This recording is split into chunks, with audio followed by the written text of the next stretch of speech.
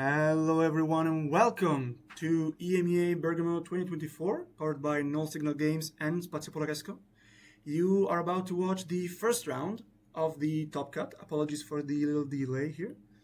I have two commentators with me. Would you like to introduce yourself? Hi, I'm Veronica. If you happened to catch me yesterday, you might already know who I am, but for those of you who are just joining us today, I am Veronica, she, her. I am mainly known for my Arkham content over on youtube.com/until the end of time, but I also play a bunch of Arkham, did reasonably yesterday, and I'm more than happy to jump into commentary today. And then I'm also joined by... Hello, everybody. I'm Flex, and I was here yesterday with you, and I'm very happy to be here again. All right. Technically speaking, I believe you were still here today because you are both absolute champions and were doing a lot of work behind the scenes to make this tournament work. Meanwhile, I just went home, had a nice nap, and am now back. So I gotta say, helping with deck checks until 2:40 in the morning was kind of fun. I mean, I was kind of tired, but it was actually interesting. Getting to deck check Word 3 Arisana decks is amazing. Literally a trance. Yeah, I had to deck check Word 3 Ari, multiple ob decks, which also have, tutoring, all that stuff. So for people who want to know, there was one game loss that was given to test running due to an incorrect deck. Okay. I think from what I understand, the deck that test running played was lent to him by Jackmade, I think. So there might be, some slight, There was a mistake made. A game loss. I don't think we need to go into who was. But a friend. Yeah. Just not the deck. Mistakes happen. Unfortunately, it was another small issue, but then it goes resolved. But just judges, warnings, stuff you don't care about. Yeah. I mean, we were also, speaking of judges and warning, we were unfortunately a little bit late starting round one because of, the judges who are working very hard. Of course, yesterday also went quite late, and so they had to do some of the deck checking this morning, combined with some people actually having some traffic issues or public transit issues. We are a bit late getting started, but I believe, if I'm not mistaken, the players are actually getting started, so we might want to keep an eye. Just to, if I may, introduce the players. So we have Rahi, I hope I'm pronouncing that right, my apologies if I'm not, on Hasbauer Precision Design, who was the player who placed highest in the Swiss yesterday and got 31 points, which I think is, just saying that doesn't feel like it really lends how difficult of an achievement that is. The field here is incredibly stacked, and she played very, very well in order to get there.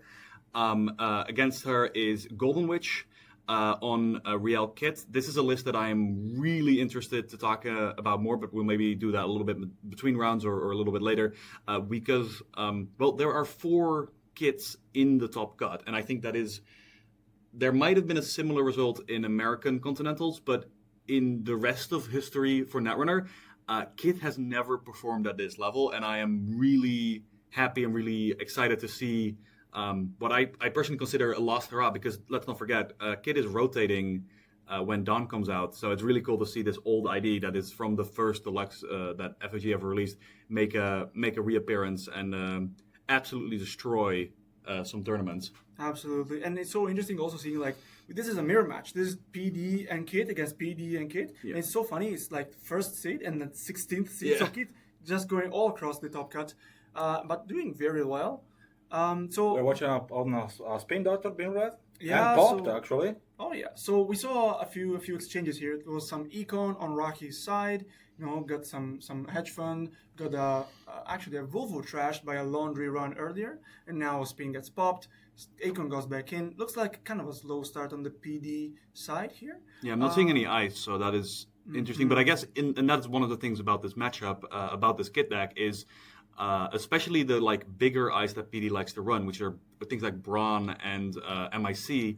I don't have the deck list in front of me right now, but those are completely irrelevant against Lobby Somo, I think it's called, because Kit does it in a code gate and then pays 4 or 5 credits to break it. The icebreakers are really, really strong out of the deck, but I I find the list fascinating because if you're not familiar with this list, it uses the two very big breakers, Lobby Somo and Orca, as well as Spark of Inspiration, which lets you flip cards from the top of your deck and then install them paying 10 less. So you get these incredibly expensive breakers for free, but it is so restrictive in your deck building because you cannot put any other programs into your deck. You don't get to run self-modifying code. You don't get to run like Coalescence or any of these econ cards that we actually are seeing out of the Arisana lists. And so I think it's a really interesting swerve of a deck build where you're actually really constraining what you can actually play.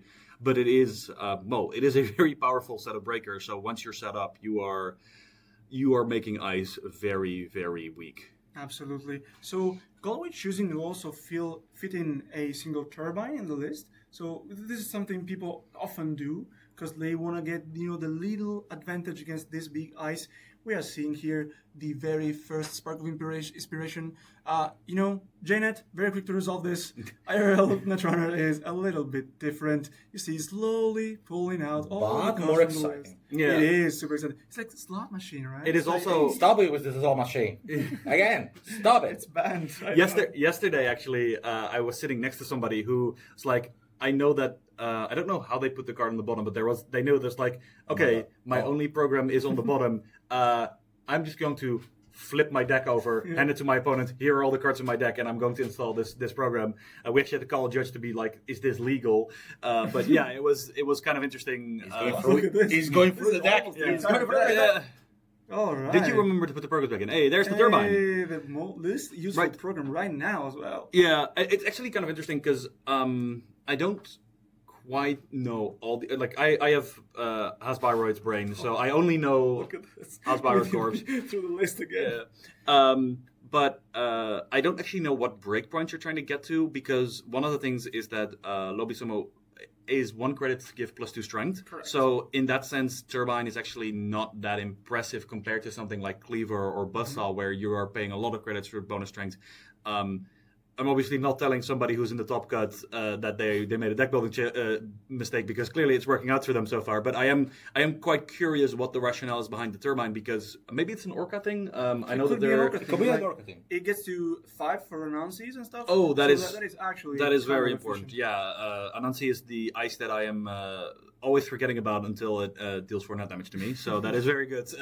But as long as you play Anarch and have seed skins, you have to worry about. I am playing Shaper and usually having a bad time.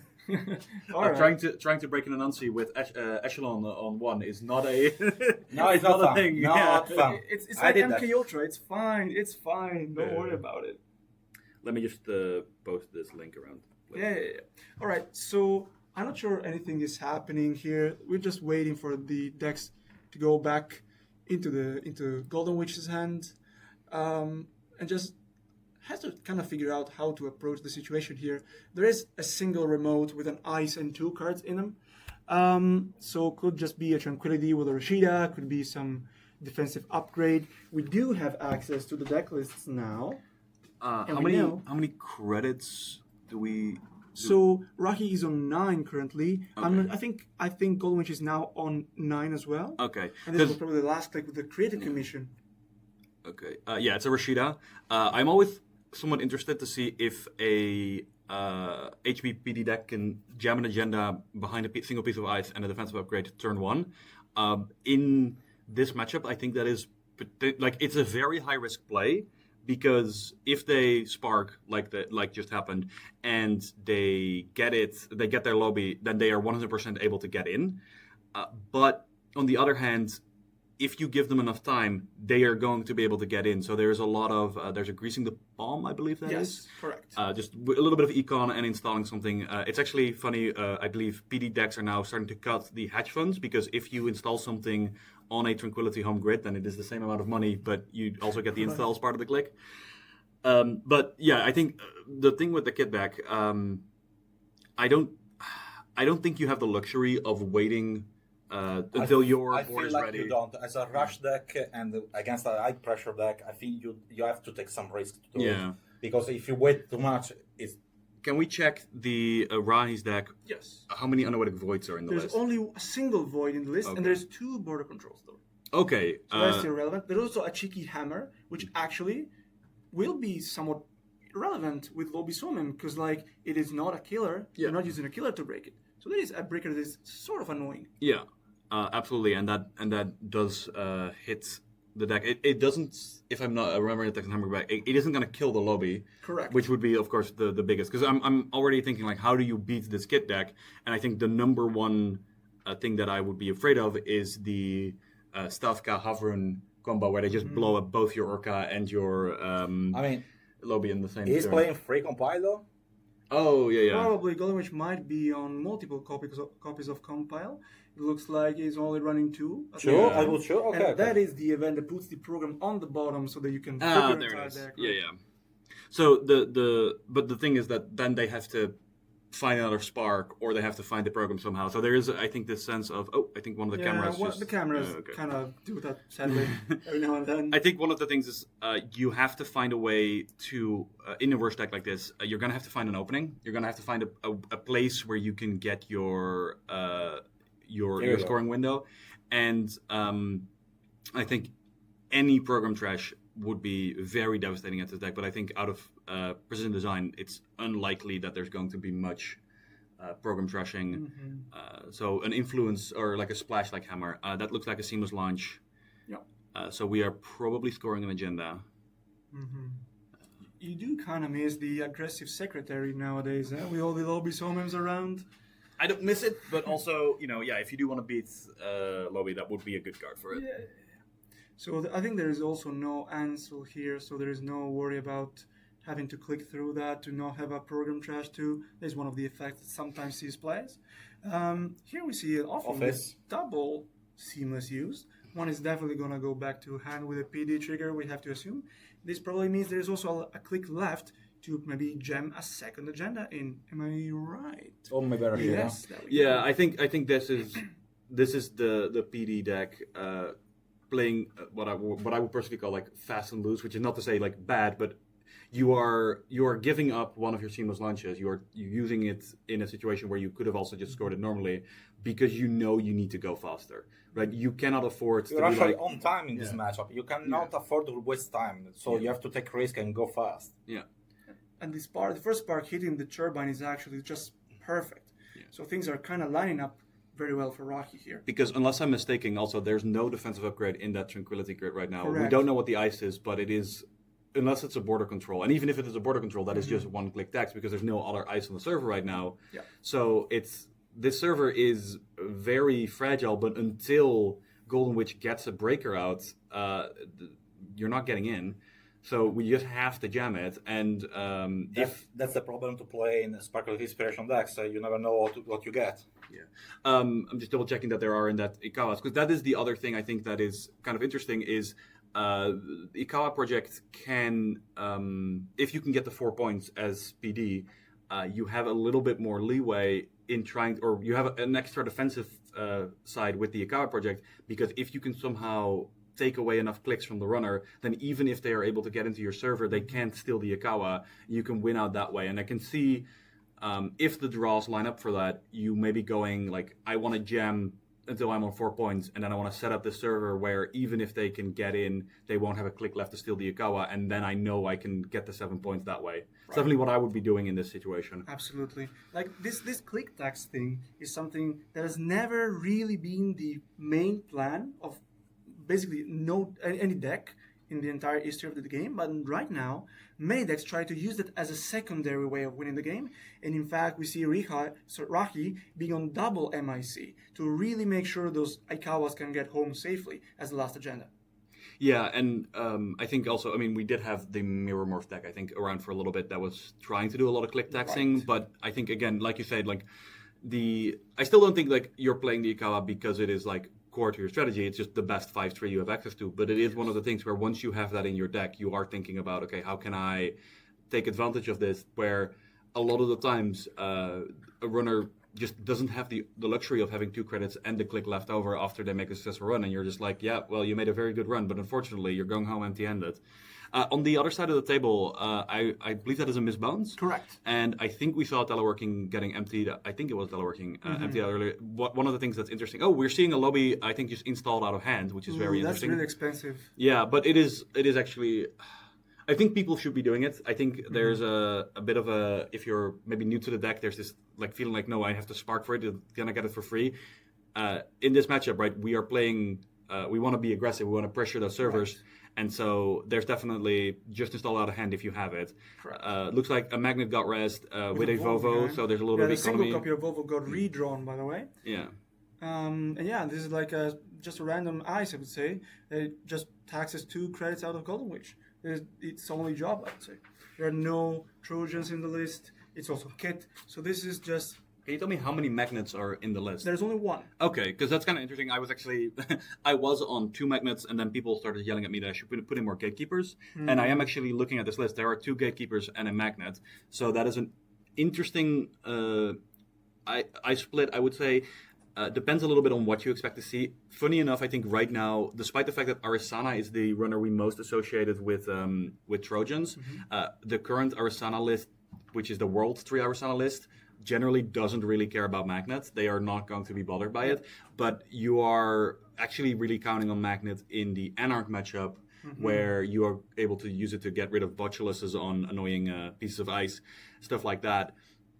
The thing that sorry. So with the lobby now out, with Kit's ability, any one ice server you can just get in for very little money. So this is very scary. And yeah, there's another seamless. We did I believe correctly identify that there was another agenda being jammed on the table. This is a second offered. That's really nice. You have to wonder, like, would Rahi prefer an ADT here over the second offer? To just build the board a little bit, get the second ice on the remote to protect it against the lobby, maybe. What is the best ice? The problem is that the ice is going to go on the outside, so it is going to get hit by the kit ability. It is, but like, even if you get a Braum, that still costs 5 credits, which is still a relevant tax. Like, the fact that lobby is actually kind of cheap also means kit decks tend to maybe run a little less econ than other decks would. So I think the tax that those eyes can provide actually ends up mattering a bit more than usual. And also, Skunk, Void together, that's incredibly expensive. And if your deck relies on very cheap breakers, you might not be able to get through all the tax. Yeah, I just want to point out, I now understand why Kit was making the single access on HQ when there was an upgrade there, because that was one of the things where that maybe isn't the most... but it looks like we have DJ Steve coming in, so getting cards back from the heap. And we are also a burner, which is just a big card. So we're gonna see 3 cards, flip over 3 cards, and then that's a virus that is obscured by the hand. Seamless. Tranquility. I would imagine that the seamless is gonna go on the bottom, and then maybe like Mavarus on top, probably something like that. Maybe like that. We don't want. The thing is, it's actually kind of funny. Maybe Tranquility actually. Yeah, I would either give them Tranquility or put the Mavirus on the bottom as well. The thing about the Mavirus is that it is an annoyingly effective bait card out of PD, and one of the things that the deck is very good at is concealing hidden information, basically. Like, every turn against PD, you have to go, did they just put an asset that I care about, like a Rashida, or a agenda in the remote, or is it something that I don't care about? And it looks like we did get Mavirus on top. Seamless on the bottom. Yeah. So remember, like, 1 seamless is already in the bin because 2 were used on the first score. Yeah. So I believe there was 1 card out of HQ we didn't see. So unless that is another seamless, it is going to be very difficult to score anymore. But on the other hand, Rahi only has to score 1 more agenda to win this game if it is an Ikawa project. One thing that is kind of interesting. The problem is she needs 2 seamless to never advance it. So the Ikawa scoring requires a to give to the runner. Yeah, but then, like, we're also seeing, I think, 1, maybe even 2 upgrades in the remote already next to the Tranquility. This is Rahi. Yes. So one thing I do want to point out, sorry, is the amount of shuffle effects in the deck, because there are only 2 spin doctors, and there are gatekeepers, but those are probably not going to fire at this point because there's a 4-strength lobby on the table, so the 6-strength on gatekeeper doesn't matter. Architect deployment test could theoretically shuffle the deck, but that needs to get scored, and that's going to get very. I think it does actually. I think ADT doesn't shuffle. The top, actually. ADT looks at the You top shuffle- 5. Reveal the Oh yeah, sorry, no, it get doesn't the shuffle. card, Yes, and you then are. put it I'm in thinking. some I'm order. thinking of remote enforcement. My bad. Oh, the remote enforcement. So where I was going with that is that there are actually, if Rahi wants that seamless back from the bottom of R&D, there are only 2 spin doctors in this list, and I think one is already used. Yeah, I was about to say it, but it was letting you go. Yeah, no, but yeah. So the idea here is that like it's actually that seamless might be out of the game for the rest of the game because there's no way to get it back. I feel like the only out here for Rai is actually put a Bran actually on the remote outermost, and if that is a border control and she has Marigar and Void on the upgrade, she maybe can do it if the runner is actually a bit taxed out. I did notice one other thing, if I'm not reading the deck list wrong, which is that Rahi actually is on a single copy. I believe it's a single copy of Corporate Hospitality. It's a new card from RWR. It's a card that I was initially a little low on, but it's actually it's kind of the new Archive Memories, in that it is a double, so 2 clicks. You gain 2 credits, you draw your net 2 credits, you draw 2 cards, and you get 1 card from Archives back into HQ. That would be a way to get a seamless back, and while still staying up on tempo. So if that is an option, we're also seeing Hagen here. Yeah, it's a Hagen on the remote. This is a trick shot run sitting in agenda, and we see there is a double advance card in the remote that was advanced previous turn. So there might be 1 or even 2 defensive upgrades here. Could be Void, could be Monogam. Could be This is a Void. This is Monogam and a Void. Yeah. Wow, this is Exodia remote. This is super taxing for Kit. Also, mind you, this is a barrier on the outside. This might not be that bad right now because Lobby probably has already like 2, maybe even 3 counters on. So Golden Witch might be able to run the remote multiple times in a row. But again, the hard, cold cash tax is incredibly hard to deal with right now. And so We are firing Anoetic, it looks like. one of the Anoetic Voids triggers here. And Golden Witch is on 3 credits only, I think. And there is like 2 pinholes in the list. But I don't think there is any overclock, actually. So unless Golden Witch has a second trick shot here to get up in money a little bit and try to contest 1 more time, it's going to be really, really hard. But I don't even know what the state of clicks here is. Might be click 3, might even be click 4. So I think Golden Witch needs to figure out a way to just get all she can right before the window closes. Otherwise, that's just it. Yeah, without a pinhole, this remote looks really rough. Oh, And it's like GG, nicely done. Wow, we were talking about like the Ikawa setting something and then yeah. It's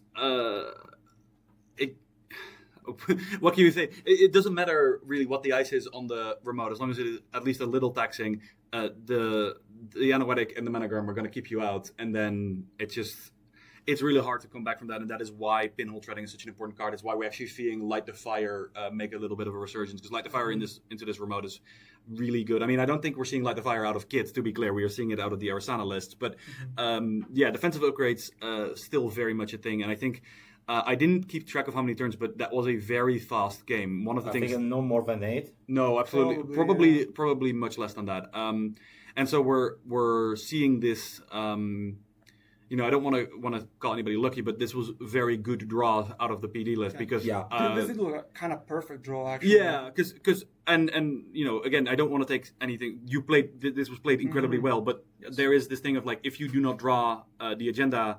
Right, even if that was a different agenda, it wasn't Ikawa, you won't win, and then you're giving the runner more chances to find their tools, find their answers. And so the fact that you got off-roll office, Ikawa project means that you have this window, and then it's. We were talking about ADT in that situation, and maybe in this situation with the ways he went out. Having ADT was worse than having off-roll office. Maybe having the money to res. Money is always good. Yeah, of course. Yeah, but maybe the upgrade win. ADT would be better if the Ikawa would come in hand much later. Maybe, yeah. So he could have set up like a better remote, but In this case, Yeah, it's perfect. you don't need a better remote if you just win the game right now. I think things just line up pretty perfectly Yeah. for Rahi, and definitely capitalized as well as she possibly could. Absolutely. And just shows like this is Queen of Swiss, right? Yeah. So you gotta come to the table, be ready to battle it out, and battle they did. All right. All right, so I think we can cut to a break here. This was quite a fast round. We'll be back very shortly with round number 2. Stay hydrated, and I'm sure we have to do the same. This is getting slightly hotter by the minute. So yeah, see y'all soon. Bye. Bye-bye.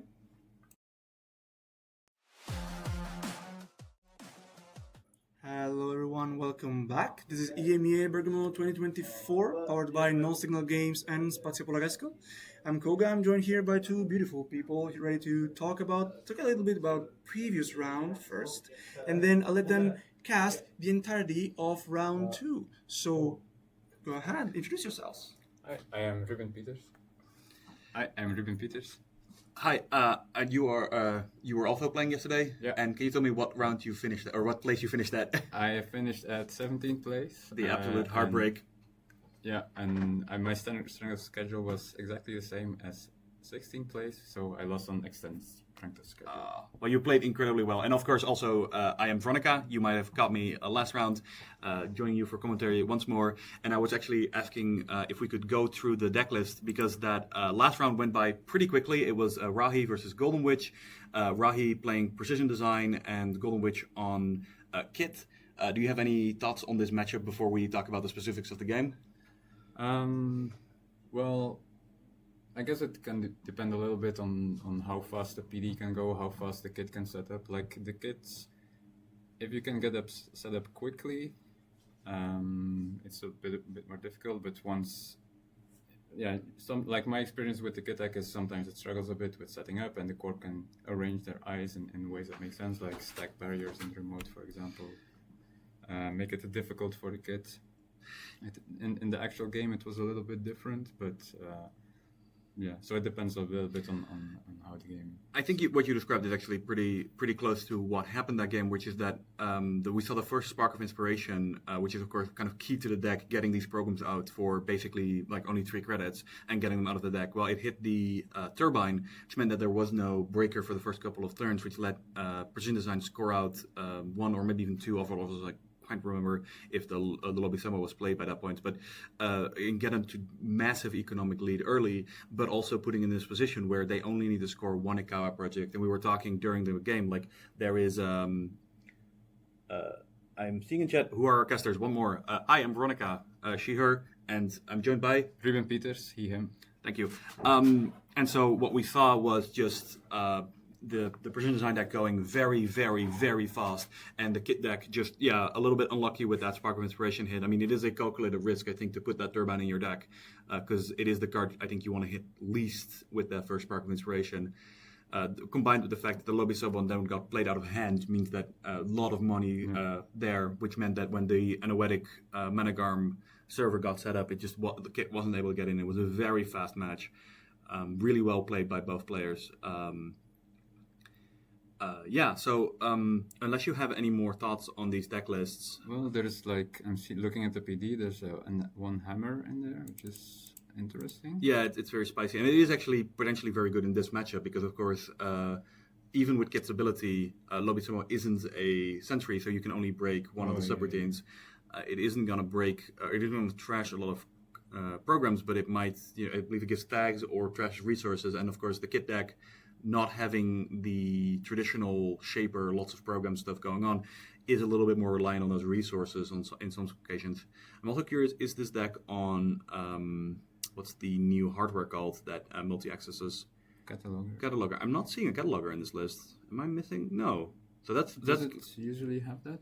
I don't know if it's usual, but I've definitely seen, because you can charge the cataloger with your Orca. Oh, right, yeah. Which is pretty neat. But what I'm seeing here is actually we have a pretty Mary, and then I assume we're just trick shotting to getting 3 XSS, which is pretty neat. This looks similar to the list that won American Continentals, right? Yeah, The guy- that makes sense. I don't have all the lists memorized. Sorry. We are now going to quickly give you a shot of our a bracket. Before we say anything, this is not going to. This might not be 100% accurate. I've been informed that it is probably going to be correct, but this is possibly using a slightly different algorithm than NSG uses, and we are going with whatever Cobra says, not whatever this says, but probably this is correct. And so we saw Rahi, Golden Witch. Rahi won there. We'll be playing against John Tuno, who triumphed over Bridgerman. Looks like table 3 is still ongoing. And then we have Cobra Bubbles versus Not Yeti, and Jihad versus Augustus Caesar. So Yeah. this is a team kill in both tables, I think. And also Augustus Caesar, someone we are hopefully going to get a little bit of a chance to talk to later today, because he has actually been a top cut in all 3 continentals, if I'm not mistaken. Rahi was the Queen of Swiss. She got an incredibly score of 31 points yesterday.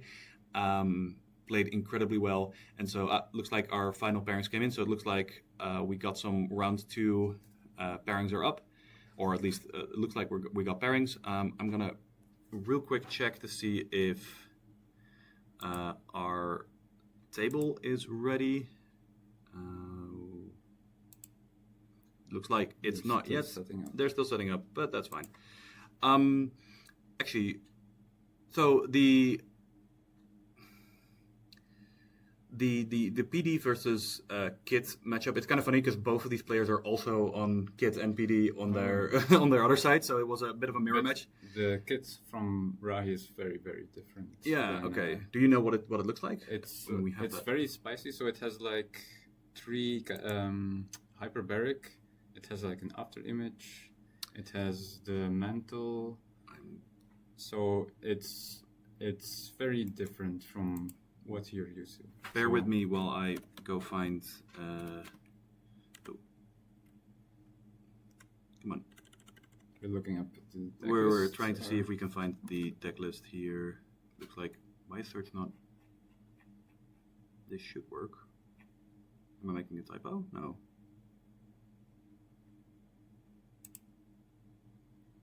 Oh, my apologies. I'm like mostly awake today. It was very late yesterday.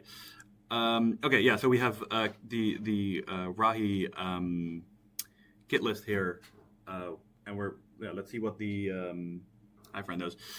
We are the difference. So you were saying hyperbaric. Oh yeah, that is. mantle. It has Balangi, Pressure Spike, after image. Oh, this so is very it's different. This is really- not at all a It's not a spark spark deck. So That is super cool to see, and I don't think something a lot of people were expecting. But yeah, Hyperbaric is a card that ever since it got printed, I've been interested in seeing if it was going to see play, because it is remind me, it's like study guide. Oh, yeah, The old card study it's a guide. Slightly buffed study guide. Yeah, and that card, I don't know how like meta defining was at the time, but I remember that being an okay card at least. And we have a lot more. It feels like we have a lot more run and Yeah, get some money during a trick run, shot. trick Is shots, it on overclock. There I are no didn't s- overclocks. I didn't see it. Yeah. So yeah, that is interesting.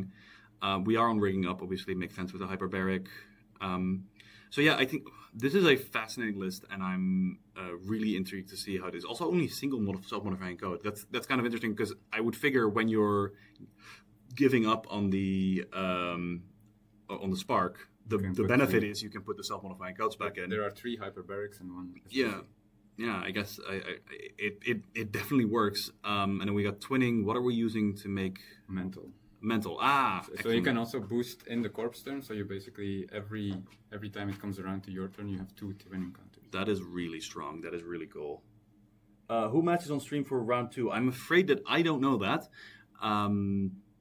We are waiting for people to tell us that. We'll let you know as soon as we know.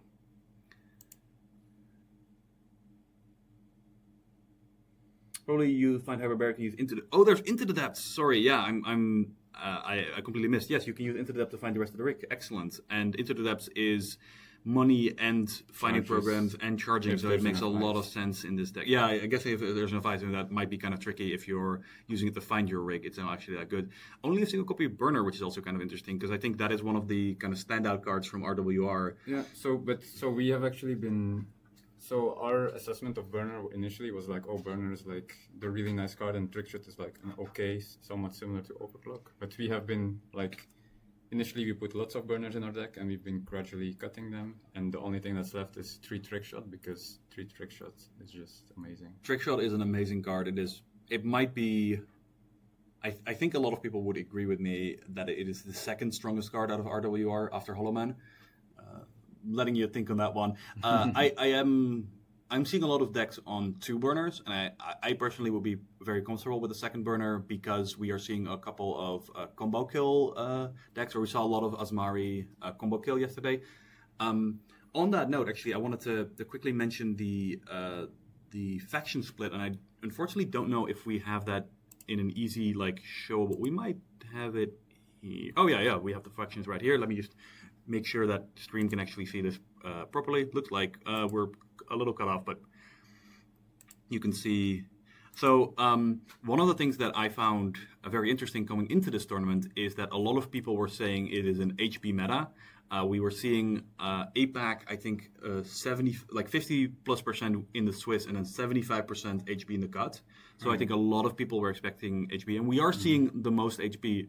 But when we actually get to the top cut, I think it's like 33%. I think I saw five HP decks. So it doesn't feel like that is translated from APAC to this tournament. And then, of course, we saw yesterday, this is Mari Attack deck come kind of out of nowhere. It felt like there's a kill combo. If you haven't seen it yet, we hopefully get it on stream. But basically, it's a re-education campaign that actually combo that works with Jupestat Grid. So they get rid of the cards in the runner's hands thanks to the re-education, and then they Jupestat Grid to kill you. But it also has punitive counter-strike, so if you try to go for the agenda, you are also dead. I got to experience that live yesterday. I got to experience it 3 times yesterday, which was 3 times, 4 times. It was it was very fun. It was very fun the first time when I stole 6 points on turn 2 and then didn't confused. die. No, you didn't die because I was late.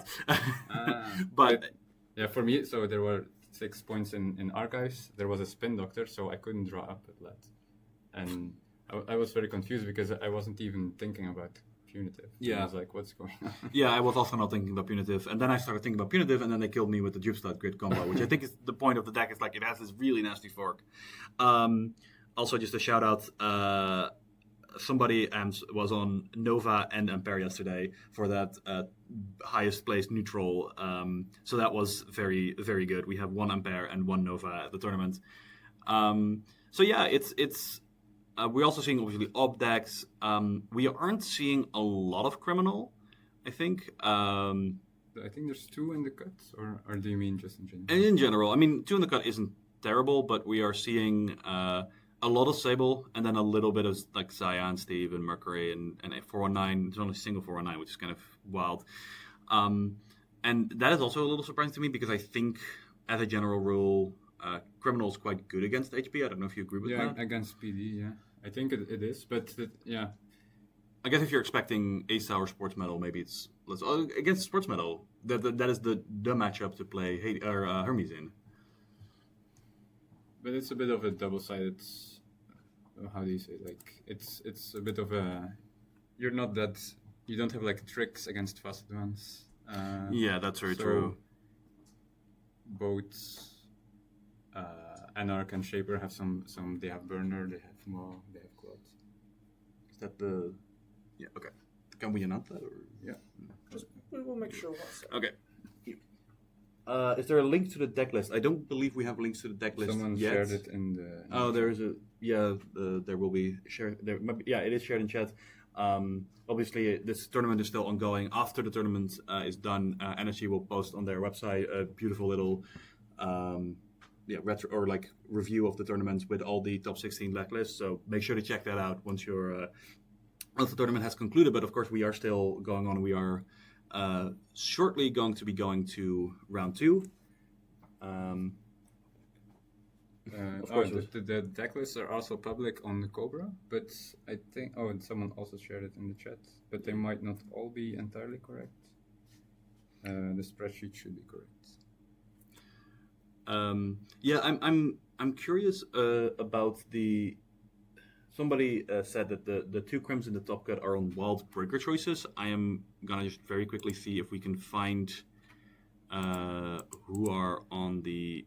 I'm trying to imagine what that means. Yeah. Players. Yeah, just find the criminal. We have. Oh right, yes, I played against Kikai yesterday, so I actually have seen this deck, and I agree. It has some wild breaker choices in here. So we are playing Steve. This is, some of you might not realize this, but Steve is not just a card you can put into play with DJ Fenris. It is actually an ID that is legal for play. It's got career fairs, and it's got it is on a kind of an anarch approach to its events, because it got 3 Stillskin Scarring, 3 Strike Funds, and then 2 Bankar. So it is using that for accesses. It has a Sneaker Beta, which absolutely destroyed me yesterday. And then, the breakers are Cat's Cradle, Revolver, and Tremolo, because this deck actually is running Panweave, Wake Implants, and Zenith Chip. So it is able to get 3 cyberware into play and break barriers for very cheap. And the idea behind the deck is very straightforward. You engage with the corp economy mostly. You're making 1 run a turn, which is why I think Paragon makes a lot of sense over something like Penny Shaver, because you're not making multiple runs and you're trying to get all that Steve value. And you can make it very hard for the corp to keep things. You have emergency shutdown, you have diversion of funds, you just have very good pressure. So I think this is it's a really cool deck. It's a really interesting deck, and of course, with Bankar backing that up, it is very hard to keep this out. It isn't. It's a deck that can put out a lot of pressure, and if you're not expecting it, you will probably not expect all the pressure it can put in. Yeah, and it is a different kind of pressure than maybe Sable, where Sable is attacking all of your centrals and making a lot of runs. This deck is actually probably only making 1 run per turn, but that run has so much value packed into it that it is really scary. It brings the runner forward and it puts the corp back. They will play diversion, they will recur diversions, they will get money and cards from trashing their steel skins and strike funds. They have emergency shutdown. Some lists are also on Sassy and Window of Opportunity. I'm not seeing any of those here. No, I don't think you have the MU because you're on Sneaker Beta, which is a bit of an MU. But usually you don't need to. Oh, the game will be. Game is coming up. Players are sitting down right now. We will switch to them in a minute. But that does mean I have to change a couple of things. Can you keep talking for a bit? Yeah. It looks like it will be Snoops versus. Test running. Test running, right? Yeah. Okay. We will be updating the player names. So test running is on Open ASA and Snoops is on ASA and Kits, but we'll have to see which side they will be playing exactly.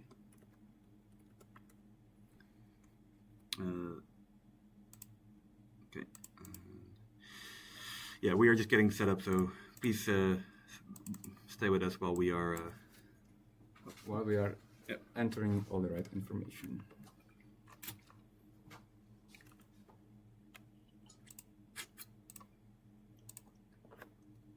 We're going into round 2.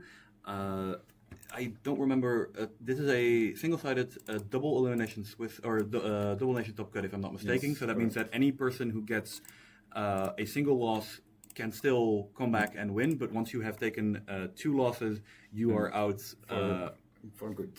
Yeah, and it's so test running. So I guess we're seeing a game from the losers bracket because I think test running has had an unfortunate deck list mistake. Which resulted in a game loss. Yes.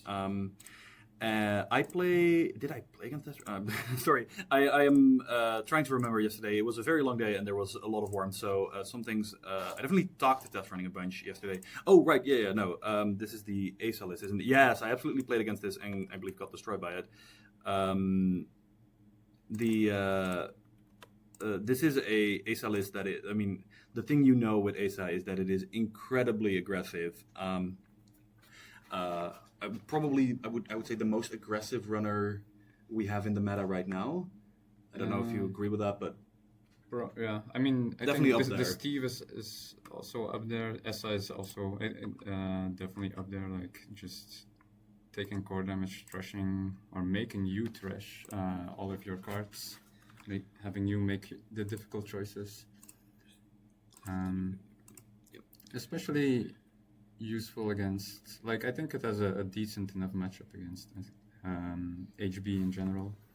I think if this is the deck I'm thinking of, this is actually a really strong deck against PD specifically, but just good against HB in general. We do actually have the deck lists here, so there's one pinhole. so if 1 second, I'm going to show stream the deck list, making sure I'm doing this right. So stream should be able to see the deck list right now. We obviously have just out of ASA, we obviously have Justuskas and finalities for those big accesses, labor rights to get back important cards. Is the deck on the recursion card, the Ashen Epilogue? It doesn't look like good. It looks like there's copilations, there's 2 lamps, 1 pinhole, Nukas. Nukas for draw makes a lot of sense. You want to be and 2 labor rights still. Yeah, the thing I think that is very important with ESA in general is that it is a deck that is going to take a lot of damage, and so you have to be able to put things down. So Nuka actually I think makes a lot of sense over something like Diesel, because you can't guarantee that the Diesel will still be in your hand, but you can put the Nuka on the board. Mm-hmm. And then out of ASA group, we are seeing I would say pretty standard agenda spread. Interesting to see Vitruvius here. I don't know if that's. I guess there might be biotics then, or that would make sense. Is this? We are seeing. Is this like Sokka's Asa? I don't have all the lists memorized, but that wouldn't surprise me. We are seeing 3 wage workers. We're seeing Nikon campaigns. You're seeing working prototype. Rashida's obviously spin doctors. Bunch of good HP ice, and then Tatubola, which has been a absolutely fantastic card. Yeah, I also played it in my PD. Yeah, and we're actually seeing 2 Anoetic Voids, so that's interesting. We're doing a little bit of a PD style. Yeah, I don't know if I want to call that PD style, but like that is something I associate very closely with PD, and we're actually doing it out of ASA here, which of course I think the reason you're doing that is because you like fully operational, which is such a powerful card. And 2 hedge funds. The chat is saying that it is exactly Sokka's list, so I think that makes sense. We are going back to this to the players now. They are seated. I don't know if we are ready to start play, but the lunch break should also be after this round. Yeah. I wonder if there's a link between playing 45 cards and doing well at tournaments. Well, it certainly won't hurt, but I think that the Ari list that has a lot of World 3 Ari is not a bad deck. It's absolutely a devastating deck. I think the one thing, and the thing we were joking about most of the way here, is like if you are playing either Ob or World 3 Ari, you are going to be exhausted by round 5 because Bergamo is quite warm and it's a big event held in a honestly great venue. Like it's so nice that they're able to host this, but there is only so much you can do against 115 or 110, however, end up playing Netrunner players in a big hall with limited airco. So there's a reason why I went for PD and LOT, and it wasn't just because I thought they were good decks. It's also like these are simple decks that I will still be able to play after my brain starts melting. I had the same thought. That's why I brought also LOT and PD. Yeah, but I think. What about playing both Arizona and Ob? There is someone in the cut. Is there someone in the cut who is doing that? Yes. Okay, I am very impressed by doing that because that is something we were joking about. Like if you do that, you will actually. Well, I think your hands are going to be sore from the shuffling by like round 4. I mean, it depends. Is it the World 3? Do we know if it's the World 3 Ari? It is World 3 Ari. Okay, very cool. Because there is actually, if I'm not mistaken, there might be another Arisana that isn't World 3 in. I don't know if it's in the cut. I don't think so. Okay, but I might be wrong on that. I definitely saw some Ari lists that weren't on World 3 yesterday, which is also quite interesting because of course everybody's worried about this World 3 Ari, and then suddenly you're looks like the game might be starting. But yeah, we don't really see. Looks like the players are still maybe shuffling up. Is the But the game mat doesn't look. Yeah, the camera might be having some issues. Could you actually? Can you stay here and entertain chat for a second? I'm gonna go find the All right, people. we're gonna check out what's going on with the camera because it doesn't look like The camera, like us, might be very warm. Maybe it's overheating. Okay, so all three Aries in the cut are World 3, indeed, Jai. Shout out to Jonathan, indeed. So we are looking at fixing the camera, as mentioned. There was also a 45 card Arisana World 3 deck. Okay, interesting. It doesn't look like. Okay, hi Chad. I'm back. The camera doesn't appear to be working. The players have started playing, but they are getting told to keep playing because there is time in the round, obviously. But we are going to try to fix that if possible. Absolutely. Yeah, so this is just a temporary hiccup. You've seen the list, though. What do you think? You've already talked a bit about matchups, I assume, right? Yeah. It's ESA versus we didn't actually talk about the specific matchup. We talked about the decks. I think it's kind of interesting. One of the concerns I would have as ESA is that it is a deck that wants to go wide and actually spread its ice kind of wide, which is very bad against ESA because it's a deck that is Bankar.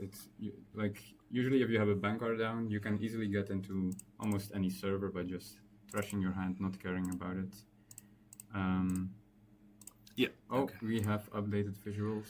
Looks like we are in the middle of a game, and so we're on a lot of credits. Yeah, what are those tokens? No, I assume those are not in play. Those are the credit tokens are on the top left of the playmat. The tokens, that's the pool. Okay. Yeah, that's a credit pool. Looks like we got a pinhole threading that got rid of an Anoetic, I want to say. There's ice on HQ, which makes sense. You don't want to get hit by Justiska. Looks like there is a Ghost Tongue installed already, so that means 1 core damage already what's taken. Below it? Bankar. That is a counter on it. Okay. Almost certainly a Bankar. Yeah, with a counter on it, which is actually very important because in multiple games during the Swiss yesterday, people forgetting their Bankar counters. I believe actually, if I'm not mistaken, somebody I played with later said that they lost like their potential to get into the cuts because they forgot to put a Bankar counter down, did a run on a Spin Doctor. That they knew was probably a Spin Doctor, and then after that realized, I'm supposed to have done my Bankar, called the judge over, but unfortunately new information had been revealed, so you're not allowed to at that point make the choice. That's unfortunate, but yeah, it happens, and we are second ice on the remote, so makes all right. sense. New card on the remote. If you're seeing a Bankar, you have to double ice stuff. Single ice isn't going to cut it, and the thing that I'm very interested in is how quickly does ESA take core damage in this matchup, because it is a resource you have to manage. If you go too fast, you will shoot yourself in the foot, as it were. Right? What's the downside? If you don't have any cards in hand, and you struggle to make impactful plays because your finalities, you do need core damage at the end there to close the game out. But that would be if you don't find your marrow or something. Yeah, you do need. Yeah, that's one of the things. You need to find your marrow. Second remote installed.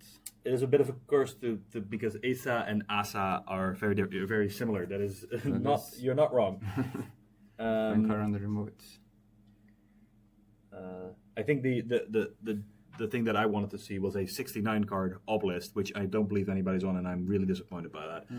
There are no meme lords. There are not enough meme lords in Netrunner, clearly. One thing that I want to point out, I believe the runner is currently on 1 credit, but with never mind. There's a washing. Washing away is sure gamble. But with Ghost Tongue, if you have Ghost Tongue installed, if you draw Dirty Laundry, you can play it. And in this case, if you draw a second Sure Gamble, you can also play it. So Ghost Tongue is this very interesting card because it is so much money potentially, but you do have to find it. And there is the Dirty Laundry. Yeah. Looks like Archives. Yeah, we're Archives. No agendas. Wage Worker and Ansel in there. Interesting. Okay, I think in this position I would have done R&D. But... Yeah, I mean you do want to keep the corp a little honest, especially precision. But I assume that it's a core damage thresh, right? So yeah. I think once it starts to reaching like 4 thrashes, that's when I personally start to run archives, but I don't play ESA that often. No, fair. I think it's just against, especially we talked about this list is on 3 Vitruviuses, so there is some sense of they can get cards back out of the discard pile or out of archives. So you want to be a little careful, but I don't know how. Someone is mentioning Light the Fire, but I don't think test running is on Light the Fire. I don't see it. I think they were just talking about 60-star card. Arisana, and there not with being Light a of cloth Fire. in there, Yeah. which is yeah. Arisana Light the Fire I think is a wild change that is happening to all of us, some of us more than the others. We are seeing some economy out of ASA, out of ASA. Nico and Hedge Fund. Yeah. Oh, advance. So Yeah, there's. I don't. Can you just check if there's anything that is in the agenda that we could potentially be advancing? I don't think so. I don't see anything. No, so we know that is an agenda. Probably an off-world, like unless they really want the Vitruvius counter, which could be helpful against like if you have an agenda trashed. The benefit that this deck does have is it is on 3 Spin Doctors. I know some PD lists have started cutting the 3rd Spin Doctor because they don't worry about it too much. But then if you're against ESA, you are in trouble. So just kind of hoping to doctor one. Yeah, I'm with you here. It is either. Is there any seamless launches in the deck? There's one. Okay, so it could be an Ikawa project, which would be a very bold play, but it's not. It seems unlikely. Yeah, it seems unlikely, but if you're like, I'm confident that these 3 points are going to, like, if you're in a bit of a bad spot, maybe. But I also think there is no wage workers on the table, so it is probably just going to be an off-world office. Looks like Test Running is just considering whether they want to challenge the remote or go somewhere else, because obviously if they, that bank car only goes one place per turn. Is there any botulus? There should be, I think.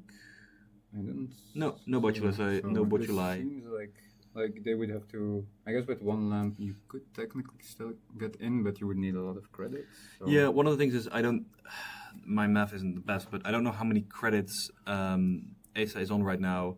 Oh, that's a finality. Like 8. Oh, finality. So yeah, is that 8 or is that also? Oh, the corp. Yeah, the corp looks like he is on 12, I guess. Yeah, we're seeing a finality. R&D was left open. That's obviously a decision you have to make. Are you going to defend against the finality? Because oftentimes they don't do the finality early. Oh, that looks like it's... that is an agenda. That is the Vitruvius. That stays. Couldn't see it. Nico. Is that a Nico or is it Ice? I think it's a Nico. I think it's a Nico because I think the cards are being held upside down for some reason. Okay, yeah, choosing not to trust the Nico. And then we can't see the last card. Unfortunately, it looks like it's being held just slightly off camera. Slightly off camera, yeah. But yeah, one of the things that I think is kind of interesting is They're going again? Or No, I think we actually thought there was a 4th card, but it wasn't yet. Finality, I think I talked to Test Runner about this yesterday, is meant to be a closer in the ASA list. Like, it's not something you want to do early, but obviously if R&D is completely open and you've decided not to contest the agenda, then I think it makes a lot from me, who doesn't play a lot of ASA, it makes a lot of sense to go, I can see effectively 6 cards out of R&D here because they also sabotage too. In this case, it also helps because, like, if you think you can't get into the remote, at least for a few turns, you can kind of lock R&D, make sure the agendas are out, they cannot be scored. You can also trash, like, Anoetic Voids when you see them.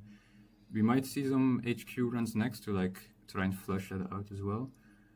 Looks like Dirty Laundry just took care of that Nico campaign, and we discarded a Ghost Tongue to what I assume is hand size, because there is no Marrow installed yet, so we are on hand 3-card hand size, which is interesting. Be careful, there are some kill decks. I don't think ASA is going to be killing you anytime soon, but there are also, the kill thing decks. is, like, yeah, I haven't really played ESA against kill decks, but you can probably sit with your Marrow for a bit to kind of dodge, like, get up to hand size. You can get 8 hand size or 7 and try to set up. But of course, you are slowed a bit down because you can't play your core damage cards if you want to. Yeah. Snoops scored the off-world office, got some money, and looks like that was the turn. Yeah, I think the thing that I'm kind of wondering is, are we going to see more remotes? Because I think one of the classic playstyles we see out of ASA Group is this, like, multiple remotes, fully operational, but with a bank car. Yeah, with a bank car, it's so difficult to commit your ice to protecting a remote server that they It's can also get in anyway. it's also almost useless, right? Like if you make a new remote with just one eyes on it, they just banker it, trash it. Oh, that is a nice hit. Hitting the labor rights. The marrow is coming down, so we're back up in hand size. This should be the third core damage, if I'm not mistaken. I am not. There should be 3 core damage from this, but I think the tokens just got stacked. It's I'm assuming that is correct, but yeah, the marrow is of course very important because it gives you a little bit of hand size back, so it protects you against some of the core damage. Another Nuka, and using the Nuka right away. Draw back up. Get that gas. Yeah, I think if I'm in Snoop's position here, I'm sweating. So I guess the runner still needs to kind of set up. Maybe test running will try and do another finality if the corp is doing that. We can't really see what's in Snoop's hand. I think I see one agenda. Is it? Or maybe not. If you do, you have better eyes than me. I think the one thing that I'm wondering is, we're actually seeing a little bit of a look at the heap here. Do we see any Cheshtushkas in there? Because that is the other card I think that is absolutely terrifying out of ESA. And we're actually seeing naked remotes without using the ESA ability to put more cards down, and an upgrade on HQ. It looks like. Which again, I was just mentioning the Cheshtushka because Test Running just drew 3 cards with the Dr. Nuka. So if there's Cheshtushka in there, we have a Bankar. We are able to slam, and it looks like we are going for HQ. So we might be seeing some big hits here. That's a running hot.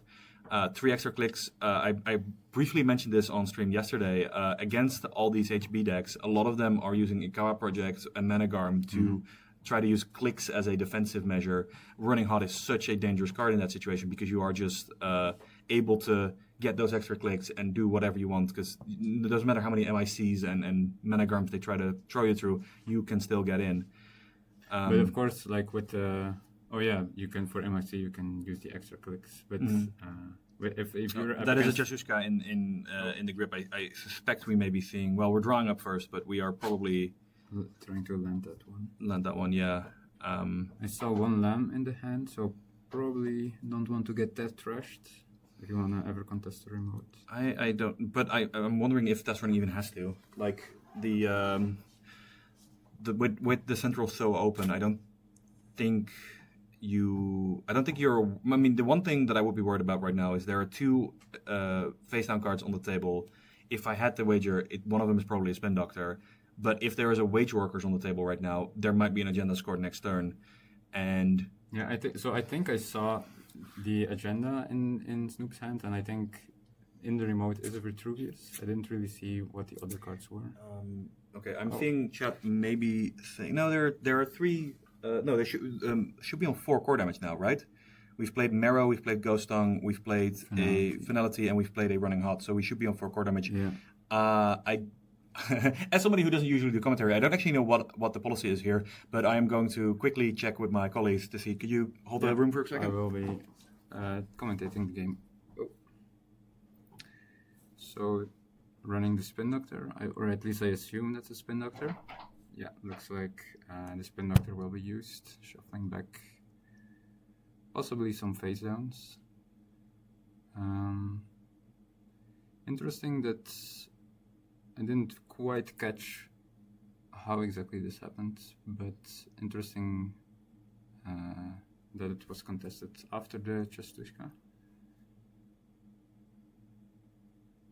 Looks like 2 face downs are being shuffled back.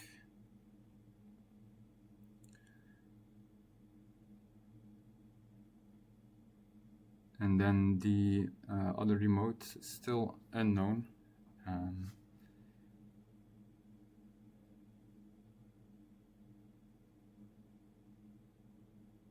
Then we have, we will be contesting it, so we'll be seeing, and it's another Nico campaign.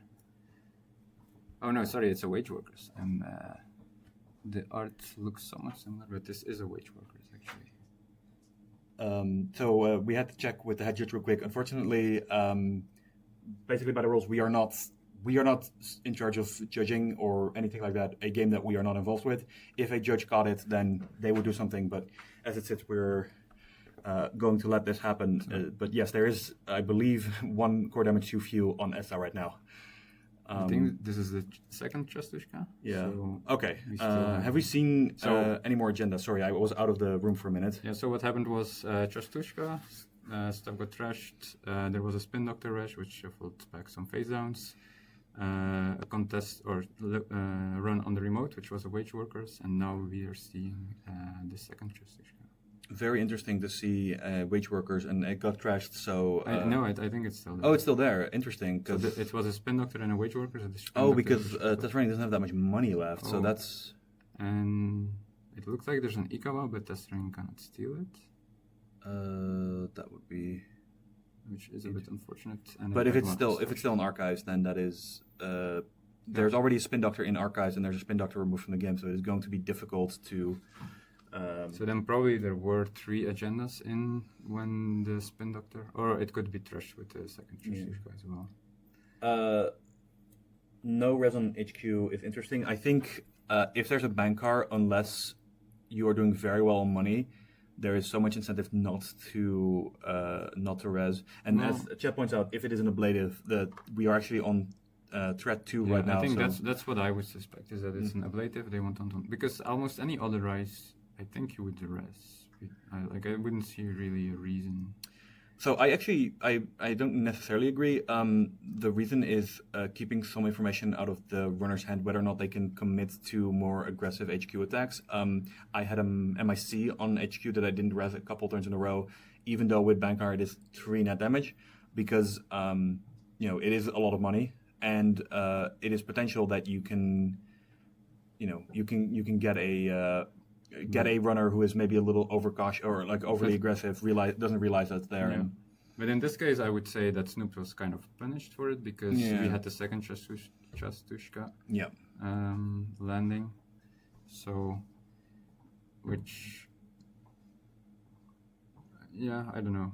I guess, I mean, if it would be an MIC, for example, you indeed go down to 4 credits. It will be difficult to defend your remote if you want to do that. okay. It looks like what happened is test running Dirty Laundry Archives and Snoops used the Vitruvius counter. Oh, there's actually a second agenda that has been scored. Sorry, we are on threat 4. My Yes. bad. But that just happened, right? Yeah, that just happened. But I there's a Spin Doctor on top of one of the agendas, which is making the board a little hard to read. Using a Vitruvius counter to return what I assume was the Ikawa that we saw yesterday, last round, or last turn, so that test running doesn't steal it, which is. It's a good play, but it's a little desperate because now they know that the agenda's in HQ. Yeah, and like I was going to ask, in this case, would you just run HQ? But we're seeing actually a running hot, so are we going to see just run HQ? If we do see an HQ run, I am very interested because the Bankar is still on HQ. I'm wondering if. It looks like 2 sabotage from R&D. I'm interested to see if we do run HQ a bunch. Is there legwork in this deck? No, there's copulation. Okay, which because that is in the heap. I think we saw some. I don't know how it got trashed, but I think we saw it at some point. Yeah, because that is actually a card that I've seen a couple of ESA decks now running, because if the Corp is consistently trashing the non-agenda cards out of HQ for the sabotage triggers, then it is a very nice way to suddenly get a bunch of points. It was a Gatekeeper. Okay, this is starting to make a little bit more sense, because with Bankar, Gatekeeper is only 2 cards, but it is an absolutely devastating amount of potential, like, keeping them out if they do have to use breakers. Looks like what happened is one of the first net damage hit a Steel Scarring, so we are drawing 2 cards and then taking the second, which is Finality. That is pretty big here, because those are the. Oh, it's a 50-50 on the Ikawa. Oh, it is the Ikawa. Oh no, it's not. No, it is the Ikawa, but I believe there was a handshake of like you have won, but but that's only on 5 points right now. So a bit. So now the game truly begins. No, I think in this situation, it is kind of interesting. I just said that like the returning the car is a bit of a desperation play. I guess I forgot that if Snoops is on 4 points already, the next Ikwa is game. So test running does have to keep that in mind. But the problem here for Snoops is that any agenda that test runner gets is game because there's 5 points there now. So if any sabotages are like there could be an there- agenda just in archives. Archives already, yeah. We I'm just checking real quick. Did one of the cameras get bumped? Or it's offline. Yeah, okay. We're good. What are... So Jay mentions that the compilation was trashed with labor rights. Okay, so I think we might have missed the labor rights being played. The wage workers is being trashed. we are seeing a what is it called? Sorry, the raindrops on wage workers and a Nuka install. Yeah. So Very powerful pressure here. in this position from the corp, like now you're starting to sweat a little bit. I think. Like I think you have been sweating for a while, and now Okay. you are really starting to sweat. But yeah, this is the situation where ESA really wants to be, and HB is kind of struggling because you don't have great tools to keep a runner out of your centrals at this point. I think the one thing is if that gatekeeper is allowed to fire at any point, it could potentially save some agendas. but, I mean, how But would that even happen? Like, the If runner you put would- another, it's like it's not happening, and any like big swing here might just win the game. So we're I think that was a Rashida install in the remote. So if test running doesn't contest that, there might be some bounce back. Oh, that's a Chastushka. Yeah. That is. That that will be probably 4 cards from, well, either 3 or 4 from R&D, giving decent chance at finding at least some agenda. And I'm watching is trashed. and the Lambus. Oh yeah, they're both trashed. Yeah. Take 2 damage. Let's see what happens if Snoop's gonna hold on to his card in Looks like hand. he did. So it will be 4 cards, and I assume no run on archives yet. Oh, just draw 3. Okay. Wait, Did we play Oh, Rainbow? Draw 2, I think, and then I think it was a Nuka use. Yeah, Oh, there's an Nuka. agenda there. Yeah, that's the and game. That's GG. GG. Could I ask you to? All right. So that was the second round. This was a losers bracket, test running versus Snoops. Both players playing very well. Obviously, ESA very strong into this HB deck that doesn't have a ton of ice. We will have a lunch break coming up now, so we have a quick look at the scoreboard before we go. As you can see, if I can't actually see, we had Cobra Bubbles defeat Not Yeti, and we had Augustus Caesar again. Defeating Ziad. Ziad. And they will be playing in round 3. Yep, and that this was Snoops being eliminated, test running proceeding to beat whoever. Let's see, can we see who that is? No, because that game hasn't finished yet. But yeah, we are well on their way here from Bergamo, Italy. Thank you so much to everybody who's tuning in. Also, while I have the chance and nobody can stop me, thank you so much to all the volunteers, everybody who is working, because it is a lot of work, and these people don't even get to play Netrunner at the end of the day. They are the ones who are making it all possible. So this is a fantastic thing that they do. And we are probably moving on to a lunch break. So if nothing else, wherever you are in the world, please stay hydrated. It is quite warm. And we'll be seeing you after the break.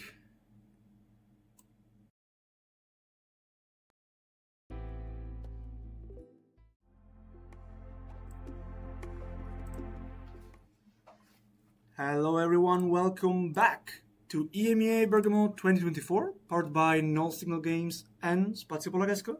I have 2 new commentators with me, one of who was already here before, Hello, I am Ruben Peters. and the other one is new, but you might recognize the voice. I think I've seen some memes go around these last few rounds and yesterday too.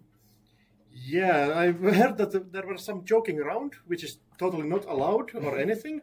This is a serious game for serious people, and I think the matchup we will see is at least like really non-biased by the commentary team here. Absolutely no biased commentary at all. On Yeah, this never one. could be. I thought it would be like Tiebreakers EA Sports, so I was reading all of my trash talk, but it has like it's Xiat against Jonold. So Tiebreaker versus Tiebreaker, a team kill in top 16. You really can't be sad about that, right? Indeed, yeah. Yeah, so I think this is Jonold's first real top cut I think he has only made top cuts in stuff like COs locally and stuff like that. So maybe a bit of nerves coming in here. Xiat has done multiple top cuts at I least. think he was top cut in one of the other continentals. Yeah, APAC, that was like one of those. I think APAC at least. Yeah, I think so, yeah. Yeah, trying to go for the APAC throne, but got defended out at least by Jai. And so we are seeing Jonold on up versus Jad on World 3 Arizona. Yeah. So lots of shuffling will be happening. Yeah, but we're talking about like World 3 Arizona basically out of shaper, and this is kind of their like tiebreakers. The deck, I think multiple tiebreakers were on this similar type of list. So well, Jonold himself is also on World 3 Arizona. Augustus Yeah. in the cut is also on World 3 Arizona. I think those are the three. Yeah, at least in the cut. I almost made it the cut with Rekoshiko, but that idea is just too big. And Jonold has some spice in his up deck. There is one Kali testing, one Holoman, a Zato City Grid, one Tucana. So we are gonna see some hearts and minds. Yeah, I some think more this is typical- kind of list that Tuno popularized earlier. Yes. And I think Jonold made like a couple of switches in there. I'm not sure which one they Added some of the exactly what. spice. Yeah, so at the quality testing might have been. I think that was Tuno's original idea. Yeah. There is some stuff with Jonold is cooking, but the Tucana is new. I think the Zato City Grid is also. yeah. Oh yeah, his idea. Zato is doing so much work here. I think it has not been like drawn too often, but like it lets you cheat out one score at least. Which is like if it's Yeah. the eminent domain, it can help a lot, or it can be one of your agendas you need to wrap up Yeah, the you game basically SDS, or Trade maybe off one like sandstone and for descent, and then go for the eminent domain, getting a free archer, which is a fair trade offer. So let's also maybe see Jihad's, like what the influences in Yeah, Jihad's Arizona. So there's a 1-1 home. It's not gonna do that much in this matchup. And Miss Bones we're gonna probably see that quite soon. Mhm. A light of fire. Could Yeah. help against the Zato City Grid. Maybe it's not made for this matchup specifically. It's typically for the PD matchup, but probably will be helpful here. Tutoring it out might be a bit harsh when you actually have to suffer exchange something and not get like your typical econ choices.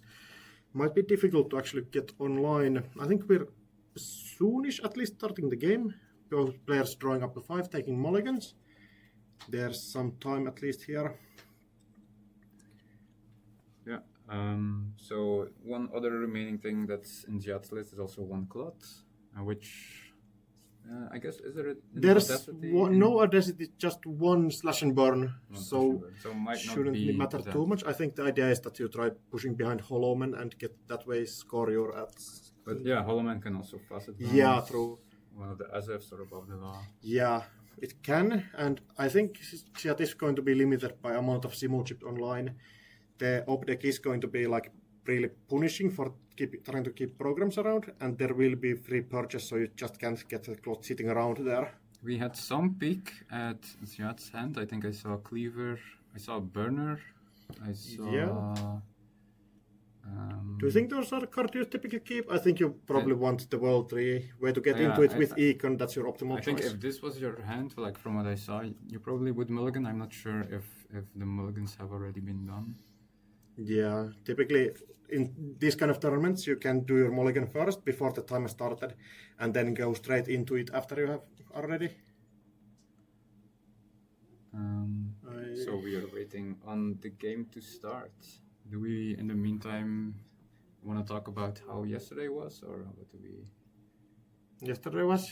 Oh, Or you don't want to talk about? I it? mean, I got unlucky on the 2-for-1, and you got unlucky on the ID cut math. Oh, it looks like Ziad is shuffling his deck. Yeah, So- we're mulliganing. That makes sense. Like, yeah, there wasn't. I'm pretty sure there was no World Tree. There was no SMC, no Muse. So that's pretty much an instant mulligan. And it's not what you want to see.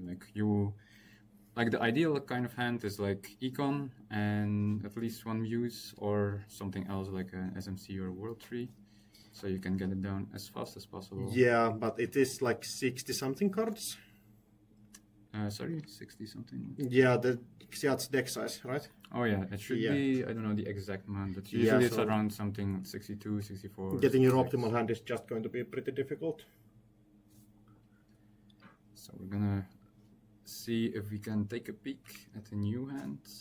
I don't know if. Oh, so we see. Is it Airblades, Stone Chip? It's Yeah, difficult to see. the picture. There's some. Oh, Semi Chip Muse. Oh, there's one Muse, a Diesel. That's not the ideal hand, but. Oh, is it? Oh no, it's Coalescence.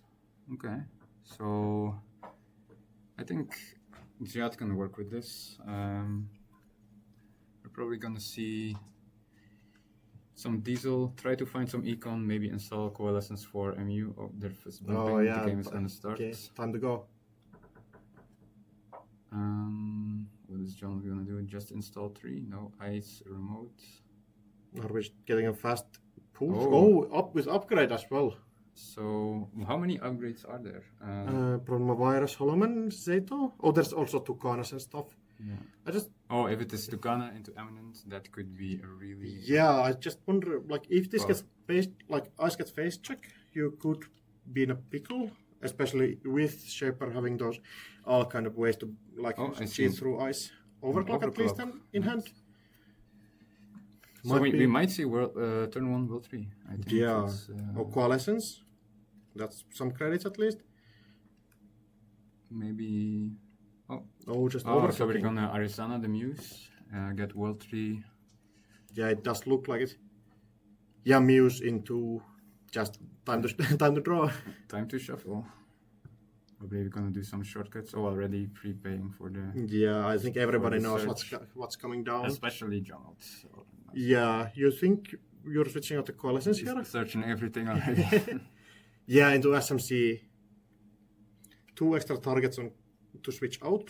Probably fetching Yeah. Coalescence. Yeah, to just get your kickstarted. econ. You need some econ to actually start playing the game. Yeah, there's the econ option, and you have 2 programs that you can shuffle back later. R&D access. Can't see the Oh. card. Yes, instantly. That's so bad. Yeah, just sniping and threading off a Coalescence that has been able to do its work. Just That plus 2 is- credits, still SDS. That's That oh is rough. no. That is rough. Yeah, this Wow. Donald is going to have a tough time clawing with his back hero from this position. Those cards in server 1 need to be something spectacular to actually do something here. Just installing Nuka and drawing back up next turn. It was a virus fetching probably to Canada, Yeah. I guess. And then Could also maybe just be Eminent Domain. Econ and Rashida. Well, it would have. Oh no, you don't need. you need to Yeah, reset it but- might be. There's multiple options that it could be. We're just basically guessing here. Oh, okay. So we'll search Yeah. for the Maryland. Yeah. so- Just get Marilyn down ticking. Basically, for 1 credit here. Makes your opponent actually spend credits to contest your table, not just set up. And that's 3 credits. Journal just getting 2 back. Starting at turn 5, 4 credit. Mandatory draw. Does look like a lot like an agenda. Yeah. So it's not. I mean, it's not a Rashida. It would have been. Yeah. Fine. So we All see the 3 Eminent advances? Domain, so we're gonna. Oh no, it's Azef. Yeah, as I've just destroying that. What are we getting back with it? 1 costs. Maybe Hearts and Minds or. Oh, could be. We're about to lose the camera for like a few seconds. We're just making sure the batteries will be online for the rest of the game. Game seems to be like kind of chill at the moment. Yeah. Right. Just making sure things are fine later on. So we might just switch over something else real quick. Oh. As you can Earthquake see, happening. right? Yeah, there's a lot of stuff happening there with the camera right I now. didn't know the op was playing mutually assured destruction. Just game destroyed. Right. But the game should be soon. Yeah. Really quickly, right? Don't worry about it. In the meantime, we will have a peek at the deck lists. Yeah. Um, Oh, looks like we're getting straight in. I think we Oh, got it back. is, Plus, here. all right, we Yeah, have the just camera back. switching the battery is technical difficulties. Light the fire FPS? and airblade trash. Yeah, light the the fire doesn't really matter. The airblades would have been nice to switch into a lily pad. Oh, But- fetching powers that be from the mirror. Oh yeah, comboing it out. So we saw. I don't know if we saw what was installed. We just got back a bit too late. But yeah, part B very nice in the with the combo on with slash and burn. Lets you kind of get extra stuff on table, straighten out after like you're doing like tempo damage as a basically freebie. Like I think slash and burn or as a protocol would basically be still played in op even if it did no damage. Yeah. Yeah, it's just let you like cheat out stuff in there. It's just positive extra damage on top. Sometimes resulting in kills, but that's pretty rare. Yeah, it also makes the runner a bit cautious, right? You can't Yeah, enter you just even, can't enter even one. if there is, well, I guess without an audacity it's a bit more difficult, but you always have the threat of an Azov being scored from a hand, so you need to be a bit careful. We see a Nuka pop. Yeah, also used to be the combo with urban renewal. Yeah. Pop that and then kill. But we don't really see much up with Yeah, urban I renewal. think- I think there might have been an urban renewal in this deck at some point. Maybe not, I don't remember. Yeah, I think it's just on those normal asset ops. Maybe this is more suited for scoring, I think. I think we see, is it Nuka or is it? I think so. Nuka got used last turn. Yeah, but I think we see a new one in the. Yeah, no the one in hands and hand. Jihad considering to I think install Parisha Parisha. also might be. Yeah, Parisha goes Rush Lashenborn or the Part B. Maybe go challenge server 1. I'm not sure the runner can actually raise anything. And you get your free coalescence or any breaker here. Like this is the power Probably. of World 3. You just get for free, get any card you need basically. You can cheat out +4 credits for a free run. Anything. Yeah, just a second coalescence. Getting those blue +4 credits. And something that, like, so from as if the airblades was trashed, which you might think like, okay, well, I mean, what are you gonna do with airblades anyway? But it's actually quite a big deal because that's basically your way to get your almost free Lilipad. Yeah. And it does, like, I think Jihad would have liked to keep those airblades. Yeah, 100%. Like, go getting that lily pad basically for 1 credit is so big of a game changer. Like, World 3 Arizona can like, run out of cards in hand. The MU is tough, like having everything on table. It will take MU. So lily pad is like the key card in that whole table setup. Yeah, in this case, so you have the Coalescence, the World 3 takes 2. Parisha, you probably want to keep the Parisha around. Yeah. So you have a bit, like, while Jonathan's still setting up, you maybe might want one. Yeah, I think one breaker, but you really need to start getting MU or it's gonna get awkward. there might be a second hardware in hand. We saw Cyberdelia getting discarded, I believe. Yeah, but if you have to install Cyberdelia, Yeah, and it's fetch just Lilith, basically for 3, but I think you want to take your 3 credits. uh, Yeah, and you're not just clicking for 3, having to slow down after that first turn. yeah, that's like that gives Jihad some room to find just like some extra MU, get extra World 3 triggers. Like the longer you let World 3 do its thing, the worse it gets. Yeah, really. John really needs to Oh, find DCMZ. DCMZ. Probably gonna try and get that discount and then at some point sell it for Yeah, Lilith switch packs. it out for Lilipad. But I think all 3 coalescence are gone. Yeah, so you have to start moving them back if you want to get more like programs to use for World 3. It mainly helps you like set up the whole table, just get those free early turn money cards on Simulchip. Another, it's hard to say which one of these you want to sell. Like Simulchip does so much for you Yeah. in certain spots. Especially, well, I was gonna say especially with Cloud, but maybe it doesn't matter that much. Yeah, I think Cuban coming down as well. If this ice is not raised, we're getting so many free credits here. Oh, it's Oh, a border board. console, but has to spend all of the credits here. Yeah, and this also means that you can get a cleaver and still kind of gain money by running Yeah, the server. But I mean, I probably assume that once it's broken once, Yeah, Talon it will will pop be the control. popped before even the Cuban is getting you anything. But then, like, Ziad might try to find the hash. Like, there's some There's back and forth counterplay, yes.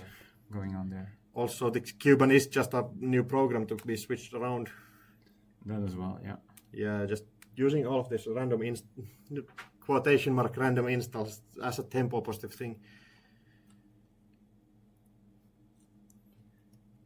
Yeah, still deciding what to do on this. Did he get his World 3 triggered already? Or No, I believe this is first click run. also getting a little bit with the simul chip? I think.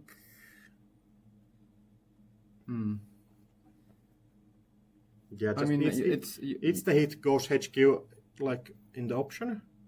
Oh, so wait, how did Ziad get into HQ? Just run. Oh, okay. I thought World Control was on HQ. No, it's on server one.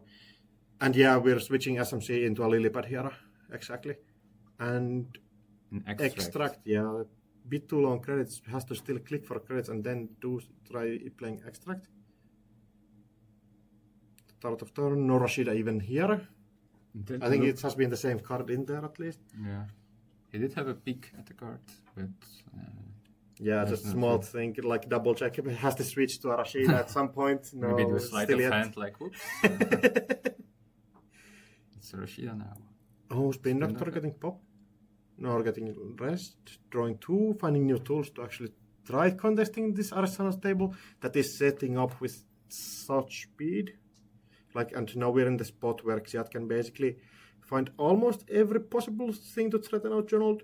Only thing we're kind of missing is a resource that you can start shuffling back into each other.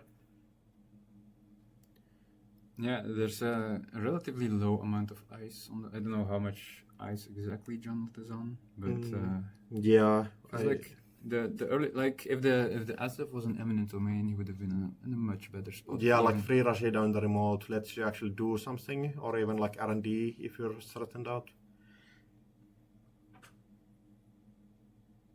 And yeah, I believe that's Nuka and draw, just refill, putting more fuel into your hand.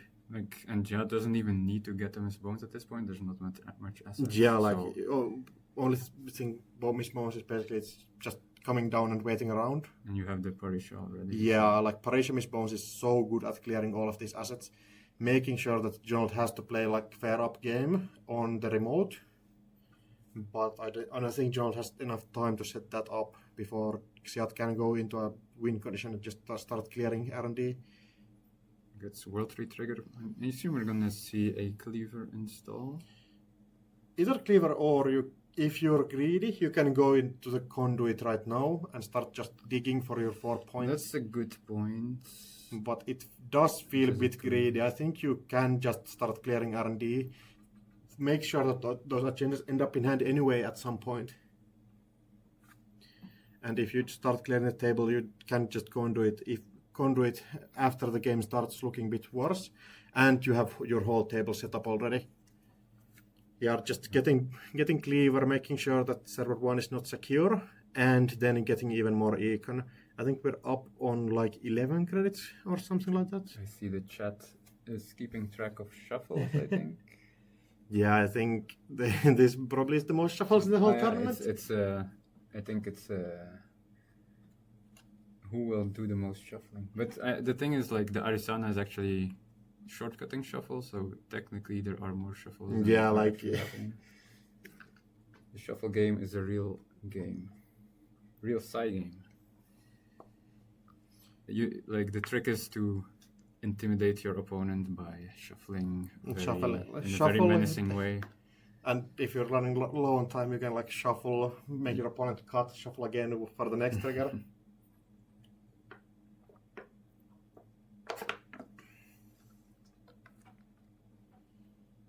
No, but I think Jonald is fighting such an uphill battle here. Yeah, once you start to see a few other World 3 triggers going, if you still have some nice servers, you can the Arisana just gets what is needed. Yeah, to get like in and have Entangler backup in case something potentially threatening could happen. Like there Yeah, could be and- a virus around, but I didn't quite see what was in the remote. Oh, And it is Hearts and Minds, I think. Does look like it. Yeah, extracting, it's just selling it out. For the Spin Doctor, probably. And Spin Doctor and remote. Does That's, like, this feels like quite a oh no, Rashida, that seems Yeah, very Rashida. bold. I mean, that makes your opponent do something about it. Just come and take it, basically. Yeah, and probably gonna get a Sandstone, but I like Ziat is oh, second ice. Second okay. ice, protecting it. Not sure if you can actually still protect it. Does seem hard. Well, it could be a Sandstone, it could be... I mean, Sandstone gets Sand- broken court for gate. 4, and I think Seat has the money and willpower to go challenge this. Maybe if you make Seat run through twice without having to letting Seat install a second Cuban or anything, could make it more difficult. Ziat dieseling for some gas. I saw a no one home, which is probably gonna be discard fodder, or I mean... Yeah, sword Voltary tree fodder. Yeah, you just install it, make that switch for a Yeah, I guess just the cast, like in this daily point casts. position. Yeah, just money up, let your opponent do something you can just set up.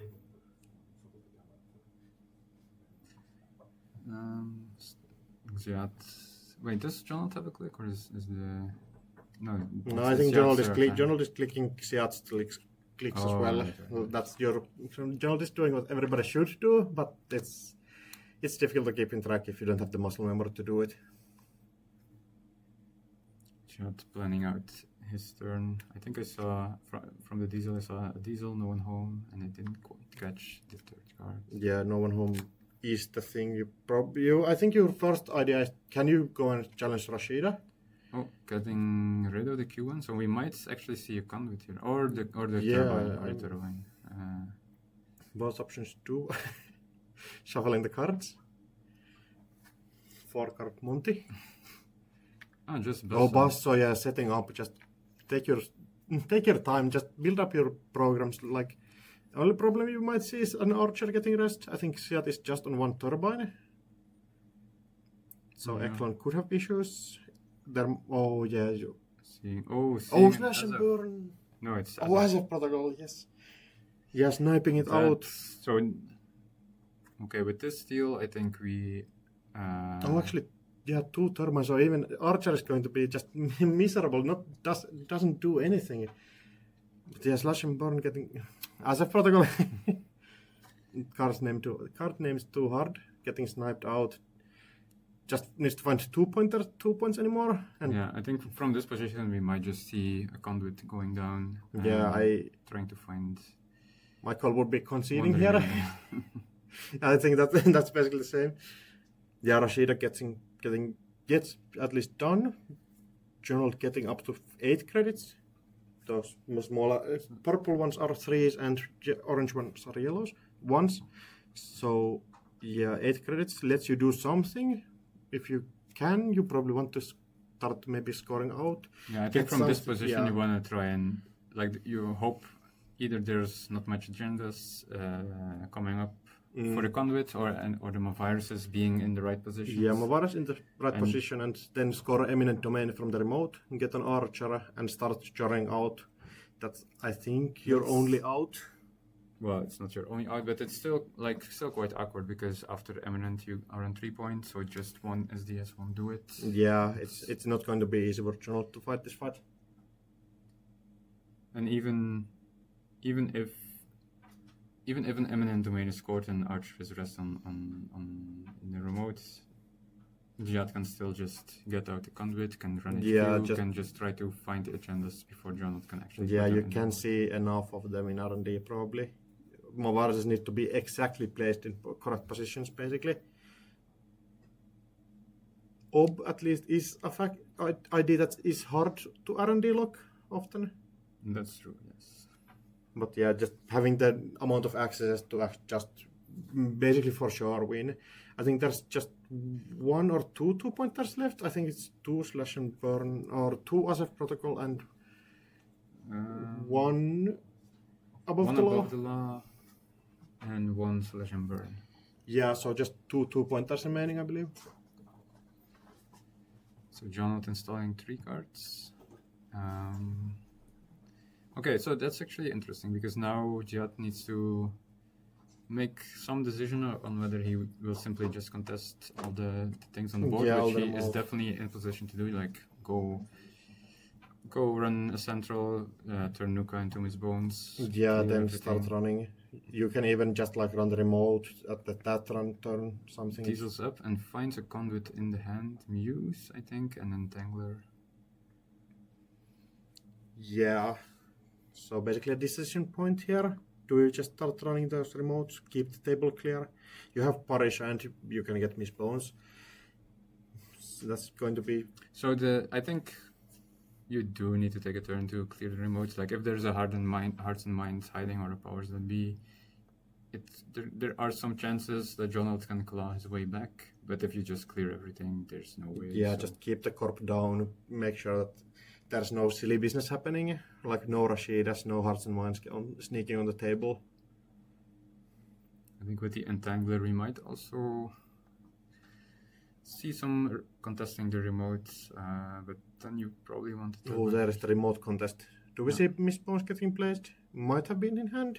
I think we saw some peek No, at it. I don't think I saw Miss Bones, but Yeah, could be.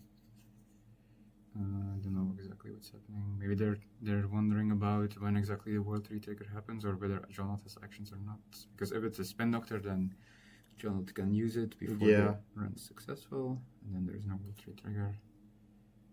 Not entirely sure, based on their gestures, what is kind of happening.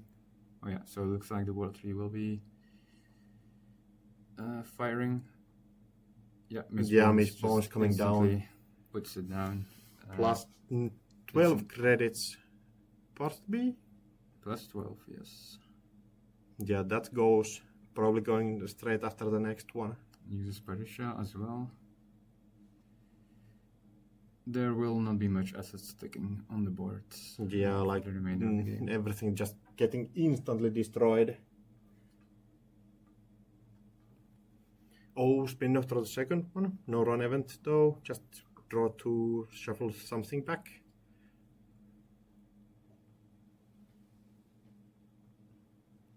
Do we see what's going back, or is it? Oh, no, the draw happens first. Yeah, just thinking about it. You might not, if you don't have anything better, you just could place it down in archives. We have a reader. No, I think Jat is checking what's left in archives. Yeah, could be. Make sure, yeah, and just get all of the information possible beforehand. So I think we're still kind of waiting and seeing what is being shuffled back. Yeah, a bit of a thinker. Oh no, it's Jat is deciding what to discard, I think. Oh yeah, just throwing out no one home. I guess you don't need it At anymore. this point, like with Daily Cast installed with your Miss Bones, I don't even know what resource you really need anymore. Yeah, basically just Dr. Nuka maybe at some point, but yeah, that's a long waste time. And you But can just send there's- these daily casts after they are emptying out. 2 of them have already been used. Like you still can find the third one, I guess. Yeah, other than I that, think at this point, like there's still Turbine to get out. There's still, well, the conduit is in hand. Yeah, actually, the World Tree Arisana is getting set up. Like at this point, we might even see the tree going away, but there's not much pressure. yeah, to really second need. install on server 1, so not a threat last turn. And still Xiat just leaves that server 1 sitting there. There's like... Yeah, I think, yeah. I'm not really sure what he's afraid of. Like maybe. Just randomized archer, and you don't But you have Entangler in hand. Or, right? So yeah, if you have an entangler hand, you can just like send it. I guess maybe if you don't want to lose credit, just I think last turn he just want. Well, at this so there might be a Zato, but even if the World Tree gets trashed, there's not much. So either like let's say Zato gets used on an archer to trash a program. I don't think that's really good for Jonald. yeah. I mean, you're spending 2 points basically to trash a program. That's not. I think it would be an end to run and try and secure a score. Yeah, Maybe an realistically. Eminent Eminent Domain as an archer could turn into something. And I think Siat has the resource to just keep ignoring the archer basically.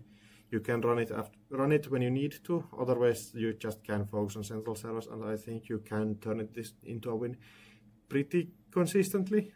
Of course, it's Netrunner. Anything can happen every time. Selling the Parisha for Last breaker. maybe Oh, turbine? yeah. There's the turbine. So almost every is broken for pennies. There is 1 or 2 sentries that might be an issue. Access on R&D. Not an agenda, at least.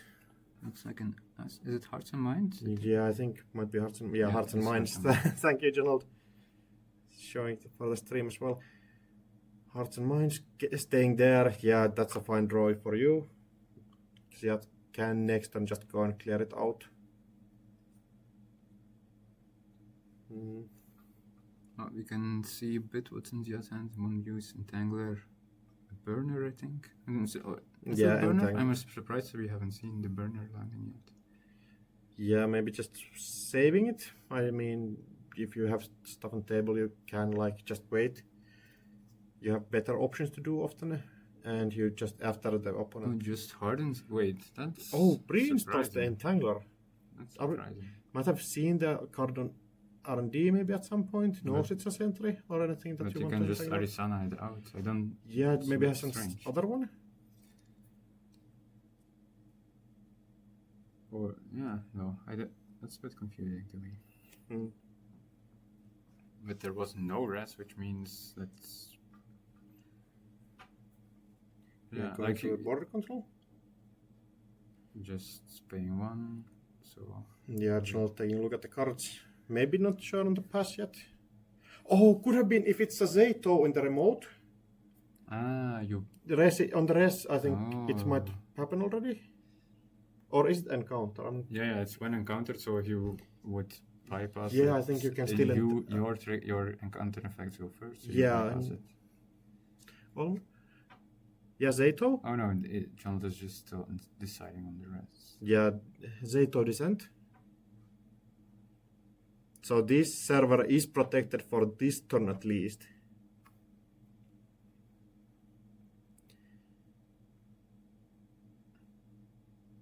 I think it looks like they're trying to Figure out the interacting extra with it. timing. Yeah, Yeah, it looks like there's a third person near the table. We can't exactly see them on camera. Yeah, maybe just making sure about the judge that the timing is correct. So paying 1 to bypass. Yeah, want to bypass and then Entangler doesn't do anything basically. Decisive doesn't do anything. Wait. Putting the credit back. Think about it. Maybe just letting it fire. Yeah, Jonal did just spend 5 credits. Yeah, 5 credits. Jonal down on 2, I think, or No, might be I think- 4. Yeah, it's either There is 2, 3. 4, or 6. Some amount of credits still remaining, and 2 up credits in server 1 at least, or 2 cards in server 1. Jad reading the status city grid on his phone instead of asking to see the card. Yeah, I have to itself. double check, you know. Yeah, but you can also check Oracle text. you can ask Jonal to just show him the card. Might have been switched into 1 year that we have had the card rulings change all the time, you know. I think we're still deciding, or Yeah. Jad is still deciding I think- on the run. Nothing seems to be happening. Just making sure that every T has Oh. been crossed and I's have been checked. Border control pop. Think about it at least. You can make the corporation runner spend 1 extra credit. Yeah, it's getting popped.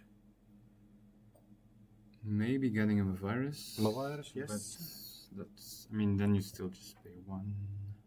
How many clicks? no, Oh just yeah, Sandstone. just Sandstone. Depending on what's in the server, you can just sell the Sandstone as well. I think there's 1 click remaining.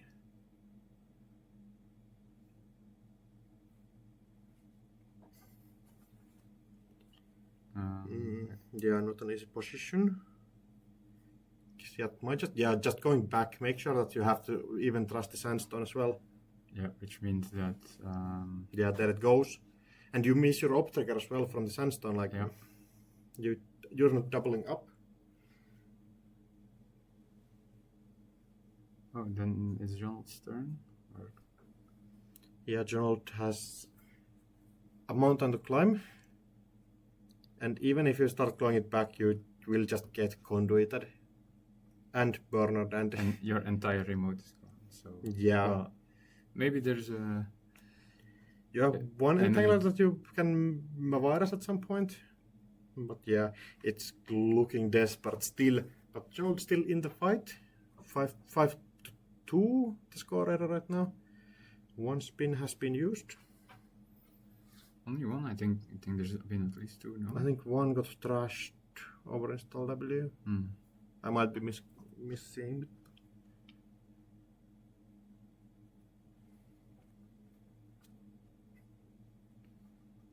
Jonald hasn't been. Yeah, Okay, it looks Jonald like just- Jonald is Maybe deciding starting a start of turn trigger.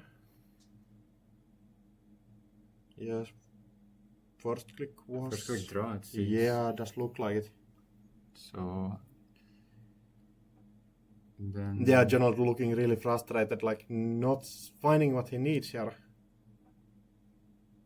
Shaking his head. Yeah, thinking about it. Yeah, So- just probably in a commanding position. Both players know it. But you still have to keep on fighting for a tournament life. Both players are in the lower bracket. Yeah. Install. Yeah. Oh, install. So we knew the mandatory was Hearts and Minds, so probably one of them. Yeah, one's on the Is table. the Hearts and Minds. So draw, install. Just build up the threats, but this will all just be cleared by the mismotion table. And nothing to do on server 1 even now, so no Xiat can just waltz through in. Click one, run Yeah, the remote. click one on remote. You spend one and you still get in. Entangler's such a powerful card in this like deck here. Do we see EMEA Virus? More on remote. John is considering raising something. Yeah. Mavirus on the remote, exactly. Are we taking the op trigger? Here, or are we saving it for the descent? It looks like no. Yeah, I believe there's just one descent if we have the deck list. Yeah, if there's one descent, just one descent means that you can't to Mavirus for the second one is an issue. Like you just don't have any 2-cost ice here. I think if I remember correctly, there is one descent and one regolith. Yeah, so 2-costers being a bit of a weak spot for objects. Like people are importing 2-cost ice sometimes and Metagame different tools that make sure that you have these defensive tools that you can get for the 3 slot. Jonald putting on his sunglasses and putting them. Wanted to keep on the poker face. Yeah, I mean There are definitely no agendas in my HQ. that's the maximum EV play, just full hoodie, mask, sunglasses, everything. Poker style. Yeah, just full on. I'm wondering we are still in a run on server 1, right? Or Yeah, just. Oh, are we? We're just getting it back. I wonder why. Like this is a lot of resources, just like It's a lot of resources, but you.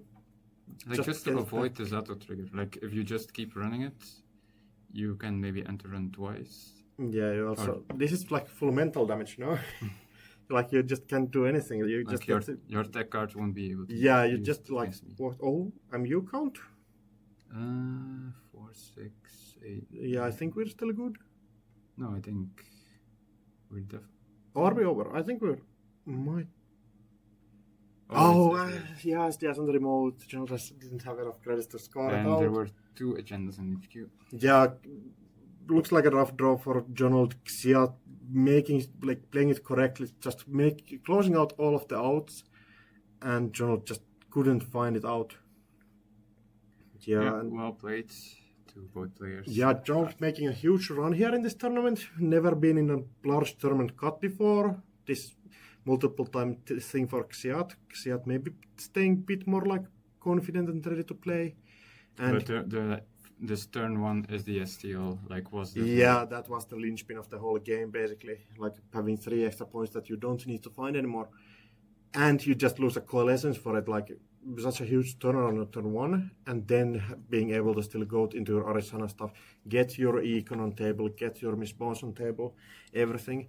I think we can check the tables if we have some Standings. standings. To see how the other tables are doing. We have no.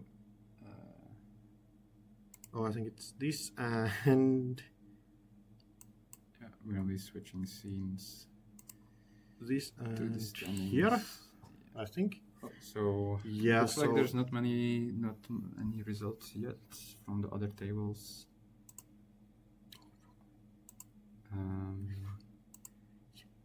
No real results yet. I think we have. Do you have any calls on the other matches? Not the Bridgman, probably a hype one. We have seen the Bridgman play. Maybe the because last here we tournament. can't see the which IDs are being played. If you refresh. Doing it on the fly. Oh, we have lots Yeah. of results. So Bridgman beating not won. Yeti on Corp side, so Hoshiko falling to Restoring Humanity. I'm probably really interesting match to see so how Bridgman could have Asmari, fought that back. the Asmari Keldek won against Rahi. Yeah, Rahi coming in as top of Swiss, And just falling. Tuno winning against Ryan Bentwins. Which Yeah. this side is not indicated. Yeah, still Cobra plus Augustus Caesar we fighting can see up. it here. So Tuno was the runner and Ryan Bentwins Yeah. was a corp. Isa versus Ob, typically a pretty Isa favored matchup. Like Yeah. you Ob just lose all of the tools in hand. So Ryan Bentwins is on the combo up, which we saw on stream 2 times. Oh yeah, even worse. You just get all of your combo tools milled out. And a couple of more games running. I think we can jump on a break right now and come back after the rounds have been finished and we are ready to fight for the next round. All right. So. Yeah, commentary team saying go and drink water. I think everybody here needs it. Just stay hydrated. yeah, my typical monster stands bit alleviated during the tournament just because of the weather. All right, see you everybody after the break.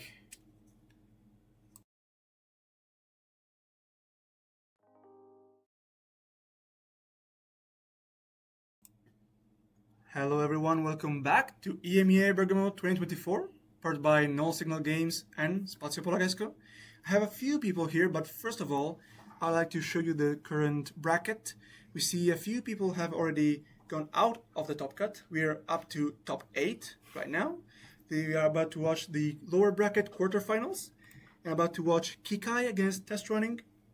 Now, Kikai is playing that corp we have noticed, we have hyped up yesterday quite a bit, and we have someone here who knows a bit about this. Like we have some insider information, so to speak. So would you like to introduce yourself? I'm not Yeti, and I built the Asmari deck that is doing the punitive Dupestad, and played it yesterday and into the cut, going 7-0 on Asmari. Right, and we have our casters for the game. Familiar voice, I'm sure. Yeah, Axel still on the cast. They tried to kick me out. Couldn't manage. And then we have another voice you haven't heard of yet. Hi, I'm Wild Turtok, and I will be hosting with you today. All right. So we'll give you just a quick look at the list here. You see, as mentioned before, Chapstar Grid, Holomans, Punitives, Neurospikes, Hansi Review even. And on the other side, it's kind of the classic as we've been seeing. There's Copulation, Lambs. You know it, you love it, or you hate it. I don't know. I don't care. So let's go back right away and see how the game is about to start. It seems to actually not have started yet. Thankfully, they clearly are waiting for us. Yeah, let's just get a bit of time to talk about the deck actually. So, the core idea, it has two really big win conditions. Yes, so Both take huge amounts of influence. yes, so people should, or some people will be familiar with the Dupestad or Neurospike re-education combo. Re-education forces the runner to put 5 cards or some cards from their hand on the bottom of their deck, and then Neurospike does damage equal to the points scored, or Dupestad deals the 1 extra damage. Yeah. So we've got a kill. With the Hollow Man, we can do that with 3 cards installed in the remote and 12 credits. So we can just kill them out of nowhere. We found, I played a little bit of that deck before, and the thing that I found was like, if the runner gets into the server and steals the first re-education, you lose the game. Yeah. They run it, they spend all of their resources doing it, you lose the game. Do you know what's really nice to have in hand when they've just spent all of their resources and stole a 3-point agenda? It's the punitive counter-strike. So we cut 1 dupe stat for that privilege, which is 4 influence, and we also cut like some road to turrets and other stuff that was there. Yeah. And yeah, we got to this. When I first showed it to the team, EA Sports, they basically said, this deck looks bad. Nobody should play this deck. It does look bad. I mean, and fair play. And then we tested it. We tested it exclusively in open deck lists. We only ever did it with everybody knowing exactly what is going on, and the deck wins games. yeah. It's a tough fork. Yes. So yeah, yesterday in Swiss, there were 8 of us playing it. At the end of the day, we went 35-11, I think. And today, it's right now it's sitting at about a 75% win rate overall. So Still in the cut. and it's still in the cup. We still got 2 of them in the cup. So yeah. Now the other thing to say is a 40-card deck. 20 of the cards in the deck have the word draw on them. It is insane how much you can draw. I lost a game to the punitive in the cup earlier. Cobra Bubbles killed me on turn 4.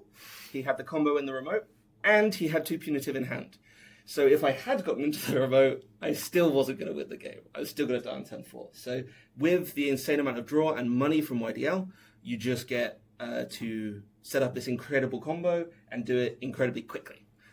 So even Hashiko and to some extent Watri Arasana can have difficulty just because of the speed. Yeah, and it also has a couple of like fun includes. It looks like there's one eye specifically that does look a bit silly in there. Yeah, so people might have noticed the Klevetnik.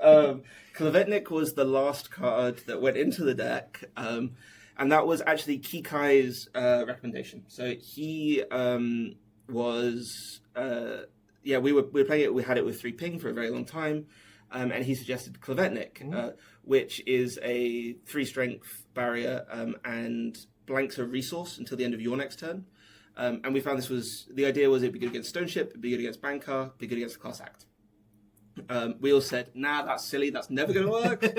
And in like history repeating itself, yeah, it turned out it was a good idea. And it got a kill against Yantino in Swiss yesterday from a Klevetnik res. It came in clutch. So Klevetnik's done its worth. Also worth noting, the rest of the team played 2 Jupestad, and Kikai cut one of the Jupestad for a Neurospike Hansei review, and he has regretted that decision. He doesn't think that was good. Also worth noting, in testing, Essa is our worst matchup. Oh no! Oh no! If you're trying to hold these cards in hand and draw everything, it can be bad. We beat 6 Essa in Swiss yesterday. Some of those really knew what we were doing. Tuno lost this deck twice yesterday. Sorry, Tuno. So this will be really interesting. Do you guys want anything else about the deck, or have you guys kind of go from here? I think we have a baseline idea. Yeah. So everybody knows what to expect. I think the game has been going on for a while already. It's turn 1 and he's got 12 credits, so off to a good start. Fair enough. Right, I'll leave you guys to it. All right. Thanks for explaining it. No worries. Have fun. Yeah. See you around. So, board that we have does look like that's what resource program installed? That looks like a Banhal. Oh, Banhal, yes. Just a token on top. 1 bunker, 1 ice on protecting HQ, and multiple cards discarded already. Also Spin Doctor on the table, so you might be trying to fix the Yeah, flood. might be flood. And the deck kind of doesn't flood. If you're a punitive deck, you just kind of like pitch 6 points in archives and just smoke them if they run into it there. And yeah, huge amounts of credits. I think that's 12 credits on the corporation side already. It does look like that. Yeah. So how do you play this from the runner side? Do you think they are already pushing it? What do you think is in the I server? think the core idea is that you try to be safe for punitives and just keep the remote still safe, and try combining your runs, like run score points, then run archives. Just be safe about the punitive threat. That's, I think, the most certain kill line. And I think as like setup speed is the huge thing here. And if you can hit those sabotages on those key cards, like hitting Neurospike, hitting the Upstart Grid, the deck kind of falls apart after that at some point. Also, it is notably on copulation, so it should actually be able to suss out some key cards and keep them from out of rotation. So I think one of Tubestat should not be safe from that. Yeah, I believe like you. Yeah, it's just one Tubestat. Yeah, so once if you find start, you that just can... coup that, or you start couping those punitives. Make sure that the opponent basically has to have one extra. Yeah. You think Asmar is sitting the whole game on event here? Sorry, what?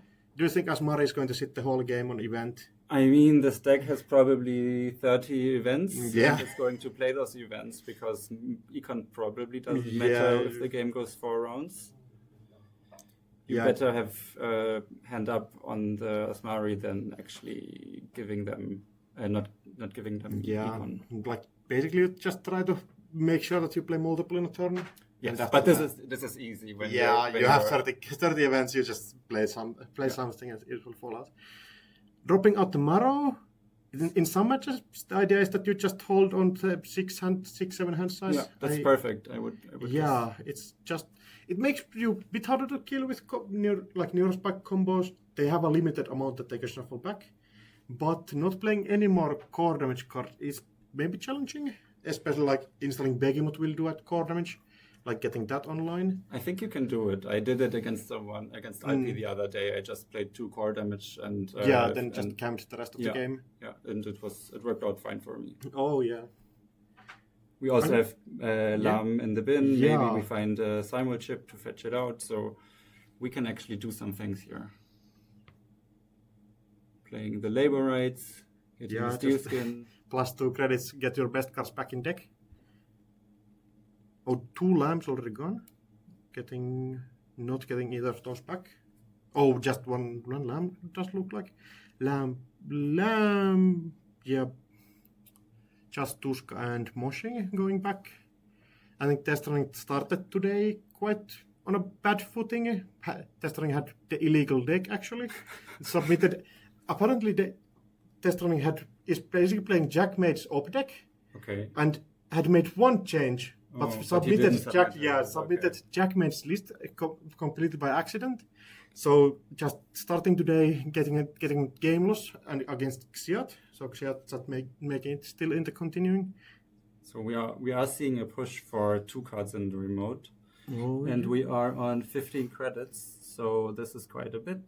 Yeah. Lisa probably cannot force out so much credits. I think most of the ice is very cheap. Mm-hmm. So.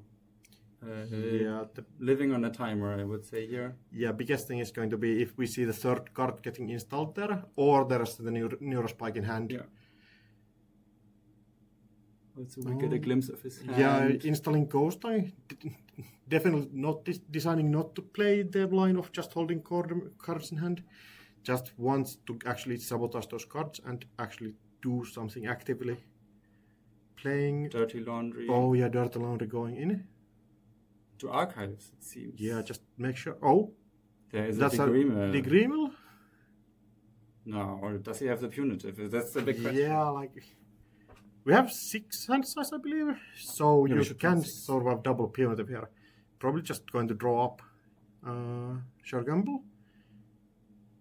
I think we are probably safe from double punitive on the credit totals. That's good for test running.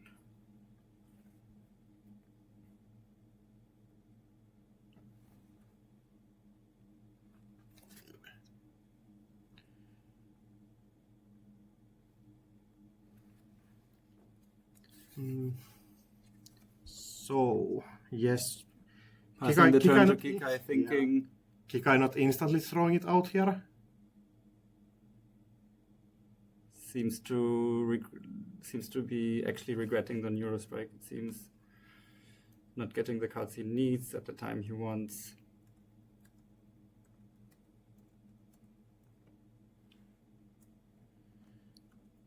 Yeah, Still thinking.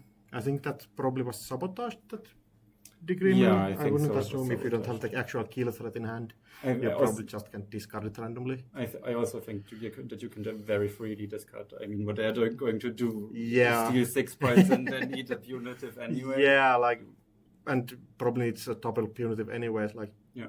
I think Destiny was just safe there, jumping in. YDL? Yeah. Yeah, that's credits. I believe we are getting like 6 or 7. Oh yeah, just +4. Solid, good enough. Doesn't look very happy with the way the game is going. Yeah, I mean, you're getting stolen 3 points and you don't have the kill on table yet. Probably a bit hard to get the kill on anyways, with 6 cards still in hand. And that is challenging. If we see the dupe start getting dropped in the remote, could make it way more easy. But I think Destiny is just trying to find the tools to actually challenge the remote before the combo actually gets set up. Yeah. Like bunker into something. We saw the one of Klevetnik could be huge here, like Klevetnik outside and then just bunker blank some other resource. So Banhar on the remote, it looks like, or what is Yeah. happening here?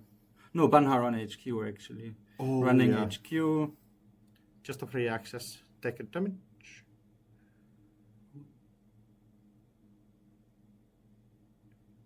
There's no ice rest on HQ, right? Oh, might have been some run event, like. It's hard to tell from Yeah. here. Sorry if we are being slow. It's hard to tell from here. Yeah, the streaming setup is not the perfect, but it. Yeah.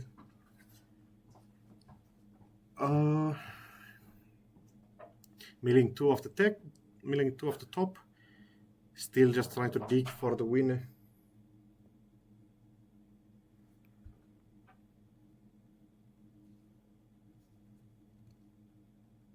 Yep. Somebody talking with players here.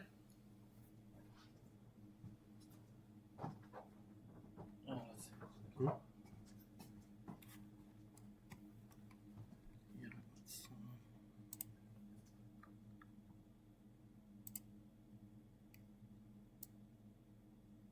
And the problem is, Yeah, you just can't get it bigger. They're like, should it be need to be the same thing? if I make it big, Yeah. It's just. So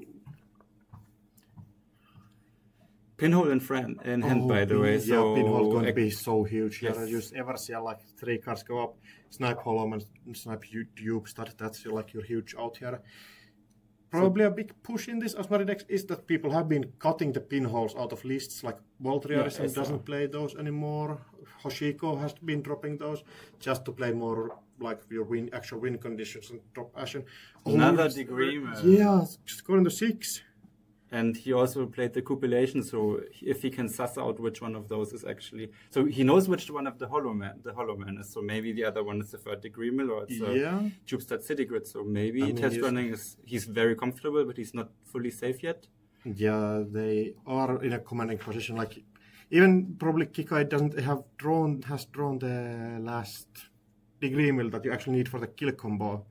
I think that's the biggest point in running this for the 4-card deck, is that you get those limited amount of agendas that you have, and actually have enough of those to be able to win the game. Imagine those being sender messages. I think test running would be Yeah, far like happier getting that's about those free agendas. But yeah, Sabotage just a cruel master hitting all of that degree mills out instantly. And we see Nuka getting dropped, drawing up, making sure that you are not dead to punitives. I think the credit total is large enough probably. It's like around 10.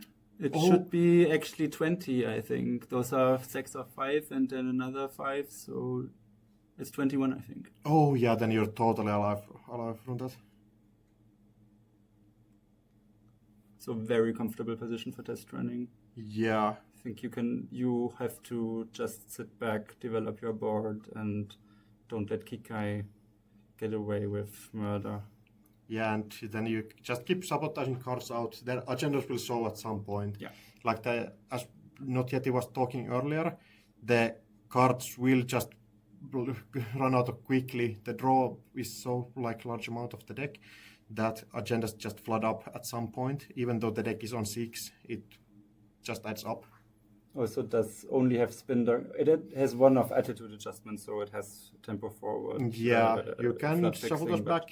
But what are you doing? You are sabotaging them next turn. So R&D it just doesn't getting have- fuller and fuller.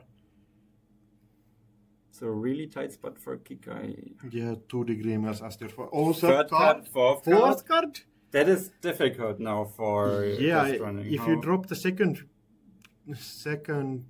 hollow man in there, you can pinhole the one card that you know already, but it's not enough. You might have to go for the random columns, the 3 installed ones.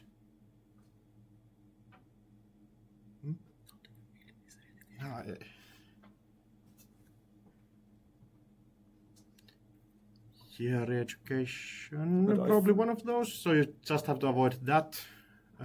I think good play to push all your luck with this one push.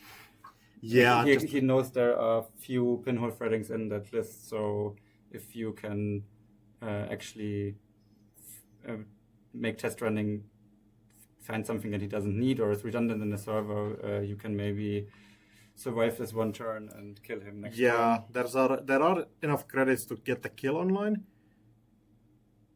Drawing with Nuka first. That seems that we're digging for some answers. He's drawn a mushing. Yeah, do we just drop it? Oh, Begemot going down? That is quite something. Where did he place Banha? I don't see the token. I on don't the think table. Banha has been Maybe placed he forget anywhere. No, it's not. It's actually the token is actually on the Banha. So he has Yeah, not I think. made a decision. Yeah, just keeping it Banhar, making sure that you don't take extra damage. So Yeah, maybe now just realizing it. yeah, Does look like it. Yeah, oh no. happens. Yeah, we lost one, I think, Dirty Laundry for the core damage on that. Yeah, you don't miss that. I think Yeah. he's still very comfortable now at 16 credits, going into 20 credits on Kikai's side. Yeah, I think you're just calling the punitive. Try to snap the tube start out. Yeah. And that's your only out after the bunker might be messing this whole thing up. Just forgetting one crucial trigger and a crucial turn. Yeah. 2 sabotage from the top. Adds out for you. You can still just find the agenda even if the kill is coming next turn. And Kikai still needs to have the one re-education left in the deck. Not an easy find, probably. We have been digging through. Just needs one. Yeah, just testing, thinking it out, trying to fight the position out. Just one pinhole still in hand. I think he does not have the obvious answer to it, right? Yeah, just What is his hand size right now? Is it? I think It's 4 It's currently. 4 currently. Yeah, He's so overextended quite a bit here. yeah, so you probably just might be dead. So just Yeah, play lottery with pinhole. Yeah, pinhole and hope that Neurospike is not in hand. And last click, I believe, going on. So it's either pinhole or just hope R&D, or R&D didn't hold up for the sabotages. Maybe he's on 2 running hot, so maybe he can extend Oh, his running turn. hot, then start clearing stuff. Maybe get those extra access that matter. Notably, has sabotaged already from his ID, but Yeah. still, those 3 clicks matter quite a bit. If you know that if you suspect there's certain death in that remote, which it does look like. Oh, the we're remote. running. We're just sending it. What's the first stress? Unsmiling? That doesn't That's enter on. painful. I think there's drawing 2. No, Take a just quite a few cards in hand. Yeah, Kikai gets to draw 2. That is actually quite favorable Yeah. for him with big hand sizes. So that is Yeah, I quite a think good this choice. is just going to be kill if we see anything in hand. Taking 2 damage. So There's the running hot. There's a running hook. Oh no. Not playing it beforehand. Draws 2. Yeah, draw 2 and give a tag. Tag doesn't really matter in this board state. And what is it? Magnet! Oh no! That's it! Oh, if the kill is here. How many credits? We have 12 credits though. I don't think that's enough for the killer. I think it was exactly 12 credits, but I don't remember. Oh, I don't remember. So Hollow Man is 2, 6, Tubestadt is 5 or 6. 7 for the score. 11. I don't remember. I think it was around 12. Around something there. Yeah, I should have listened to not yet more carefully. Magnet in the exact position you don't want to see it. Like this deck just only have one magnet to fight through it, one lamb that you could, one buzzsaw, one lamb that maybe helps, but not the card Death wanted to see here. But Kikai has to have it. First card, do it. Spin Doctor! Oh, wow. Oh, no! It's not over! Oh my god. Yo! Test running must be really happy right now. Yeah, the sigh of relief. But you wasted so many resources going in there.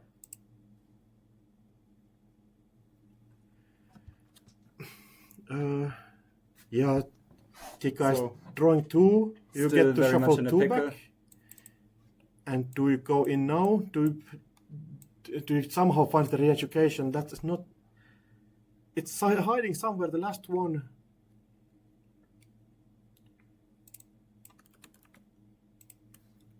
Yeah, just thinking it out. Like, no, you're out here. You just wanted to... If you had it, it would be over already. 2 face downs getting cleared out with Spin Doctor. Just shuffling stuff back in. So he just drew 5 cards. Yeah. So there's a good chance that he found something. But it's still but it has to be exactly the re-education. Like, your other agendas don't do anything anymore. That is true. Yeah, like... You get your HQ as rest. Oh, yes. Wow, big wow.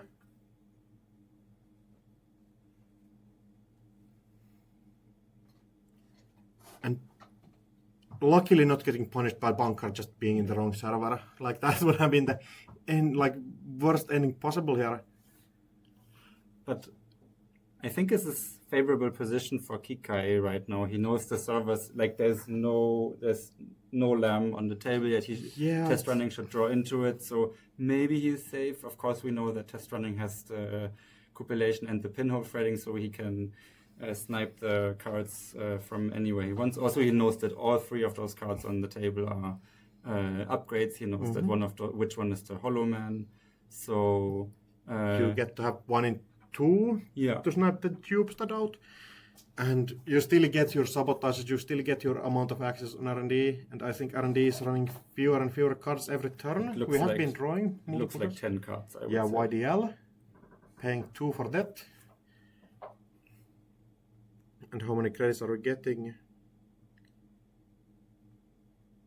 Does look like 7 cards in hand? Yes. Yeah.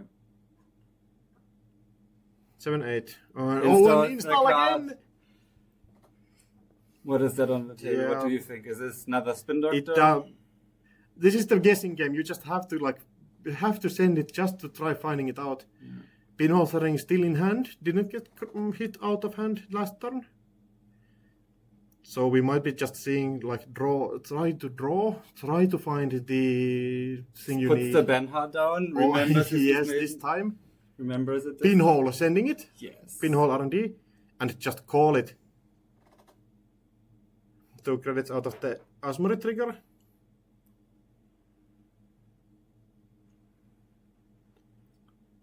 So raises a Spin Doctor probably. Yeah, I think. So what do you think? Is the Spin Doctor in danger from the pinhole or not?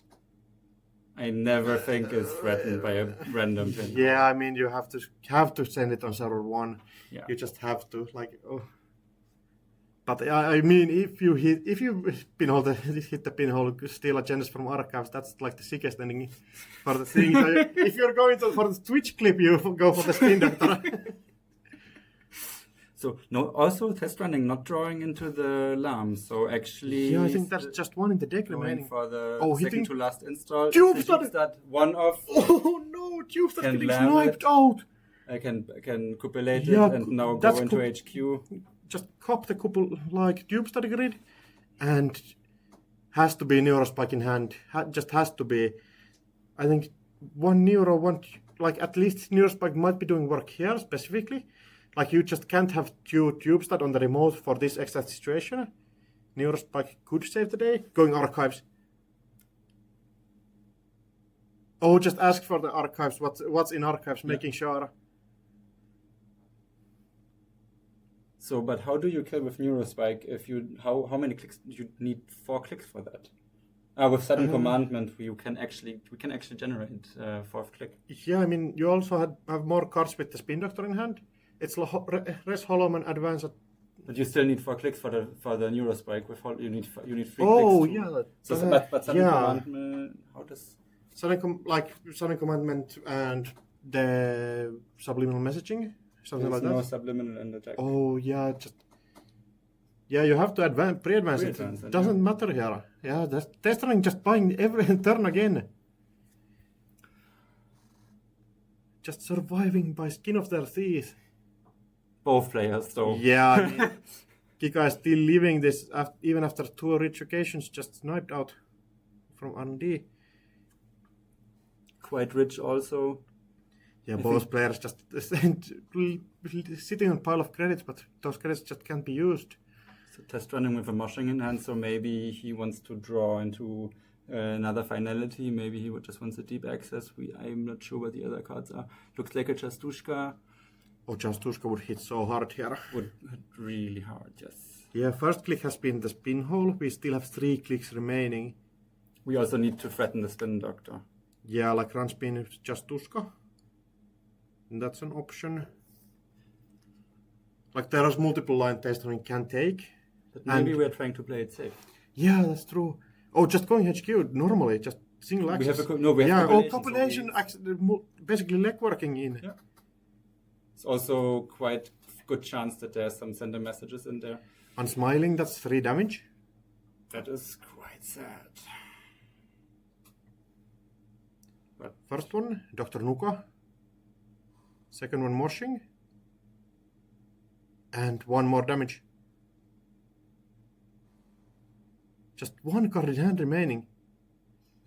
There's no surprise snare in this. Yeah, open deck list. Yeah, compilation getting used. Dupes that return to its rightful owner. And we see 3 cards. I feel like there has to be an agenda here sitting somewhere. But 7 cards in hand. First access. Second. Third. Nothing yet. Just Piranhas in hand. Piranhas, and I think that's a... that was a predictive planogram. Yeah, planogram. Yeah, that was planogram. Oh, and run R&D last click? Yeah, it's just... just make sure that the re-education doesn't appear right now. Yeah. Also, it must be flush full of agendas, so... Yeah, like you see 3 out of HQ. If there's like 2, your chances are so high that you might as well just make sure that it's not in R&D, and especially like top of R&D, if you will kick yourself if you just let the re-education please slip through without Corp actually having to spend any time to actually draw them, just get him there naturally. Kikai popping a Spin Doctor. I think at least we're looking at our face down cards in archives. This is such an interesting game. It looked very one-sided from the start, and now test running feels like he's actually playing from behind. This is very unexpected, I would say. Test running just needs to find a way to get through the magnet. Like 1 magnet holding the line. This is a 9-credit play with LAM. Install LAM. Yeah, this is very expensive. Yeah, magnet is basically the biggest anti-LAM possible. Oh no, it's actually just a 8-credit play because you just 8 credits, yes.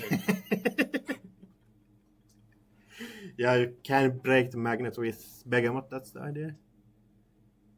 So taking his time. Yeah. Rightfully so, this is a very important game. Yes. How many lives is Kikai on? This is lower bracket match. This is lower bracket match. So both players are going out of the tournament if this happens. This is very important, so they have to take their time.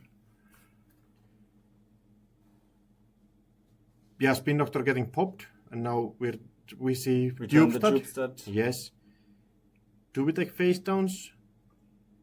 Oh, is this just like, do you have face down sitting there? Just make sure that like it looks like you have them out. Would be the sickest bluff of the tournament. Did we just shuffle Dupestad in? I mean, if you want to find the Dupestad, you shuffle back the Dupestad, right? No more added, like just add kill cards. Oh. Another Spin Doctor. Yeah, take it back. Just One access. Not there. Oh, he didn't. And pop the now we spinner. pop the spin. Okay. Yeah, dupes that now add it back. So if testing access the dupes that it just goes straight back out. So you just add it after it. I didn't realize we were still on that run. Yeah, it's going. And Kikai needs to draw exactly the correct card here. If anything else happens, it might be just game over right there. Oh, just looking at the cards on table. Yeah, no resets, so save for at least a second. But you can also install advance maybe if Yeah, he has I the mean- Neurospike. Yeah, that's definitely an option. Res is Rest. Hollow Man. Oh, you can just use Hollow Man, I think, once at least. Yeah. Yeah. Park this agenda on 3. Another Oh, Hollow Man! double click it! Perfect. This is 6 advancement. Yeah, I didn't even realize. No. 6 advancement. And No. you installed user. Oh no! Just is the re-education in the remote? Oh, GG. Kika is sneaking it through. Wow. Well played. Yo! Hits all of the re-educations early. Then there was the Bankart and Testering just almost losing it right there, but Magnet the goat inside just can't get through. Finding the Oh. 1 in And what looks like 5. Managed to draw the tubes that on mandatory draw. That's skilled draw Oh. right there. You have to draw that well though. Nicely done. Well Like, played from both Yeah, players. like I didn't Test even run. realize you can do that with Hollow Man. Yes, this is really once sick. per turn. Yeah, once per turn. No. Hollow Man, right? Yeah, oh no. Yeah, Testering out of the tournament. Kikai continuing. I think the second, sports member is still in the tournament. Coverable is still in there. Oh, what Great game from ending. test running though. So It's our haters that make us. it's our haters that make us. Is what not Jetty just said. So nice list. Evil. He's dancing outside. I this- believe the it's stream room. Yo. Or yeah, I think everybody needs a breather from that after that match. Yeah, couple of minutes and we should. Yeah, just couple of minutes. I don't think we have any other matches reported yet, but we can look at the bracket for a second. I think we even without any like pairings. Yeah. Next games might be Cobra Bubbles against Kikai or Ryan Bandwidth against Bridgman or Jihad. Yeah, Bridgman, yeah, that's a tough matchup. John Tuno, Augusto Caesar fighting it out on winners finals. Like both players played in Italian nationals, still going up against each other this time again. Like both players just been fighting it out in this continental season, multiple matches, and those have been going either way every time. So that it's like I would want to see every single match on stream, but it's just not possible. Oh, what a tournament! Like, oh yes. Great games. Also, we might still see rematch of Italian finals if either Augustus or Tuno go to lower bracket, but then find it back. What a storyline that would be as well. That Like, would be the storyline. Tiebreaker, QTM, forever. There will be no more testing groups in the finals. Yeah. Oof. All right. I think we will take the break. Well-deserved break after this. Hope everybody joins us after the tournament as well. For the next round, I think we will change casters and the next commentators will actually know what they're talking about. So you better be excited for that. See everybody after the next round.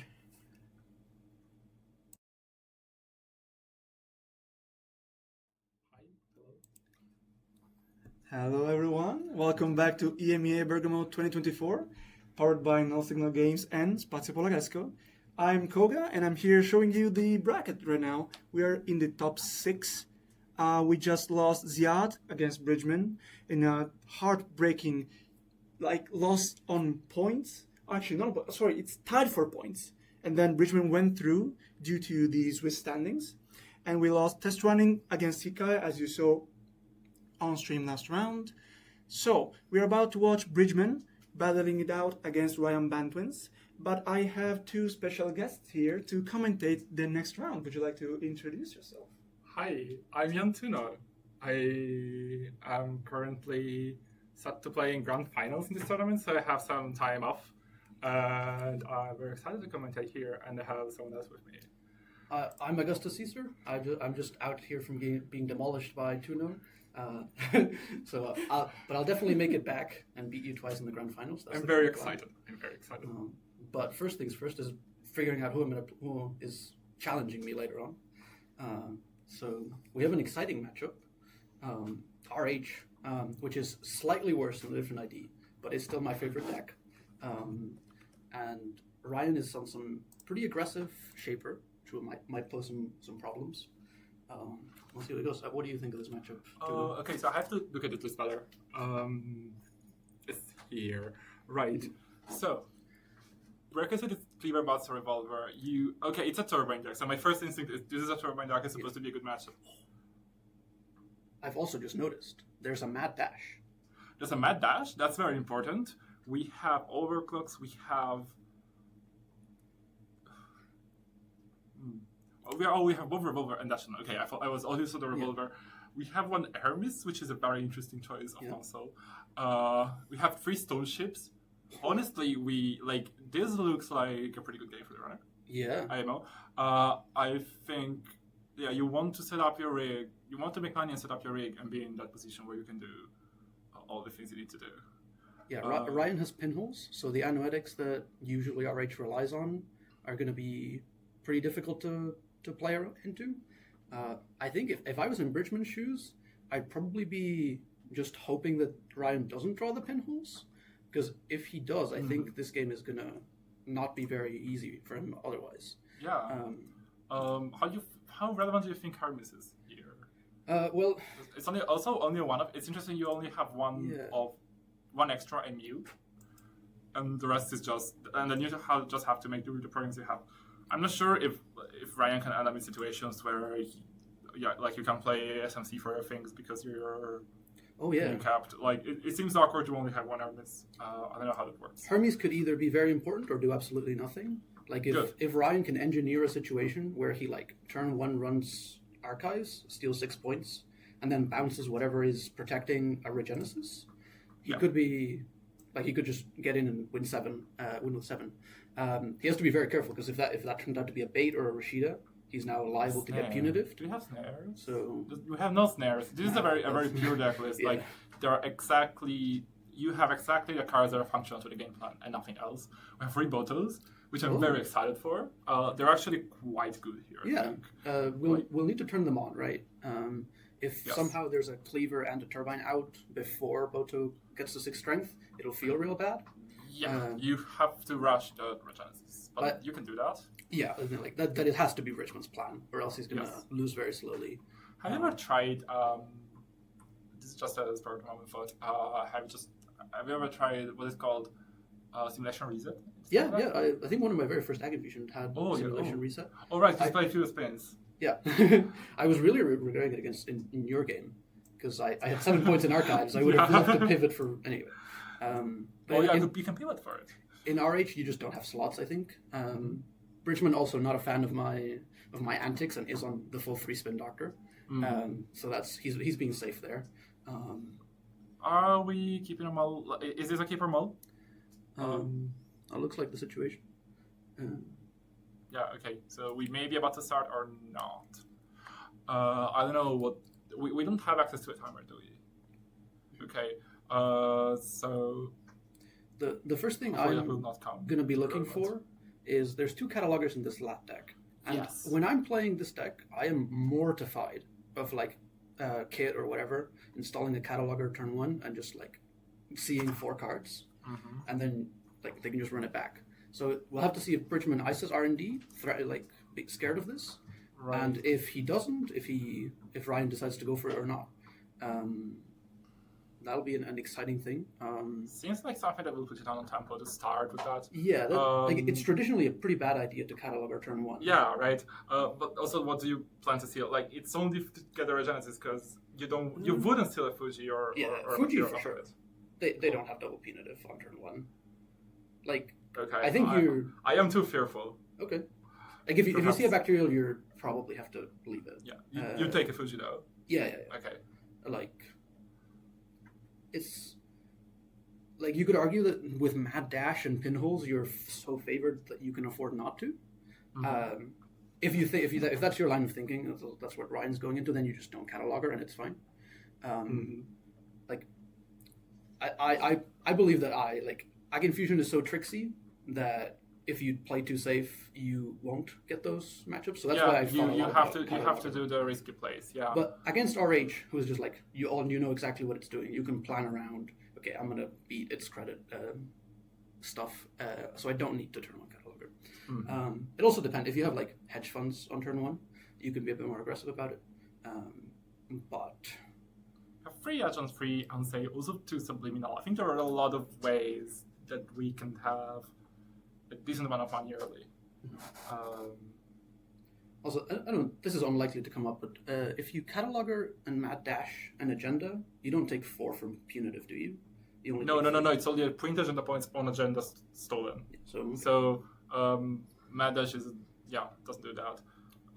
Because one thing you have to be really careful about is that even if you steal a Regenesis early and you think Archives is safe, RH can do some nasty stuff where it feeds you a Regenesis instead of a second Fuji, like Material plus Regenesis. Oh, and so you have the 4 damage punitive. Yeah, you need two punitives in that case, and like this lab might have enough money. Honestly, I'm not sure I will go for the cataloger for early aggression stuff because you have free stone ships. Yeah, like that seems very, very important to me. Yes. It's also like I don't know. This deck is law and draw. Like it's like if you use the stone ship, if you keep the stone ship for that, it might be the case that you just can't draw your cards. Yeah. I don't know how much you actually need of a You have like 2 Nukas, I believe. Yeah. And that's about your and then you have 3 Ds, and that's your draw apart from the stone ship. So maybe you do need to pop 1. I'm not sure. This guy not.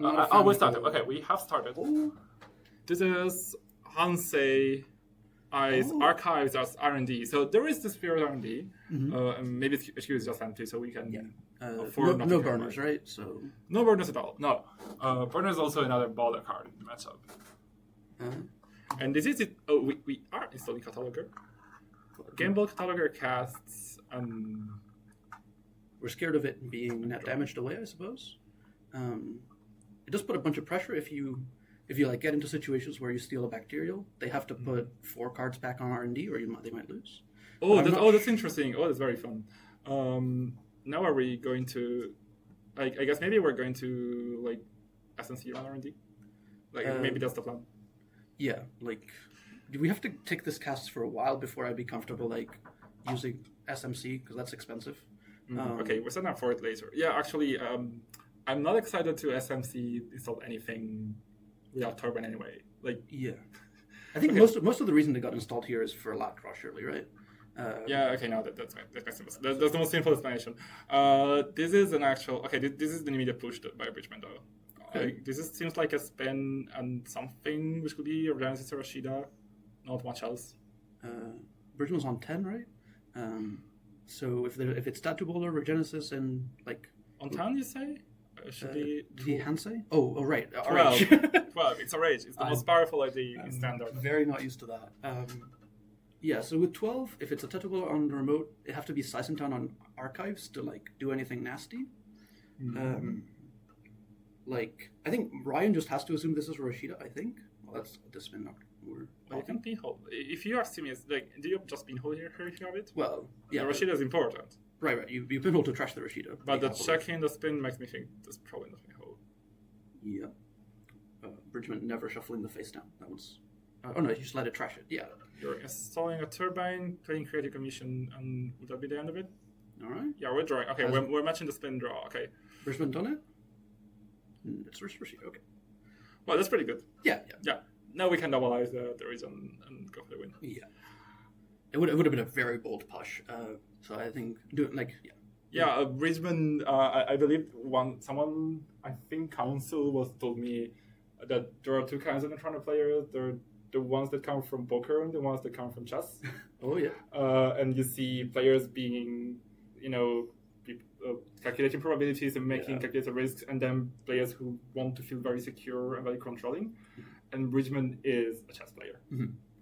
I don't want to leak too much, but if I was in that situation as Agony Fusion, I would push it for sure Genesis if I had it. Okay, well, we know who you are. But this is if I have it. Bridgman might not. That's not a push, though.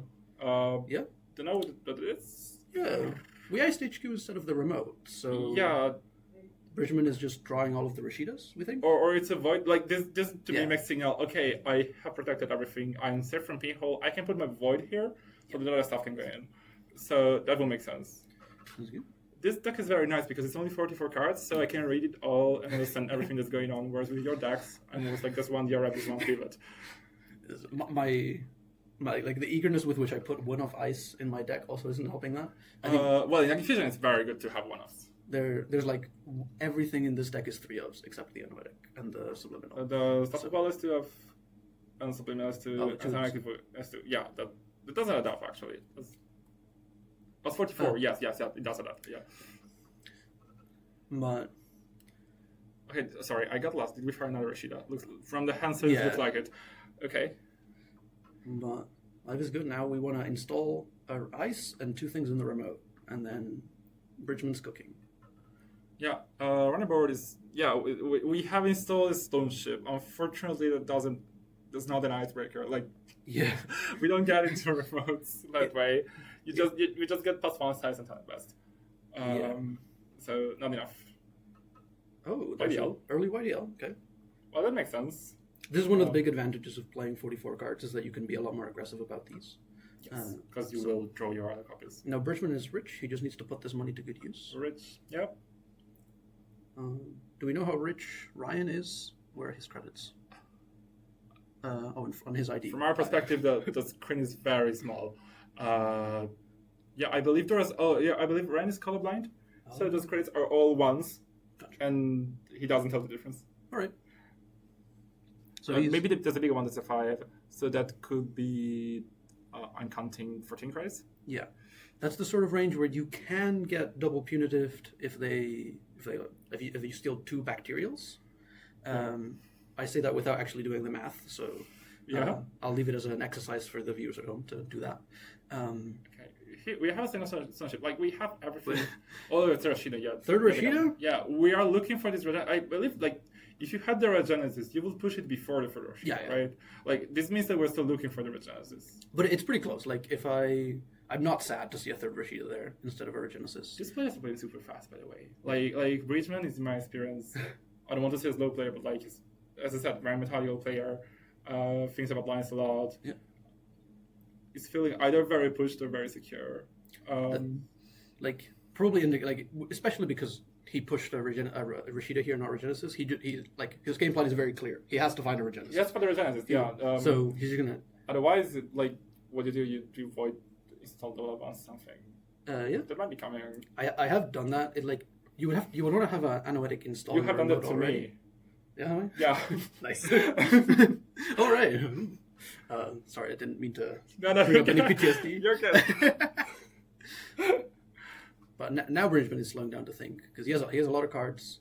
I don't know how much Netrunner players read into this, but you also want to pause here just to make your opponent think you have a Regenesis, even if you're installing a Spin Doctor or whatever.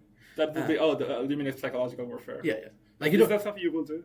I'll if I have a play that I would normally instantly make, I'll wait a couple of seconds, just so it's not obvious that I'm that I have one line.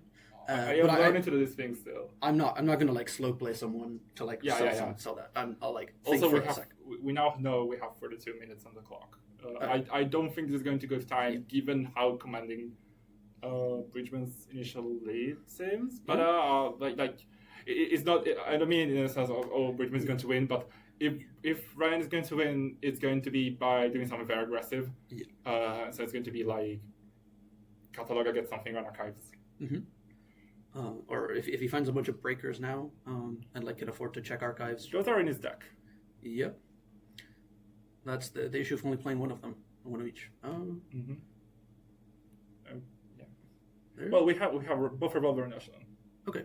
And Revolver is the one you want to find now. There is at least one install in the remote. So there's a threat. That's a hedge fund. We don't do anything with our Third League. No. Ryan is just playing install. I think there's one card installed. It could be a Regenesis. It's not very well protected with upgrades. So if you like have a big hand and can tank an Anansi and then break Tatubola. That's Anarch thinking. Like you can tank an Anansi.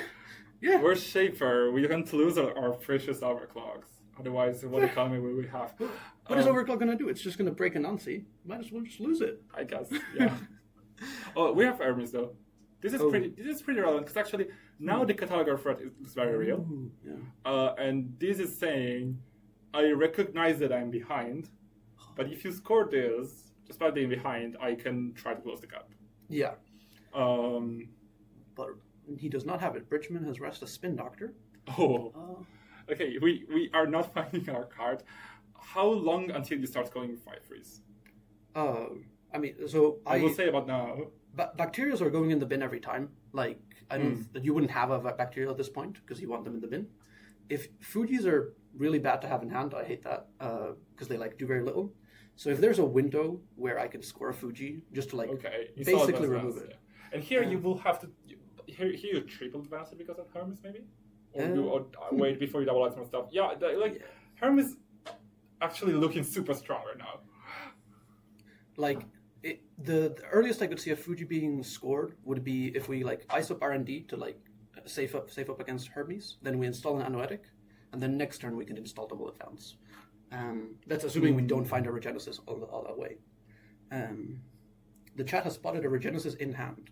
We are not spotting anything, but we trust you. If there is, that's a push. Is it a third ice? Yeah, it looks like it. Okay, are we pre-advancing the Regenesis or? It's like, I would be very wary of just scoring Regenesis here. Not because not because you're behind if you do it, but because it's not that hard to put yourself in a safer position. Yeah. In most cases.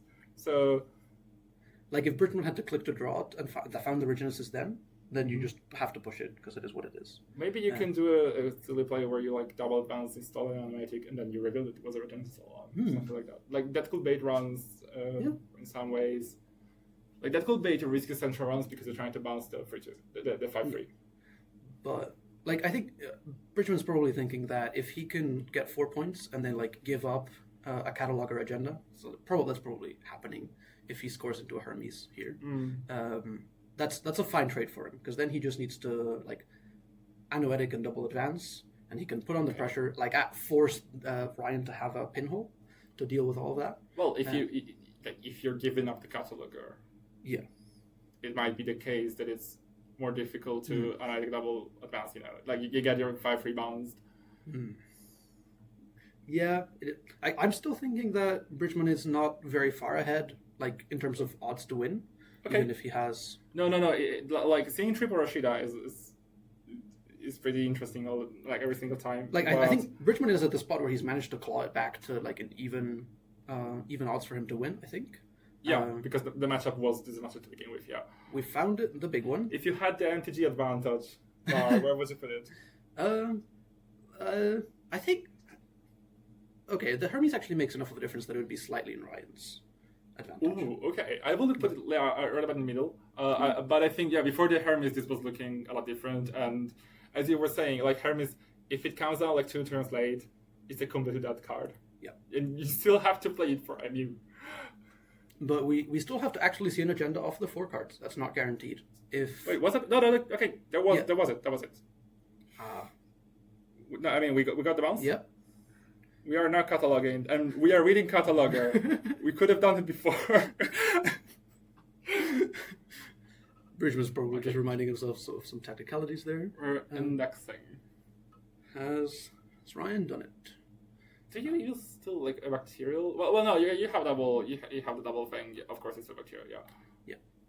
I am too, like, as I was saying, I am too careful with a player to Yeah. play well against this kind of deck because I never want to go for the risky things. Yeah. Like one play pattern that could definitely see itself happening here is that if you steal a bacterial, you're not at danger of dying like almost ever. But like Bridgman might draw 7, find everything he needs to make a push. You can just find your Regenesis and void Akai's for the remote. Yeah. There's like Only 2 voids, but I do that a lot in Ag Infusion because you can just guarantee that something sticks with using Ag Ag Infusion. Infusion, yes. But Bridgman's going to have to just hope that. Why didn't I light the fire against you earlier? You can pinhole plus light the fire.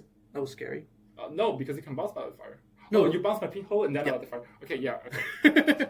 I don't know why I played the card and then I looked at your idea. I was like, oh yeah, no, okay, you're Ag Infusion. I can't light the fire. Yeah, it didn't come up, but it could have done something. I'm going to sabotage now. It's a threat.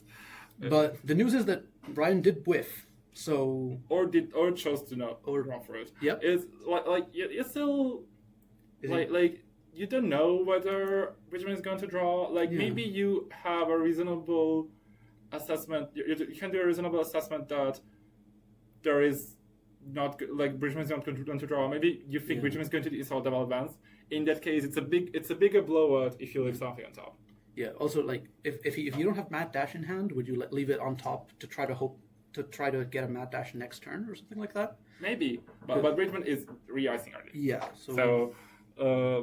I think the most likely thing is that whiffed. The next big thing will be if Bridgman has an agenda in hand, because if he doesn't, then the top 4 isn't agendas. So this is going to slow down, which would be really good for Ryan. Very good. You have this turbine and nothing to power up with it. Every power source needs a rig, and we don't have that. But another thing I was going to mention is because we missed here, Regenesis threat is still alive.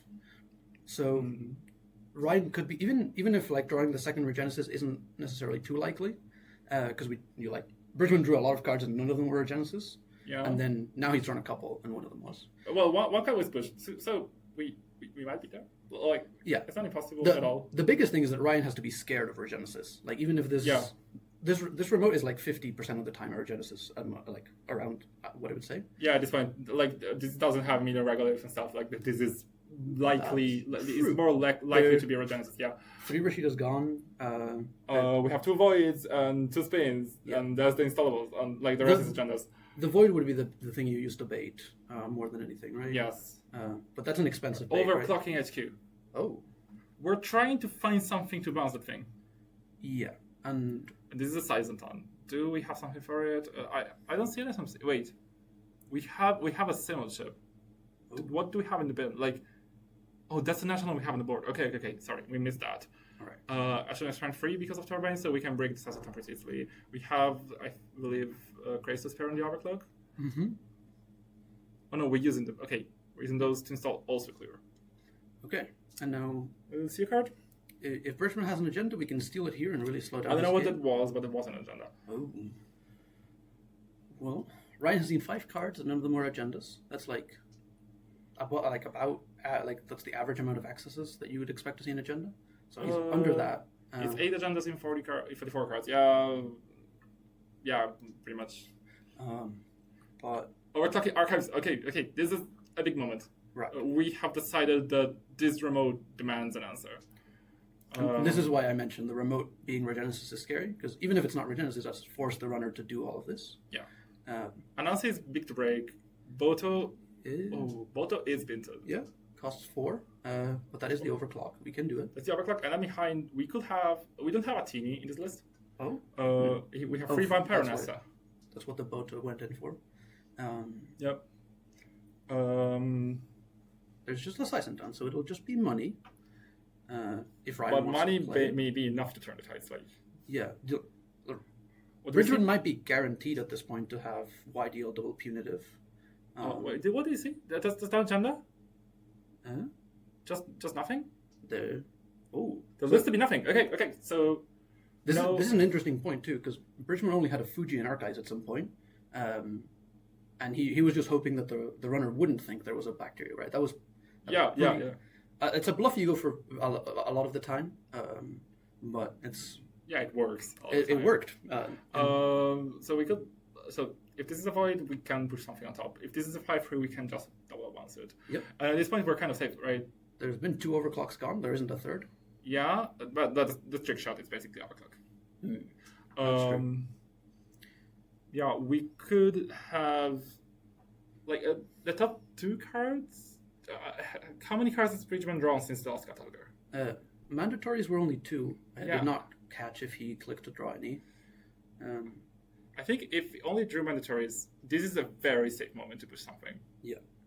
Because, what, is that an ice in R&D or is that? Yeah. Okay, I thought he has just left his hand there. He's respecting the trick shot threat. That's good. That's good. But it means he's not pushing, right? Because he can't, or he could double advance the remote, but he's just passing it. He's like inside. Maybe there actually is an agenda. Like he just doesn't have anything. If I was Ryan, I would try to patrol HQ right now because if something is pushed, then I don't think Ryan can get in there. I don't know. Maybe with Pinapino. Doesn't this plan from Bridgman like guarantee you that he doesn't have an agenda though? Because I don't see a world where he doesn't push it.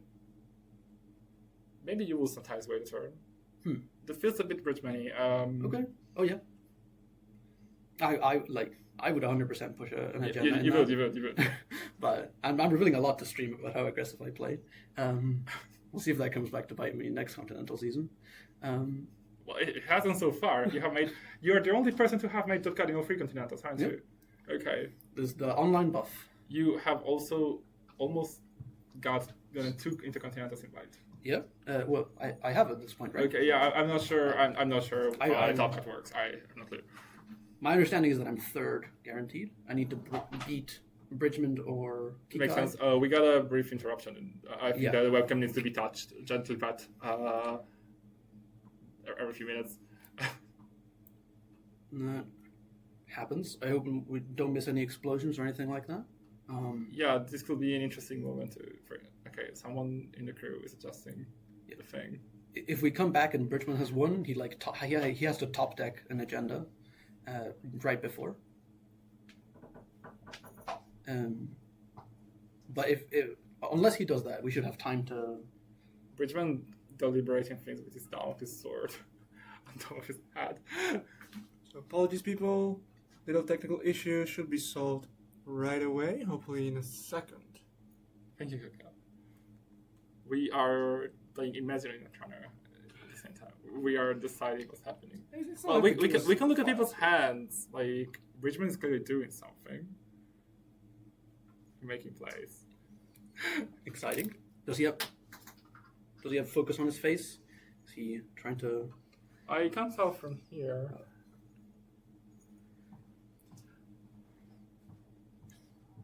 There's a tank. Ryan is just staring at his opponent, trying to read. This is the power of Yomi. This is where a professional stream would like cut away to an intermission screen. Yeah, we're honest about our technical issues though. Yeah. We are a transparent collective. Yeah. Okay, we have the stream again.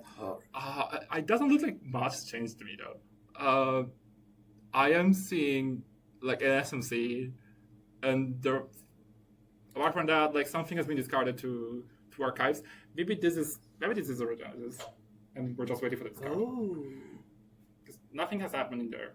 That So it either was a void, or is Genesis and something is waiting to happen. Yeah. It is. Oh, we have seen it from a pinhole. Okay. Oh, good call. Okay, so now Ryan has to pick his poison. Use a free ice remote server, or run in archives and risking the punitive death. This is like I don't know. Like this depends a lot on how much money Bridgman has. Yeah. But like, I think any amount he has, you're gonna have to tank Vampire Knossos. That's the worst thing that can happen to you. Can't we see for like I can't tell how much money Ryan has. Can we maybe? Oh my God! We are saying you cannot bacterial me. So I've played a lot of these man games where you're at a point where archives is sort of unsafe because of the stone ships, and they check it. And then every turn, the RH needs to discard a card so that the threat of something being there is presented. Every time you play jammy deck, but with archives. We have stolen bacterial. Okay.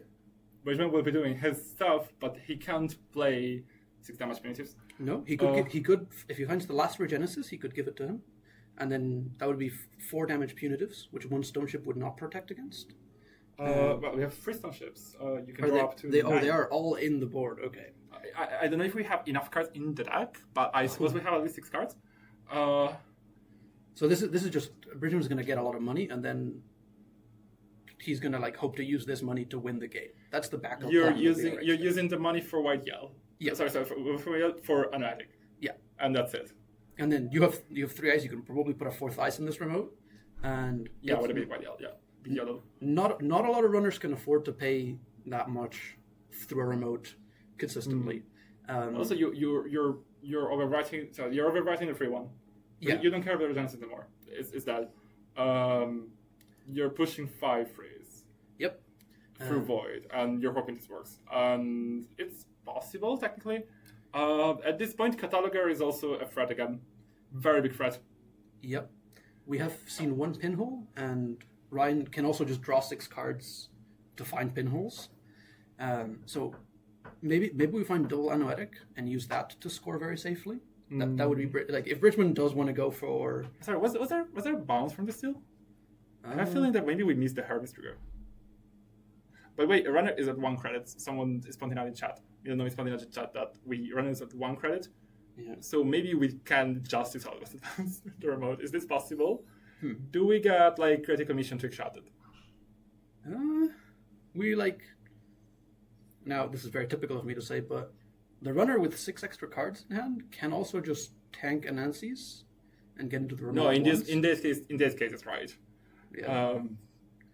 So that's this is such an exciting thing that Bridgman has to ending. think about. I wish I could see the credit totals better. Yeah.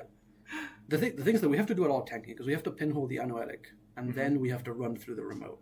Yeah. We don't have to do that next turn though because we know that there's a Regenesis. Bridgman can't install Anoetic and also a 5/3. Yeah, you will have to install advanced and agenda. Yeah. At that point, we'll see if Bridgman takes the gamble. Mad Dash also important here because the next agenda is game for both players. So we can't hope to run them through a remote once, and it's a Fuji, and then we install advance again because Ryan would just win in that world. So Mad Dash doing a lot of work there, but 1 credit. Oh, there was okay. So all this time we were thinking about the bounce. Okay, we have gotten the bounce on R&D. Okay. All right. On R&D, which means we feel okay. Well, like I guess the idea is you can't res all these remote eyes anyway, so I'm not going to bounce it. On 30 credits, they might be able to. But okay, we're getting a reading from someone. It's 30 credits to 4, something like that. All right. That's many too few for those who don't know numbers. Yeah, with Turbine, 4 credits will go a long way, but maybe not long enough. But this is just you just run R&D. You see the card. You tank all the net damage. Yeah. You definitely have definitely have a Hail Mary play, which a while ago I thought it was looking kind of dubious as an idea. You definitely can Hail Mary this as Ryan. Yeah, one issue is that we don't have a 5-string echelon, from what I can see. So if there's an Anansi on R&D, that will stop your cataloger, and we would have to pay 4 for it at least. Yeah, but that is exactly what we have. You have to pay how much for it? How much for it? Well, 3 to boost, 1 to break the rearrange. That's doable. Okay, but the second ice is coming back down, obviously. Okay. If you do that for 2 Anansis, that gets a lot more difficult. If we have a trick shot, that's super easy. Yep. Trick shot also allows us to get a revolver back. We get your other revolver or bad. So what would you got here? I guess it is bad. So, but also if you get a revolver, you can break an answer for 2 with turbine. Mm-hmm. That's big. Yeah. This is why people I was a big proponent of playing Slap Vandal for exactly this situation. You know what? Yeah. In anything. Because you break specifically there are in your range. Yeah. Okay. And and also it would make your echelon 5 strength while being very cheap. No. Does he have a propeller? If he has a propeller, you could have a propeller. You could there are some cheap breakers. You could play Majana. Yeah. We have a revolver here. Okay. You could play people should play Majana. Okay, we're overwriting the Regenesis with a spin. Okay. This seems like, are we going to try and ditch agendas? So I think If we are trying to Digigenesis, I think this is looking like you're digging yourself into a hole. yeah. So what this tells me is that Bridgman didn't feel comfortable going for the push this turn. He wants to be safe from Cataloger this turn, so that Ryan can't do anything about it. Okay, R&D. you keep this thing on the board for the reason. Okay, yeah. And then next turn he's going to install Advanced. So maybe now you can put a void with this spin, Yep. and then you can install Advanced turn. Yeah, that Yeah. makes sense. That would be a reasonable timing. We just don't know if Bridgman has the cards for it. He has Iced HQ, so that suggests that there is something he's trying to protect there. Mm-hmm. That could also be a bluff. Like I think you would if you had an extra click. Someone is you would- saying value punitive, ignoring the fact that light has one link, so punitive will cost 1 credit more. Yeah. It's I not think- value if you pay for credits. Yeah, you wanna use your credits to res ice at the moment. You absolutely want to only do, I don't know, like if you take a trick shot, it's very good. I could see a value punitive actually. No, I have been convinced. Thank you, Silox. Yeah, like if you have a free click and nothing to do with it, but we YD alt and we wanted to defend HQ. It was then- defender R&D, and- yes. So we are losing our window to punitive, and it's going to be dead now, and we're just going to discard it. Yeah, those are giving you 1 credit a turn with RH, so they're doing something. That's value. Value punitive is when you discard punitive to make 1 credit a turn. We figured it out. There is no spin anymore. That doesn't appear to be because there was a cataloger run. No, we just spawned because we want to install what? Do we want to keep excuses safe? Do we install? We're installing agenda out there right now. Is that safer by that much? I don't like. It wouldn't seem to be, but I'm confused. This is happening at the end of Ryan's turn, right? Is what I'm understanding. So maybe Bridgman wanted to draw something. Okay. So Bridgman does want to have the safety of a noetic. Okay, we have that. We have now. We need a turn to push, and then we need Haramis to not happen. Yeah. We have but we have shuffled Regenges back. Like R&Ds must be full of agendas. Have we shuffled Regenus back? If we haven't, that's really, really bad because we No, like Regenus doesn't do anything for Ryan. your Genesis does a Haramis trigger for Ryan. You're paying. Okay. You are if there's a double advance, you're absolutely paying all that to bounce. 5 to bounce. Okay. I would. Okay, we're checking archives, but I don't think that, I think Bridgman must have shuffled their chances again. Okay. Yeah, and in fact, I don't think there's any. Like we have just seen Affinity. I don't think there's any chances. Okay. So Bridgman wanted to be safe. There's a funny line there where, because this is kind of representing Regenesis, you force them to go check now when the Hermes trigger doesn't actually do anything here. This is very mean. This is very, very mean. Ryan's gonna have to like. Is that an upgrade on R&D, or is that something? It looks to be it has to be a void. Okay. That is so good. Yeah, because now like no trick shots have been played. There are free. I don't know if anything will also damage. I don't think any trick shots have been lost. We have free trick shots around. So if I am Ryan, I actually I'm ready to pop this township, and I would like to wait 3 trick shots in a row to pressure the void. Yeah. That is the idea. Like I don't know. That would be my idea. Do you think with trick shot we can get into R&D and the remote on the same run, so that Bridgman has to res both? If like Bridgman can't res 5 eyes and 2 analytics. Yeah, that could be. That could be nice. Right, Ryan has out. He still needs to find an agenda off that, but I imagine R&D has to be very full at the moment. If you trick shot, do you cataloger, right? Yeah. Oh, no. You need to access the void. So you full access. Why do we need to access the void? I mean, you don't need to. We can stone ship the cataloger to access immediately. Well, you can stone ship the cataloger. I was thinking we certainly stone ship without the trick shot, but no, we can stone ship the cataloger. We have a couple, so we can. I don't play Shaper. Me neither, allegedly. Has Ryan done anything? He's like, I assume this is double advance. Okay, we have double advance. Okay, like we are thinking so much. Okay, no, we are drawing. We are not pushing the cataloger. Clearly, we are looking for our trick shot. Parentheses as closed. I would not be surprised to see a very long turn here. Yeah, Ryan's. I mean, still stay so fast. Yeah. I know, like, we only have 7 minutes, but also this isn't a long game. We're ping holding on HQ. This looks bad, but it's actually good because you are forcing Bridgman to res a very expensive piece of ice. I don't know. All the time that Bridgman took, like ensuring that he like anoetic R&D and all of that means that Brian is actually a higher credit total than one would expect, right? You could even let the bottle fire here. Like you have made Bridgman spend 6. You have made Bridgman trash a card from HQ, which is relevant for Void. Presumably Bridgman ended at 5, so the one trash won't do anything here. Maybe not.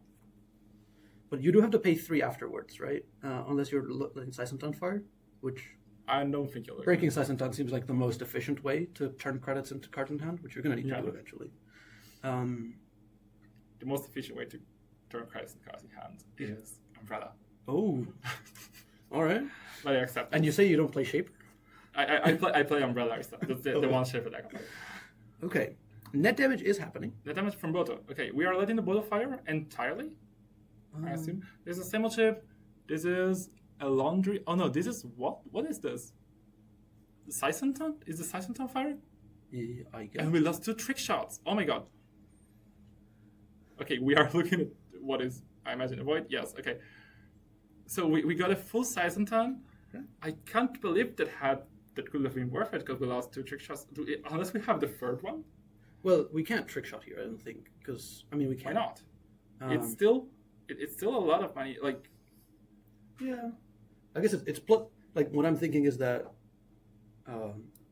whatever outermost probably cost us 3. But yeah, Ryan is just gonna take 4 damage. This is an Nancy. We're paying for Nancy. Okay.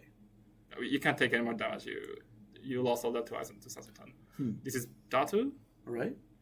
One doesn't do much. Okay, this is just a question of are there enough resources to keep Ryan out? And the void isn't there. What is the last size? Can we get faster from this? The game is ending right now one way or another. Either this ice deals enough damage or it doesn't. Vampire Nasta. That only deals 2. Oh my god, we have how many cards in hand? 2. All right. Is that the game? Is that the game? That should be the game. Is this a Regenesis? Unless you would Roost Crow. We're drawing. Okay. Right. Bacterial genuine bug. It's a bacterial. Oh, okay, GG. Let's go. GG to Ryan. This was a game of many twists and turns. Now, if I may do some propaganda, imagine if he was acting fusion that way. Imagine not finding the idea consistently. Yeah. The game may have played out completely different, but it suits my agenda very well to say that Ag Fusion would have won that game. This was very well played by Ryan. Yeah. Like there were a bunch of players who was like, what is it doing? And the point was there. Like the strategy was there. He played it very well. The pressure on R&D was always there, despite being executed on very rarely. Yeah. This was a very well played game. I'm going to go congratulate both players in a moment. Let's do that, and we'll be back next round for some. We'll be back with the next round with Ryan. Against? Do we know already who won the other round? I don't think we do. Good to know for. I read chat. Someone in chat knows how the round ended, but I do not. Oh well, then they must be going to know. We do. Oh, Kikai won as Scorp, as Asmari. I don't know if we can infer already what the next matchup is going to be like. Probably might be the Steve. I'm not quite sure yet. It may be the Steve. We can look at rounds 1 through 5 and figure out if you want. Might take some time. No, it takes a moment. So it's Ryan. Ryan played Runner, then Corp, then round 3 is Corp against me. Then round 4 was he didn't play because he was on a break. So it's 2-2 for Ryan. Mm-hmm. And Kikai is Runner, Corp. So Kikai is running. Kikai will be running in the round, so it will be mad combo up versus Banhart Steve. I have no clue how this plays out. I need to watch that. That's going to be hype. Yeah, I won't be here for commentate. I will have to watch the VOD. Oh, well, there's in the main hall we're projecting the stream, right? See. Yeah, I don't know. We'll see. Okay. Yeah. I want to take the time to thank you both for being on stream here. It was super fun, super entertaining. Thank you. And good luck further in the tournament. You're still playing. I hope it's going to be the two of us in the grand finals. Yep, you'll definitely see more of us, but we won't be doing much talking. We will both be on stream for this is for Oh, sure. yeah. Yes, Okay. this is guaranteed. Okay. Right. Then Then we'll we'll be goodbye, see- chat. Goodbye, everyone.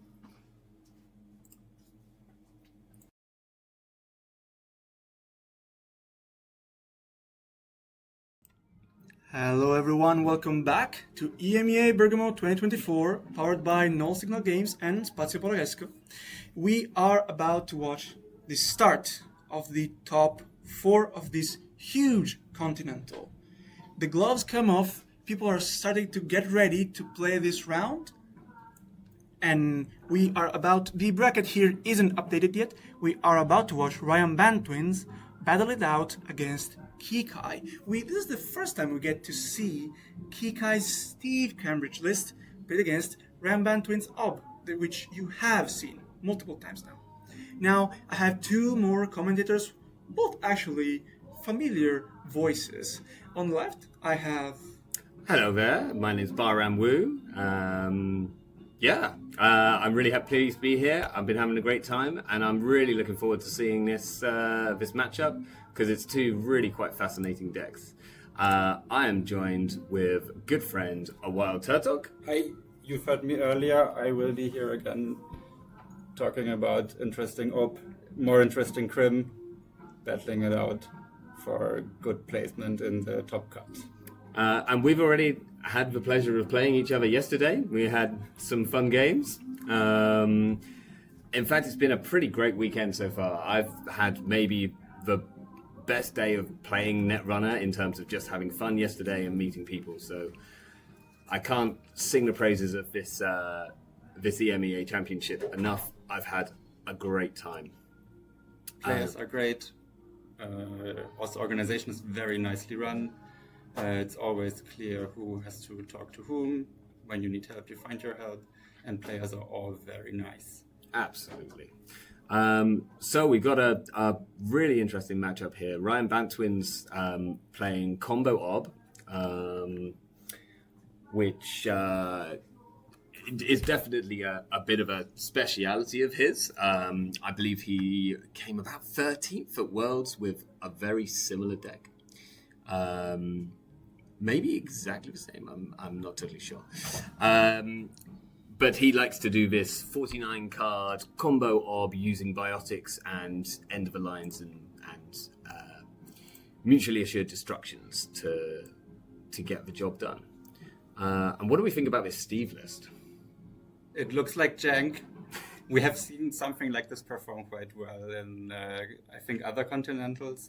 It was very surprising. It's great that we have something like this competing at this high of a level. And it's 3 steel skins, 3 strike funds as splashes, and also 2 Banhars. And then we just send it. I think you and Bridgman both tried something like that. Yeah, I mean, Bridgman really refined the list and was playing it on stream a fair bit. And I then took his list, and I can speak for how fun this list is to play. Just being able to put down a Bankar and faceplant into ice and not care about losing stuff because you're criminal, and in fact it being a good thing when you lose a steel skin or you lose a strike fund. It's a very aggressive list, and it really smooths out some of the issues which Crim has early doors. And I mean, who would have put money on the top Crim being Steve, and in particular Bankar Steve? I don't think that was on anyone's hit list for this tournament. No, we have new players coming in at our scene, and they discover Steve, and we always say, no, it's too slow, go Sable or slow the corp down, play 419. But apparently good play and creative deck building can actually push you to the top, and this is quite a showing. And I mean, let's talk about Kikai's run here, because Kikai got taken out in the first round of the top cut today by his teammate Cobra Bubbles, and then he has been submarining his way hard all along the bottom bracket to make it this far. So even though as my team, the Tiebreakers, we may have a very slight rivalry going with EA Sports. I'm digging the underdog tail here, so I'm also going to be ever so mildly biased towards my countrymen. I was about to ask if you think someone building this evil of a deck and playing it at a high tournament you would support, but then I remember that you are on Mitosis 2 list, so I think you agree with their deck building choices. Yes, I was on Mitosis 2. We'll talk about that on a WooTube stream coming up, I'm sure. It was fun. Fun was had by everyone. Okay, so I think mulligans either have or are being taken. It looks like mulligan decisions being made here. Not having played this style of ob, I really have no idea what you're kind of looking for. I mean, like econ is always good. You want to probably have 2 pieces of ice to deal with Steve. Like early on, you definitely want something on HQ. But I really don't know what the sort of play that Ryan is looking to sort of play into early. So already starting with wage workers, and it's also my question: what is the start? How fast are you going? Which are the servers that you are actually icing against Steve? Like Steve's still shuffling. Actually, Kika is still shuffling. So took a mulligan. Maybe actually a good matchup for Krim to play with Econ Denial and keep the corp down and then hammer on centrals, find the cards, but also difficult. 3 SDS, 3 Basalt Spires, so both effectively tempo positive for the corp, 1 effectively tempo negative for the runner, so not easy to play that way. I mean, for one thing, going for Kikai here is that unlike most criminal lists, this is obviously on multiple breakers, so at least like a stealing an SDS isn't going to be completely ruinous. I assume Ryan has absolutely zero plans of ever scoring out any of these agendas, because I think the game plan is very much all in, but it seems to work. This does seem like an aggressive start. Getting wage workers out early, icing it's obviously a very important card in the matchup. We should probably talk about the combo and how this deck actually wins, right? So the plan here for Ryan is to firstly sort of pull together the 5 pieces of Exodia, which is a biotic labor. He's going to need a couple of end of the lines, unless the runner's on a smaller sort of hand size for some reason, and also 2 res pieces of stuff. At least 2 res pieces of stuff. One of which either wants to be a free coster, but with a wage workers already resed, that's less important. And then also a mutually assured destruction. And the plan then is to play the biotic, play the mutually assured destruction, play an end of the line, which will get a wage workers click, and then you get to play a second end of the line. Pretty rude, can come out of nowhere, can really catch you by surprise if you're not prepared for it. But also, I think Kikai actually reading the situation right. This deck will need not enough econ to actually pull through its 10 credit play, and we are already seeing the credit denial with Panweave on the table, so maybe he will just start forcing issues for the corp and thereby making it difficult for Ryan to actually pull through. Yeah, I think Panweave is actually, like an early Panweave especially, is probably going to be pretty key here.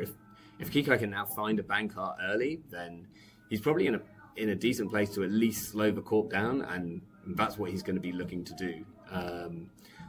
Not let Ryan get to a point where he's got stuff resed and he can combo out. Already placing 1 of 3 revolvers on the table, probably just for SDS feeding, making sure to not lose your accesses that way. Just aggressive accessing of R&D, passing the turn. But one interesting thing about Kikai's list is that closing out is going to be like a little bit tricky, and something that you potentially want to do against this orb is close out as fast as you can. The only multi-access I believe in Kikai's list is 1 copy of Wake and 1 copy of Docklands. The Docklands potentially being pretty good because there's a good chance that agendas are gonna bunch up in HQ a little bit over there. Especially if you snipe the recursion tools, but it's not going to be easy. There's 2 sprints in the list, so we can shuffle the agendas back that way. There's 3 drudge works, so we know that it's not going to score out. This is sure. But I think HQ, if played properly, might actually stay clean. So maybe it's actually Wake Implant into R&D, deep access is going to be the way, but we will have to see how the game progresses from here. Interestingly, and actually good for Kikai in this matchup is that he's not actually on Hermes. He's on Paragon, which Hermes in a matchup here where you're only ever going to get 2 triggers is not going to feel particularly impactful, whereas a credit every run and a scry is actually going to feel a lot better. So as powerful as Hermes is in a lot of matchups, I think I would rather be on Paragon in this one. Already finding the second breaker and not installing the Banha, so just going for fast running capability, going to low credit total store, but probably will find a way to get into any central. And Ryan seeing exactly that line, icing up HQ, making sure that the doof will not land. I think like currently just getting Jeeves' campaign value from the wage workers most turns. I think there's been several turns of click for free credits and then make an install, and this orb is going to sort of just slowly build up its board. It doesn't want to overextend anywhere. Although it is extending right now. It's extending as I say that. But this is interesting. Okay, so what are we pushing here? Is this just a drudge work? Are we like the other things that it could be? We've got we've got regoliths. Regoliths that no Rashidas notably. So it might also just be a spin doctor. But I think you might be right. It might be he might want to fix flood next turn or even just econ up. I don't have the easiest time reading his credit totals, but it looks healthy.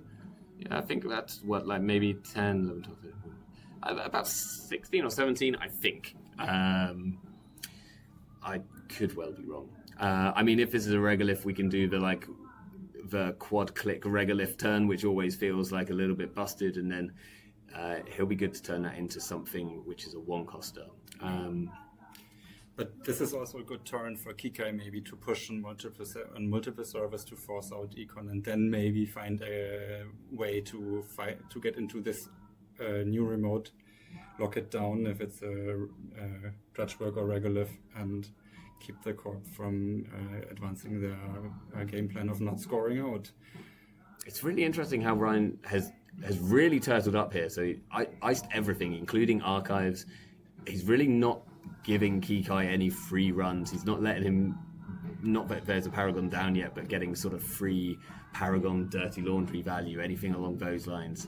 He's going to just keep the game kind of slow until he feels like he's ready to pop off in a big way.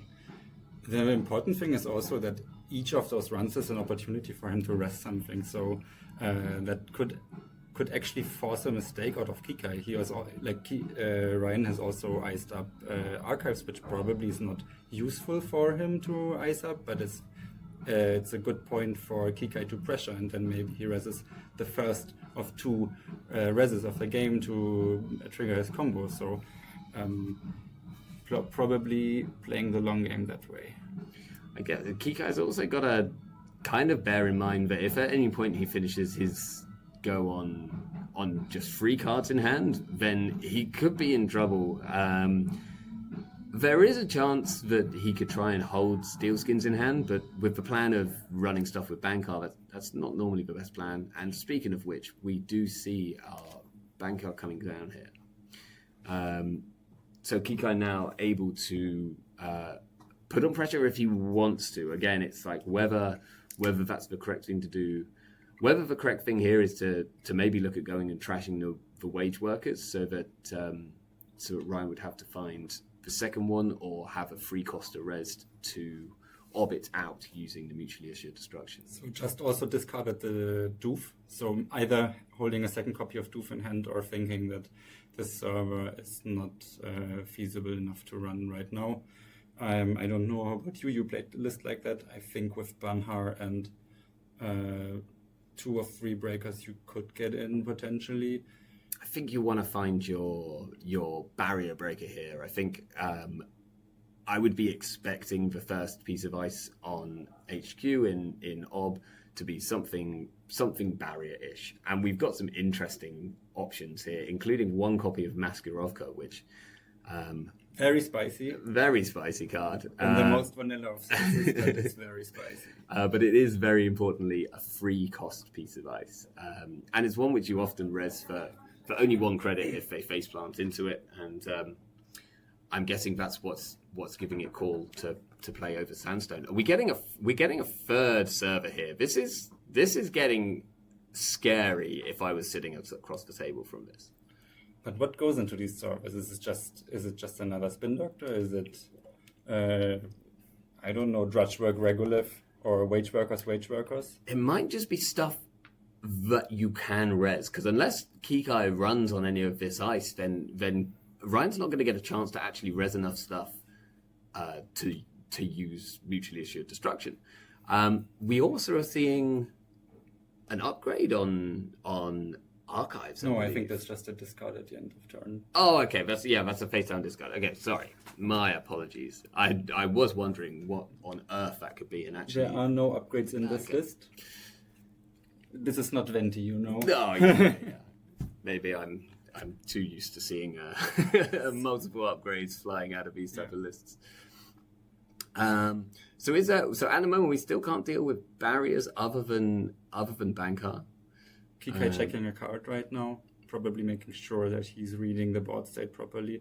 Probably also as confused as we are about the second iced remote. Yeah. Alternatively, he might be just calling his mum to tell her that he loves her. We don't know. Okay.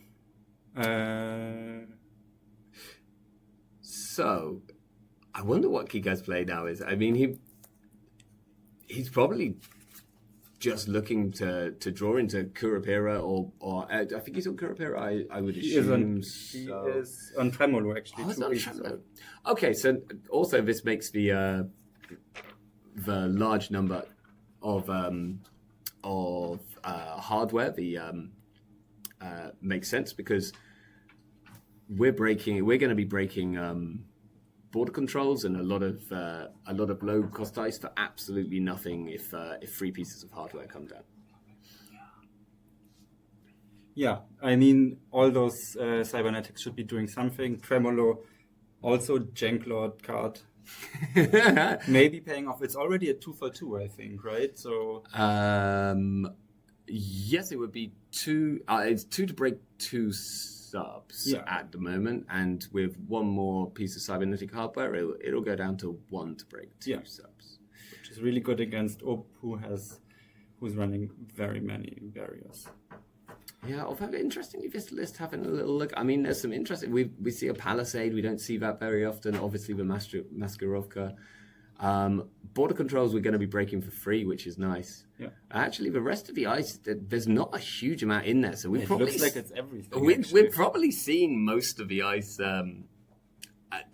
Possibly HQ is double Afshar, which would be very nasty. Seems like the most sensible place for them to go. And yeah, I mean, we've got 1, 2, 3, 4, 5, 6, 7, 8, 9, 10, and then 3 times. So about 13, 14 ice in the list itself, and we're seeing 7 of them on the table already. We have a Spin Doctor res. We have a Drudge Work res. Has there been any run made by Kikai yet? Just early ones before there were any ice res. We saw a couple of early pokes on R&D. Right. First turn, 2 runs, and then nothing since then. I think Kikai's his plan is clearly to not let Ryan res the ice that he wants to res. Oh, this is already happening. This looks like this is happening. So hopefully holds 2 steel skins scarring. He does not look phased by this at all. So, or maybe it's just Kikai's a very naturally calm person. We're even trashing the Spin Doctor here. so 2 tags. Yeah, if you think you can win, then you trash the Spin Doctor. So are there steel skins in hand? He has drawn quite a bit actually, like And we haven't seen any be used. Okay, we've got the Tithe coming out with the Ob trigger from trashing the Drudge Work. I think we're just... Oh, no, I thought we were getting a handshake then. No. This might also be the reason why he installed all those breakers, because he knew he was going to tank the damage and survive it, but he didn't want to lose all those breakers. That's true. This could be another reason for him not running as well. He doesn't want to... Okay, we do have 5 cards in hand, so if we hit 2 steel skins, I think we survive. He's just showing there are none in there. There's nothing in there, and we've got the second one, and there it is. Tough game. Probably not seeing the lines, not knowing, not sure how to attack this. Very sure position by Ryan Van Twins. Kikai, understandably a bit distraught, submarining all the way up to the top 4 here. Unfortunate way to go out, but this ob deck is nasty. It really catches you out of nowhere. As that, nothing's happened in this game, and you are dead. Great performance though from Kikai. He showed us a very nice game earlier today, killing test running with a very sure and skillful top deck of Jupstad City Grid. I'm looking forward to watching these replays when I get home, because the EA Sports Asmari was something of a little bit of something of myth going into this. Oh look, Kikai's looking through to see where he's going to draw his steel skins. I think it's a while down before he actually gets to any, but I'm guessing this was his game plan, try and kind of accumulate enough of them in hand to survive the win, and then it forced Ryan Bantwins to use all of his expenditure on the winning line, which maybe wouldn't. Great game. Great game. Ryan Bantwins goes up. Who is he going to play against? So Augustus Caesar next against Ryan Bantwins. And the winner of that will be playing against Jantuno. I cannot comment on who I want to win the next game. It would be unfair. I think that's all from us for the time being. We're going to go to a little break, maybe try and catch a breath of fresh air, and I think I will be back with you for the next game in a short amount of time. Bye-bye.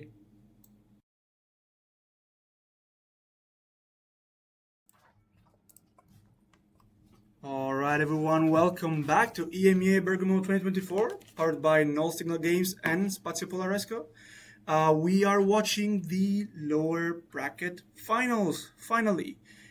This is Augustus on the right playing Arisana and Ryan Bantwins in Ob on the left. I have again 2 guests here who are going to be commentating the match. I have... You may recognize my voice. I'm Baram Wu. You can find me on Mondays on YouTube.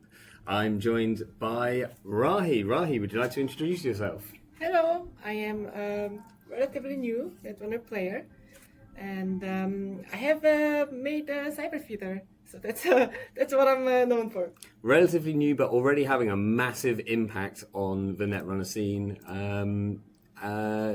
If you aren't familiar with Cyberfeeder, it is an incredible tool which will allow you to track a load of things going on in JNet, as long as you're using Firefox. Please make a Google Chrome version so I can use it, because Firefox doesn't like me. Anyway, this game is starting. So we've just seen Ryan Bantwins win the last game against Kikai. This is a combo ob. It is looking to kill using mutually assured destruction and end of the line. And on the other side here, we have Augustus Caesar. He is playing Arisana, World Tree Arisana, with about 66 cards, I think. I can't remember exactly. So just setup turns here. We see a telework coming down and a stone ship. That seems like a really important thing for Augustus to have already found. What do you think? There's not a lot of activities. It's just economy and maybe some draws in Augustus. On the Ryan side, I see a remote. What do you think would be in this remote? I mean, last time we saw a wage workers pushed early, but with this not being rezzed yet, it could well just be a regolith. Ryan's not on Rashida's because the deck kind of wants to go a little bit slower than that. So I would imagine it's either maybe a drudge work or a regolith. Something that he wants to keep there to either get some money or flood. We're going to start seeing some action on Augustus's side, though. We're seeing a World Tree. I'm pretty sure that was installed from hand for 6 credits. Augustus is going to click the telework first and then make a run on R&D. I assume selling this telework, getting himself... I'm going to guess casts, but let's see if... Yeah, we get a casts. So, got a 3 credits dripping down. Have you played against much World Tree Arasana, Rahi? No, I didn't face one in my games. You may be lucky. There's a lot of tiebreakers on World Tree Arasana. I can speak for the fact that it feels broken as hell when it gets going. We're going to see if Augustus can survive a combo kill, though. We do see a regolith being rezzed over here. I think Ryan Bantrin's turn is probably going to be click that a couple of times, maybe all just 3 times. 2. Yeah, this looks like a great board from our perspective because you have a regolith with 3 counters. Next turn you can use it to fetch a 1 counter. And the runner is not really ready to see this ice without risk. So they have to... I guess Ryan's ice is not too punishing to face check. No, we don't have anything which is particularly nasty. Sort of tithes and 1 single Stavka are the only real sort of face checks. We might hit an Afshar, which would drain a few credits. But I think Augustus is happy not really challenging any of this ice quite yet, I would assume. You kind of don't want to give Ob lots of rezzed targets at this stage in the game, because actually you then can force them to have to find other ways of rezzing things. Yeah, one of the combo possibility is to extract a 3 coaster to find a wage worker, and then with the combination of biotic labor, you can combo out a kill in 1 turn. Yeah, I think you can actually do it even using the mutually assured destruction to find the wage workers. So the cleanest combo line, I believe, is player biotic, mutually assured destruction, trashing a 3 coster, getting your wage workers, playing an end of the line, and then a second end of the line with the wage workers click. Augustus is challenging the remote server. Nothing out in terms of breaking ability yet, but Arasana doesn't need stuff to be out to be in with a chance of doing stuff here. We're seeing a tithe. That's probably the nicest option for in terms of Ryan. Unfortunately losing an Airblades, as that would have been the perfect thing to challenge this tithe with, but I'm sure Augustus doesn't mind this. I'm not sure what he's planning on World Treeing. He might be considering Arasana-ing a card down to trash to World Tree, because at the moment he doesn't have any good World Tree targets, which is... Yeah, the Stone Chip, it must be a tech to survive a combo turn. So it will be not easy decision to sell it. Yeah. So actually here, looks like no World Tree trigger, just trying to keep Ryan's economy down, make sure that he doesn't have the money, because as well as needing to sort of assemble all the pieces, it's quite an expensive turn, the combo turn. So we do know that we need, I think it's at a minimum 10 credits, plus various rezzed pieces of ice. We see mindscaping to draw. So I think looking to find more of those combo pieces also can be used as part of a combo to get a couple of extra damage, but obviously doesn't have the pieces that he needs in hand quite yet, or the res targets to fire off a mutually assured destruction if he did. an install, and an ice. Okay, so rest of the ice in this list, we've got the list here.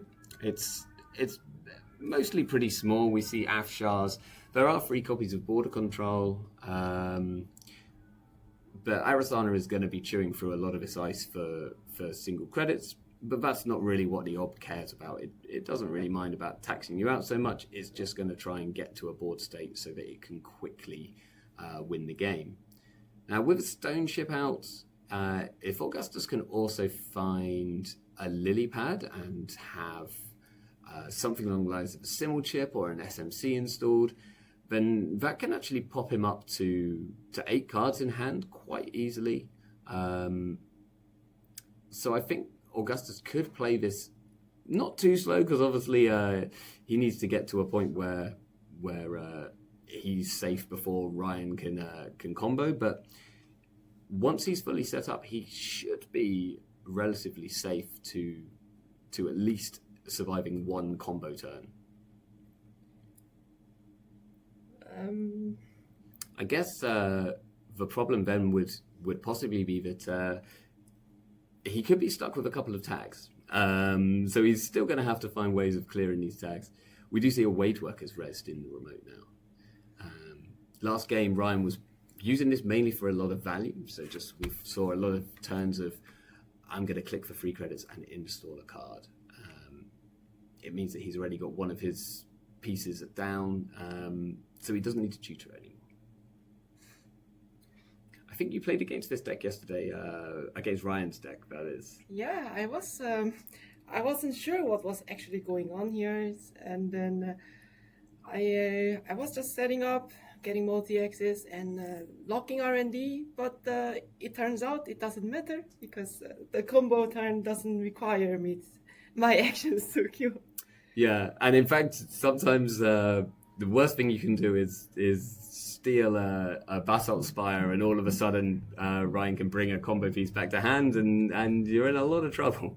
But it certainly kind of comes out of nowhere. So we're seeing Ryan turtling up here a bit, icing all servers, which is definitely a way to kind of keep Arasana from getting those free World Tree triggers. You can't give this World Tree value for free. Also means that Ryan's going to get to res some more cards here, which again is kind of important to the game plan. So forcing that on, we see, I think that's an Afshar. I think that's an Altar Afshar, if I'm right. Correct. And we see Augustus install a Muse from hand using Arasana. Maybe looking for Fisarum? I would imagine he's going to Fisarum this. Is it in the deck, though? It 100% is in the deck. It is indeed a Fisarum. It's going to bypass this, then most likely sell. Well, let's see. He's actually selling the daily casts here. Possibly getting a second stone ship. I think Augustus was on 2 stone ships, and that makes him really safe from the combo turn. Knowing here that like money kind of doesn't matter if he is getting the second stone ship. Okay, this is making things pretty tricky for Ryan. Theoretically, the maximum combo could be, I guess, with only 1 biotic labor, you cannot play like 3 end of the line or end of the line mindscaping. I don't even think you can ever have that many cards in hand, so I think 8 is about the maximum. So here with 2 stone ships on board, Augustus, as long as he doesn't go below 4 hand size, he's probably fairly safe. The question now is going to be a kind of interesting one on time. What can Ryan do to kind of, is he going to have to pivot into some kind of scoring plan? I'd be amazed to see it happen, but there could be an option if you can manage to mad for 7 cards, and then you have 3 tags, and with you can play triple end of the line. That'll be 12 damage. This is true. Like if we get enough res cards, then maybe just landing a ton of tags and kind of next turn chaining some end of the lines. That is a pretty decent play. One thing I would have to check is whether Augustus is on Imp or not. I believe he cut the Imp because he is on Banker. There's no disruption. There's no burner. There's no Imp. Cupulation either, which are the two Imp and Cupulation are two cards which various other tiebreaker Arasana lists were on.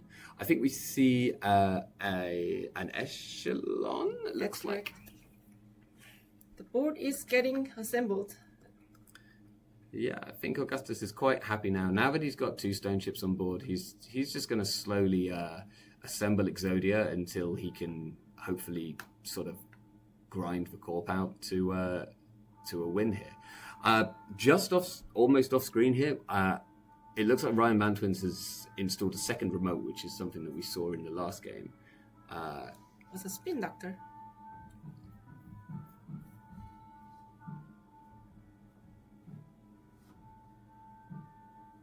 I guess there's also it uses a lot of resources, but there is a line where you could biotic and land a mutually assured destruction, kind of forcing Augustus to pop the 2 stone ships, and then not actually go for the combo turn and kind of reset and go for it on another turn. And maybe that's a play which Ryan has in his back pocket at the moment.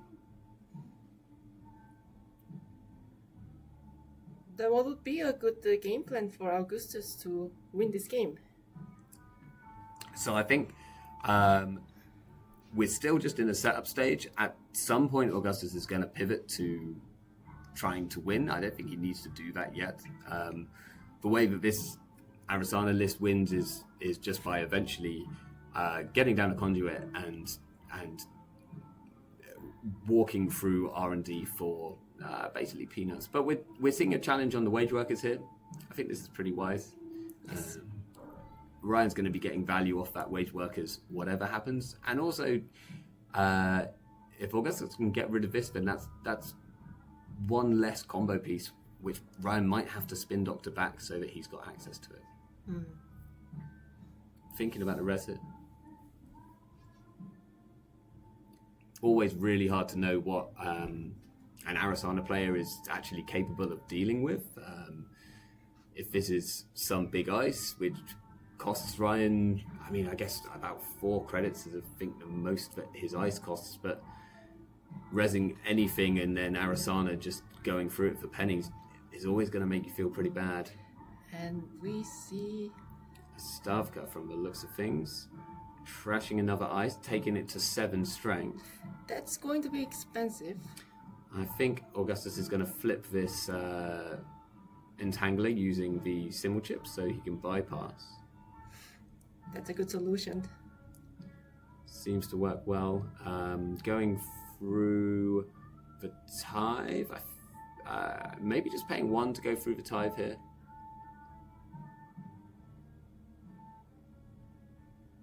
I can't tell if Augustus has a couple more credits at the end now. I'm assuming he's got enough to trash for wage workers. Normally in this situation you would consider pulling a Miss Bones, but again the only resources that Augustus has on board is the stone ships, which I don't think are going to be going anywhere anytime soon. Selling with Silent Bear, getting a coalescence, just keeping the econ up, getting value from those runs. It's a perfectly fair deck. I don't know what anyone has a problem with.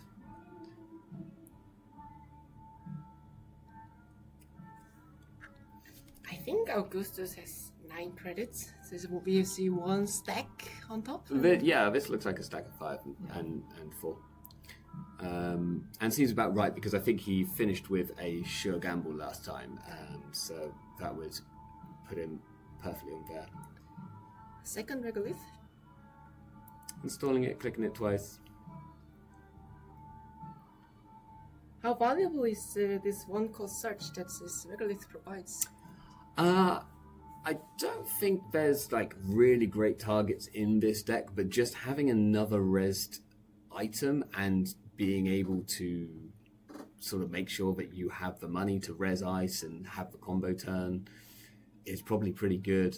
We're seeing a turbine coming down, drawing a card off Lilypad, now challenging the server, just breaking with Echelon. I assume this coalescence is going to turn into another breaker. Possibly, it might just... I don't know if we've seen all 3 coalescence yet, so there's a good chance it just turns into another coalescence and keeps going there. We see Miss Bones instead. Ah, okay. I must have missed maybe there was a resource install which I missed. That is a very efficient way to clear the board. It's one of the nastiest and most surprising things I think that World Tree Arasana can do. You run through a big PD remote, you end up with 0 credits. They think, well, this is fine, look at all my upgrades, and you pull a Miss Bones and destroy the entire remote. Seems like a good card. So Augustus, in all honesty, doesn't really have to pivot to trying to win at any point. I mean, we've got 21 minutes left in the round. Like we've mentioned, Ryan doesn't really have a scoring plan, especially not at this point. There's no way that any of these remotes are going to be safe for pushing out an agenda in. So Augustus probably just has to find 3 points at one point in this game, and then kind of maybe even just sit in a very controlling position. Yeah, it looks really good for the runner. There will be Ryan's out here. Do you have to draw a lot of cards, get the combos, but the stone ships is making it very difficult. I think there's been previous versions of this which I've seen Malias turn up in, so that you can potentially get a Malia out on board using Ob on the combo turn, which would potentially turn off one of the stone ships. Whether that's enough, if, like I said, if there's a way of installing a program clicklessly with either an SMC or a Simul chip, you can also use that to draw a card using the Lilypad. The Spin Doctors just popped, and looks like one wage worker and another operation was getting shuffled in. The wage worker definitely makes sense. It's a large part of a combo. We see a Biotic being played, I think. So this is why the wage workers was being thrown in. So this, I assume, is going to be Ryan. Yeah, Ryan forcing. This is what he has to do. He has to force the issue. He has to force Augustus to trash these stone ships now. After it's being trashed, assume that's going to fetch a wage worker. Yeah, we're seeing the Stav Kago and an Afshar. The Afshar is the free coster here, so Ob allows you to clicklessly install something which is 1 credit less, a wage worker being 2 cost. He's then going to give Augustus a time to react. We don't know how many cards are in Augustus's hand, which is the one worrying thing from his side. Hopefully it's at least 4. He'd need to have 4 to be definitely safe here. So it looks like it's like a 2-step combo where you clear out these stone chips and then try again next time. I think so. If I'm correct, Augustus is on 2 stone ships. He has the chance of getting DJ Steve to get one of those back at some point. Okay, so Augustus is letting the first end of the line fire, and I think now it's likely to pop the stone ships. That makes sense. You have to show the end of the line first. Yeah, it's also forcing Ryan to expend another resource, which he's going to have to recur if he wants to do this combo again. Because now he only has 2 end of the lines left in the deck, unless one gets shuffled back in. Okay, and I think just taking a credit there as the last action, knowing that he can't finish off the combo kill here. Right, 3 cards left in the corpse hand. Interestingly, Augustus might be on only 4 or 5 credits here, so he is going to have to clear these tags, which which is actually going to be a little bit taxing in terms of his econ. And the last thing you want to do at this exact moment is touch a 5-3 agenda that gives Ryan Bantwin some cards back into his hand. So I think this is like a careful thinking moment for Augustus, making sure that he doesn't overextend himself to a point where he can't get out of tag hell. Okay, making a run. Roll 3 is searching. Another coalescence. So I think that's the third that we've seen.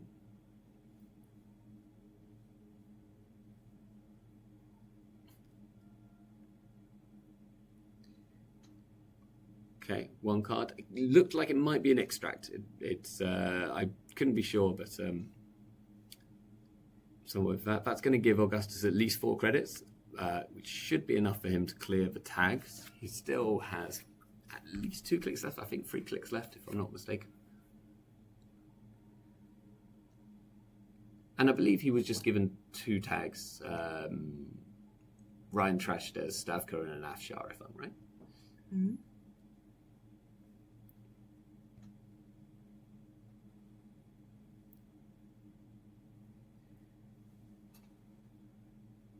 Augustus finishing his World Tree triggers. There's a lot going on. Installs, shuffles, draw. That looks like the 4 credits needed to clear the 2 tags. And now just considering his last turn. He's probably hoping he drew into a creative commission, but let's see what we get. Just throwing out some cards. Throwing out the DJ is very interesting. I guess with the Ryan expanding biotic labor, it needs to be shuffled back and to draw it again. So maybe Augustus' plan is to finish the game before this can happen. This is true. It might be a case that currently R&D is open, so we could always swing to installing Conduit and starting to hit R&D next turn. It's a trick shot. There we are. That might become a Conduit.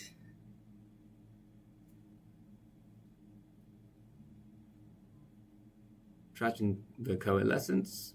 Let's see what we install. We're getting the Cleaver. Okay, so we're just finishing to assembling. I think this probably means that Augustus is going to go and challenge this Wage Workers, which we can just see at the top of the screen there. We see a sprint and a hedge, an SDS. Okay. SDS. Trashing something. What do you sell it to, SDS? There's a slight chance it's a turbine, because I don't actually think, now that the Stavka's been used, and like even that's a one-off thing anyway, I don't actually think there's any ice in this list which the regular Breaker Suite doesn't deal with. And yeah, that's indeed what we see. You know, all of our breakers here, all of our barriers here are like free strength. That might be a Palisade, which is the one which isn't free strength. It looks like a neutral card, right? And I think it's either Tithe or Palisades. Yes, yeah, okay, yeah, could be a Tithe. Maybe we'll find out if we see what happens. We are killing the Wage Workers with the trick shot money, so money well spent. But yeah, Augustus realizing that with this list, the turbine actually doing very little for him in the matchup. Yeah.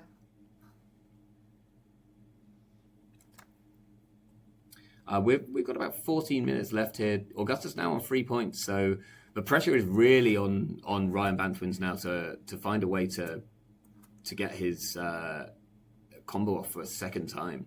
And the sprint is the right card for this job. Definitely going to find the pieces that he wants, allow him to shuffle back some chaff from his hand. The question here is, well, I mean, you're going to have to put the agendas back in R&D because you're going to need combo pieces in hand, but R&D could become kind of scary at some point.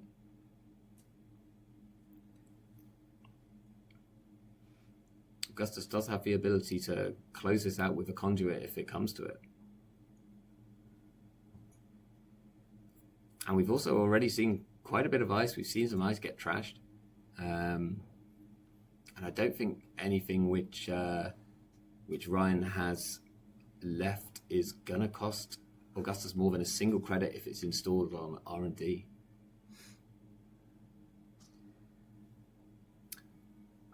We see a Kayaban being put on the ICE server. Ryan installed in this server last turn from the looks of things. It is a spin doctor. We've run it. That is the first step of putting back the biotic labor. I assume that's what we're getting. Maybe we see both. No, one wage worker's back. Yeah, so we get one wage worker's, one biotic. So that means there's still now 2 biotics in the deck and a single wage workers, and that you only kind of need the 1 wage workers because that's the 1 tutorable card. But also only 2 end of the lines left because we haven't seen one shuffled back, I don't think. No.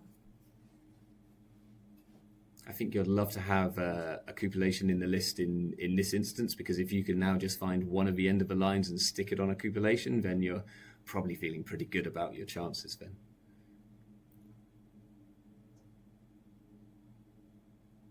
Here we have an alt art which I received today but don't know what it is. I should have paid more attention.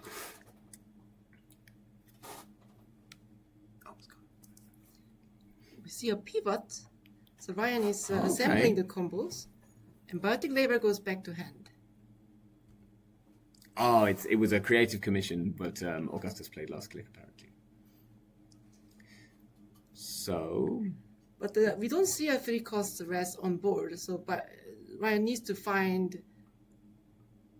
the wage workers by hand. Yeah, very possibly. Unless there's a chance that the ice with the Kayaban on it was a palisade, and if it is a palisade, then that would be a 3-cost ice. So that would put him in a place where he's able to actually get this combo back off. So things looking slightly scarier for Augustus, and the fact that Ryan's pivoting for biotic definitely puts the pressure on Augustus here to either make himself safe somehow. Oh, we're seeing the conduit come down, so I think his plan now is to win the game before anything else happens. Yeah. Scary thing here is going to be hitting in a basalt spire. I think this was extract. Yes, this definitely looked like an extract to me.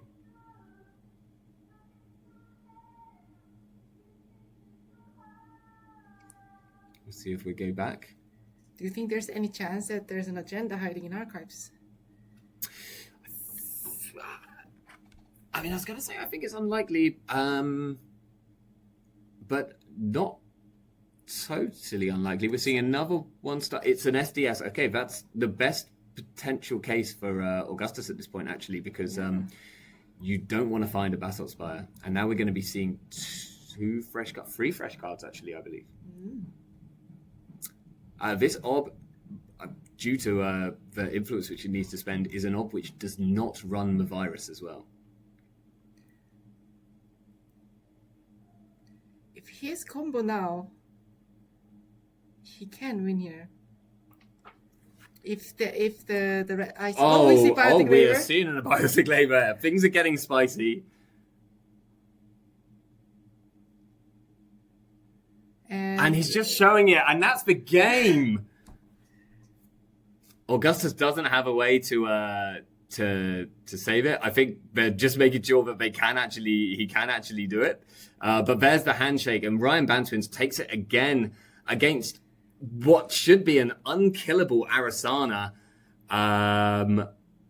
Very well played by Ryan Bantwins, really pulling that back from behind in a very scary space that he was in. I didn't believe in this 2-step combo, but it worked. Yeah, really, really, really well played. Great play from Augustus as well, pressuring at the right times.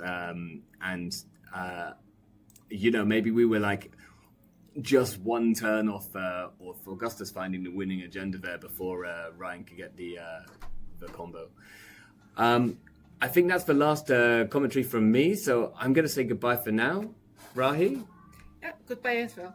And we'll pass over to two of my teammates to comment on the final, which is happening at what time? I think it will be almost an hour from now. We have to get back on you. So there's going to be a nice break. We're going to allow the finalists to have a break, and then we're going to see Ryan Bantwins versus Tuno in the final. That'll be in about an hour. Join us back then. We'll look forward to seeing you there.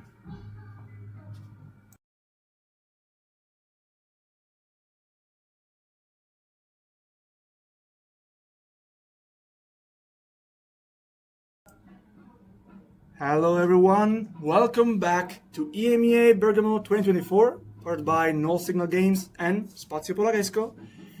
This is Game 1, Grand Finals. It's Tuno against Ryan Bantwins.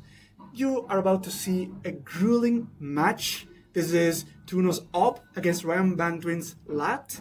I have two new commentators here with me. Hello, would you like to introduce yourself? Hello, chat. Hello, everyone. It's John speaking. You may have seen me on the stream earlier. I was Sunglasses Guy. Also played a very similar ob list to Tuno's against Ryan Bantwins in round 1. So got some good insight on this matchup. Excited to be here. Thanks for having me. And the other commentator here is... Hello, I'm Warlock. I'm from Italy, so I'm commentating from basically my home. So I'm happy to be here. I'm excited for this grand final.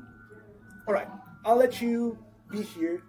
Look at the list, shout out anything you think is relevant to everyone at home. And then we'll just get into the game and you do you. Sounds good. Perfect. So, as I mentioned, round 1 today, Ryan Bantwins, I think, was 5th in strength of schedule for Swiss. So he chose sides and elected to run into an ob list very similar to this. The main differences were a copy of Slash and Burn instead of an Azef and no Audacity. But the Cataloger Mad Dash combo is very potent against this sort of agenda lineup. Trick shots were really big in stealing early agendas out of R&D. And yeah, there's 2 Miss Bones as well, which is really impactful to clear the board. There's a lot of assets, installables that this ob deck wants to put down. And yeah, Ryan Bantwins has a good list to try and tackle that. Absolutely. I think also the Revolver is a good call. It's going to be a major player against all the archers that Tuna's going to res.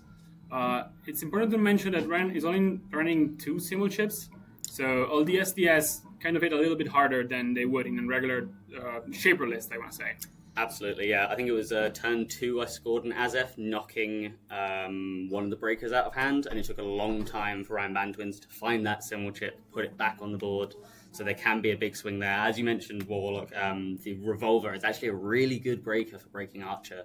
Most, if most Shapers are on Echelon, you need a turbine, a second turbine. There is a copy of Echelon here as well, but even with that turbine, it's going to be 6-7 credits to break through that Archer. And if an early eminent domain comes out from Tuno, it can be a big swing. Absolutely, yes. So we're going to pass over now to the table.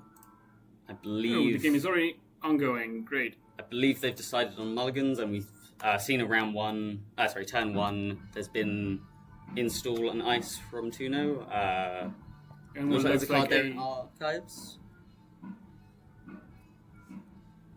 It looks like a Spin Doctor. Yeah, so make it big.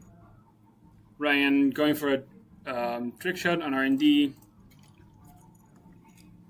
Christian this Vinegar, that's a really good card to have in ob, honestly. Really important playmaker for Tuno. Absolutely. Looks like we've opened with a Miss Bones and trick shot from Ryan Bantwins, so big early pressure, being able to control this board. Hitting the Afshar. Afshar on the moat's not an amazing start. It puts Tuno down to only 2 credits. If that's a Rashida, it's not too bad. We do see a Rashida. Yeah, that's a bouncing good back start. up to 5 credits, drawing 4 at the start of turns. Nice way to recover from the credit cost of that ice. Ryan ending his turn on 1 credit seems an interesting choice, definitely. Yeah, it looks like there's 10 credits still on the Miss Bones, so anything installed not behind that ice is going to be liable to be trashed, but the list is on 2 copies of Marilyn Campaign, which is a very good way of taxing out a Miss Bones. If you have the credits to res it, the runner is spending 3 each time to trash it, then it gets shuffled back into the deck, you install it again, it's another 3 credits, it can just keep on coming back, keep coming back. We're seeing Extract here from the only piece of ice. What do you think Tuna's going to find with this Extract? It's quite possible that you would go for Marilyn in this situation. There is 1 copy of Descent, which is a nice ice if you're trying to build a scoring remote. Going for a Hollow Man here. Whoa, we're making a play. So Tuna has mentioned, obviously as we were playing very similar lists, we've spoken a lot over the weekend, quite a few of its games in the Swiss were scoring out an Eminent Domain, using that Eminent to find an SDS and install that rather than a piece of ice, and just scoring 2 SDS out, like going as fast as possible, 3 agendas, get them on the table, get them scored, do it before the runner can even respond to you. So we're seeing Extract, click 1, get the Hollow Man, put a card in the remote, and put a piece of ice there to say, this is what I'm doing. I'm scoring next turn unless you stop me. There are 2 copies of Pinhole Threading in Ryan Bantwin's deck, and that was pivotal to trashing a Mavirus that I was trying to use to do the Hollow Man play. So we might see that here, but obviously 1 credit by the looks of it on the runner's side could be difficult to challenge this remote. Very peculiar to find the Hollow Man here, I think, because you usually use it to either fast advance a 3-1. Does look like we're scoring an Eminent Domain with a powers that be on the table. So score agenda, get 2 installs. It's a lot of tempo. Yeah, Tuna picked up the Rashida, so that looks like the install from the powers that be from archives, and then Eminent Domain will find something, probably not an agenda this time around. Yeah, and we there's do their see Archer. the Archer on the remote. That's a really big start. Tuna on a roll currently. We'll see if Ryan can catch up. Looks like there's still 4 credits on the Corp side. Runner does have Miss I Bones. believe that's 6. Oh, it's a 5 and a 1. Yeah. I think Tuna has 1 more click, if I'm not mistaken. So icing up R&D, that makes sense. Yeah. Preventing any further trick shots to disrupt his board state. Yeah. We've seen 1 trick shot and a creative commission from the runner side, but trick shot is a lot of value, especially with 10 agendas in this list. It's very easy to start stealing points of R&D. Admittedly, 3 SDS. If there's no programs on the runner side, it's difficult to steal those points. Yeah, absolutely. Big tempo swing if the runner does get any. So what do you think is Ryan's best course of action here? Like, what would you be looking for if you were him? Every runner at the moment feels like they're doing something unfair, as it were. Trick shots are really, there are a lot of tempo there that you check a remote in the same turn that you're accessing 2 of R&D if you can get a successful run. But the Cataloger Mad Dash play that Ryan Bantwins has in his deck is very potent. It allows you to run R&D, use Cataloger to check the top 4 and rearrange them, and then if there's no action from the runner, no Spin Doctor, nothing to shuffle, throw a Mad Dash at it, potentially steal 4 points if there's an SDS there, even stealing 3 points to make it easier to then score out later it's a big swing.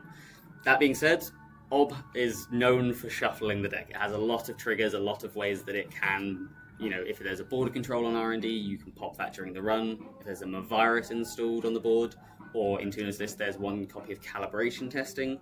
If you have a way to force a Ob shuffle to fetch and search something, you can disrupt that catalogue play, and that can be really big. Yeah, I was about to say, Ob does feel like the corp that's best suited at dealing with Cataloger as a win condition. Then again, Ryan also has to find a way in R&D first, which, depending on what ice is currently protecting it, is going to be more or less challenging.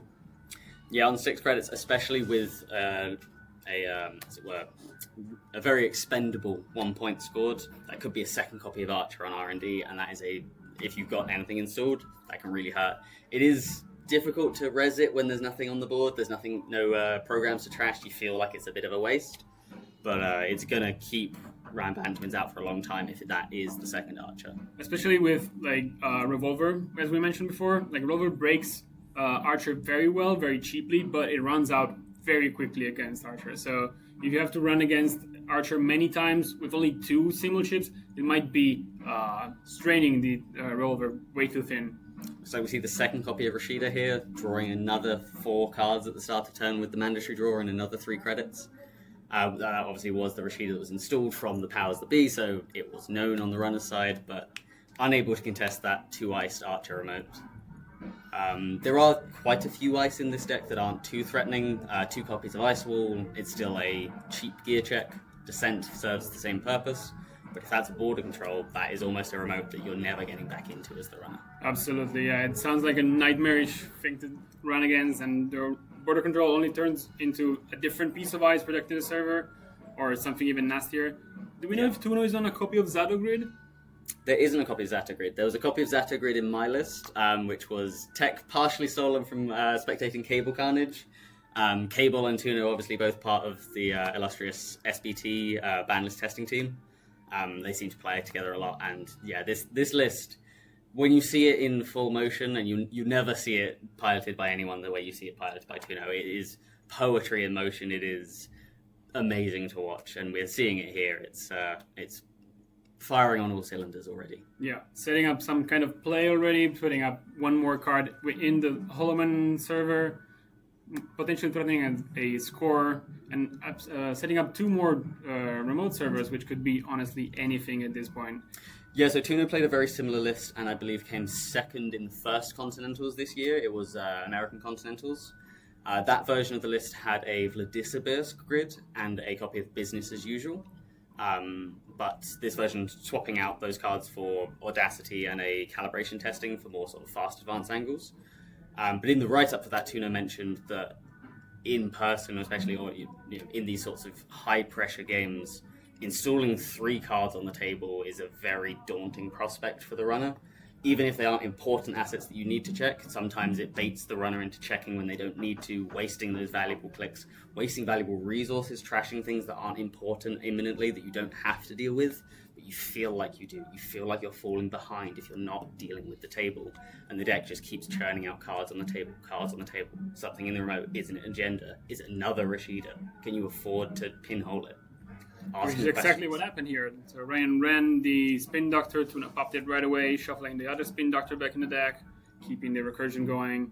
Is that the second Spin Doctor that's been removed from game? Or was the first No, one? the first one was trashed, and it got shuffled back in right now. Right, that's good. One of the limiting factors of this deck is because there's so many ob triggers to pop something, shuffle the deck, find another res.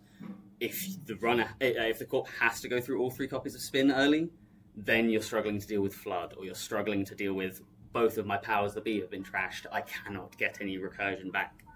But having only 1 removed from game is a strong position here for Tuno. In the meantime, Ryan's setting up more economy, more draws. He has a Dr. Nuka on the board, a telework with still 6 credits on it. So economically wise is quite well, but he has to find the breakers to get in the remote. Otherwise, Tuna's just going to score out in a few turns. Yeah, I believe there's 3 copies of Trick Shot and 2 copies of Overclock in this list. I think we've seen 1 Trick Shot so far. There are lots of ways to discount the cost of Simul Chip, finding and installing one of the breakers from deck at a discount, as it were, using those credits attached to the events. It's hard to mind. So Tuna advancing a card here, probably signaling another score. We'll see what agenda comes out of this server. Is very threatening. The Holoman in the server, I think that's 8 credits. This could be an SDS score. In that situation with the Simul Chip on board, with the SMC on board, it's you're losing that opportunity to find a better breaker. We're just seeing double advance. Seeing a second Eminent score. Seeing an Azef trashing the Holoman, probably to get another powers that be, either reinstalling that Holoman from archives or maybe another Rashida if we're just looking for tempo. Yeah, one of those amazing plays that this Obelisk can do is just using the trash condition on Azef to get the powers that be and then trigger the on score trigger to get the card back. Yeah, so the way that Azef works is that you have to trash a card as a cost of scoring it.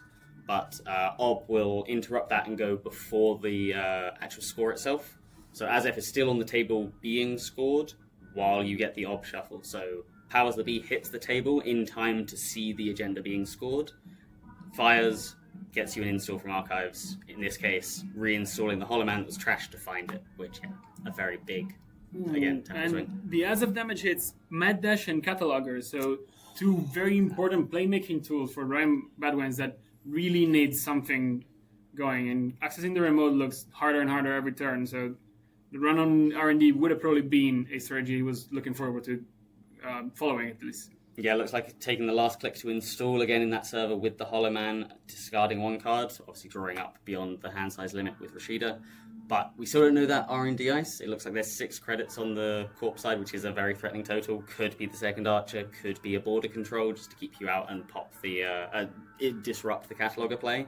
But not getting that Cataloger down. There is a second Cataloger in Ryan Bandwin's deck, but only 1 copy of Mad Dash. So that is now out of the game. Yeah, we'll see what Ryan decides to do here. Tuna's not particularly rich, so it's not threatening a major score at least. Rezzing and using the Hollow Man costs 6 credits anyway, so if Ryan decides to challenge the Hearts and Minds, the threat of like another score from Tuna gets diminished by a lot. There is 1 copy of the unique Wayland agenda, though, the Above the Law. That hitting the Nuka would be really devastating, I think, with this low hand size. Ryan Bandwidth has to start churning through this deck. There's 3 Nukas, 3 Diesel, and 2 Stone Ships, I believe. There's a lot of draw in this deck, certainly. It's 2 Nukas, 3 Stone Ships, and 3 copies of Diesel. 3 copies of Diesel. Yes, So, absolutely. Yeah, 3 of all of the major Shaper draw cards. Do you think hitting that would be more impactful than hitting the Miss Bones? It looks from the runner's side like they have around 10 credits. We can't see exactly because the ID is sort of obscuring, and now their hand is sort of obscuring the credit total. But I think the opportunity cost of leaving draw 6 over 2 clicks versus gains 6 over 2 turns and 2 clicks is more impactful at this stage in the game. That makes sense. That being said, it could be a Rashida, it could be another Eminent Domain, in which case I think that would be a very strong position for Tuno to be in. It would be on 4 points and could use that Eminent to fetch the final 3 points in an SDS. There aren't any... we're seeing an overclock here on the server. Install Cleaver and Overclock, calling the barrier on the innermost. Interesting. So it looks like we will see the Revolver here. It is, I believe, 4 credits and 4 power counters to break the Archer. Admittedly, you don't have to spend all 4 power counters. You can let the Corp gain 2 from the first subroutine. It can be risky to do that if there's a low credit total and we're worried about a Hollow Man score. Yeah, but using only 3 counters means you can break another Archer next turn if you have to contest again. So Absolutely. You can, in theory, you can throw the gun at them for the final subroutine, the final use of Revolver. You trash the gun itself. That looks like a border control.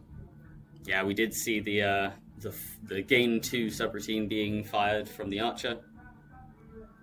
I'm sure we saw the Ryan Bantwins is forced to pay 1 credit to break the border control. Yeah. But Tuno fetching an Archer. Offshore. Yeah.